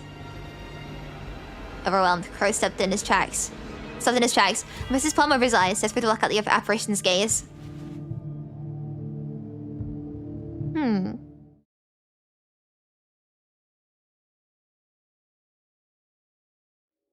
Crow walked into a secluded archive room. He'd been relentlessly investigating the matter ever since Moore's remains disappeared. This is the place. Thanks to his lengthy service record and extensive connections, Crow's investigation had uncovered several leads. The Babylonia Counselor had been regularly embezzling supplies through backdoor operations, and Moore's missing remains appeared to be connected. Babylonia supplies for conservation areas was coming up short. This must be... Oh, what's the guy's name again? Began with a Y and then a Z. Yanjen? Was that it? Must be Yanjen. Makes sense. I'd be more surprised if someone wasn't skimming. It's my glasses. They're all like... There are fingerprints on them now. If someone wasn't skimming from the top. While he couldn't touch the digital archives, Crow could with considerable effort access physical records of Babylonia. Only 20 minutes. Can't waste a second. Inside and outside the archive room, 3 members of the Purifying Force silently moved into position. As Crow flipped through files, taking photos, blades were poised to strike. With barely a whisper of sound, Asarius of the Punishing Force lunged down from atop the file cabinets. The centered knife would need only a second to sever Crow's right arm at the shoulder. In a split second before the blow could land, Crow rolled desperately to the left. The blade sliced its music. Through the space he was occupied, carving a deep gash into the floor. Purifying Force on duty. Defectors, stand down and surrender. Hold on! The 2 Purifying Force members moved to help before Crow could even react. The blade slicing in front of them, in front 3 sides of Sealer's fate. One dagger was a blur, collecting one strike then the other, the impact spinning it clear of Asarius' follow-up. He escaped a fatal wound, but not unscathed. The keen edge slashed through his clothes and carved a 5-centimeter line into the synthetic skin of his stomach. Crow of Praying Mantis, give up on your pointless resistance. I thought that voice sounded familiar. Damn it, Asarius, you're the one they sent. Just doing my duty. Haven't changed a bit, still a damn rule follower. You've changed, working for those counselors, lining your pockets. What a shame. His words truth dawned on Crow. From Voice must have been investigating the same counselor. They had clearly mistaken him for one of the counselor's operatives. No wonder their first strike wasn't lethal. They want to capture me alive as a witness. Did you really just say this is all a big misunderstanding? He tightened his grip on his dagger. Even if this is a misunderstanding, he doubted Asarius would let him explain before striking. the man wasn't just a stubborn rule follower. He was one hell of a fighter. Think of the council we've been investigating. Crow must muttered a curse. Fucking Yanjin. I was right. I was right. I was right. I was right. Time is right now. It's 5:30. Okay. I think I'm gonna pause it here for now because it's getting late and I need to do something real quick today. We're ready for the holidays. So I hate it because I want to keep going, but I look at the time and I'm like, I have to go and get something done before it's too late. Right. We'll wrap this up for now. If that is okay. And I'll see you guys tomorrow. This is a really busy week for me, man. I've like got a lot of stuff I need to get through. But this is a really good patch and I want to read the rest of it. So I will do that. And I'll see you guys tomorrow. I'm not sure what I'll stream yet. The streams could be really messy. I'm gonna stream tomorrow and I'm gonna stream on Christmas. I'm gonna stream on 27th. So 1, 2, 3, 5 streams this week, yeah. Oh, and Mama's only on Sunday. 6 streams this week. Oh god. Good night, everyone. I'm also really tired as well. Like, I did not sleep very well last night, so I'm gonna take a very well earned nap, according to me. Thank you so much, Curious, for this stream. Go play PGR. I have a link, pin link in the description. Go link. And I will go and nap while you download the game. Which you should. Good night, everybody. Nap time. Bye.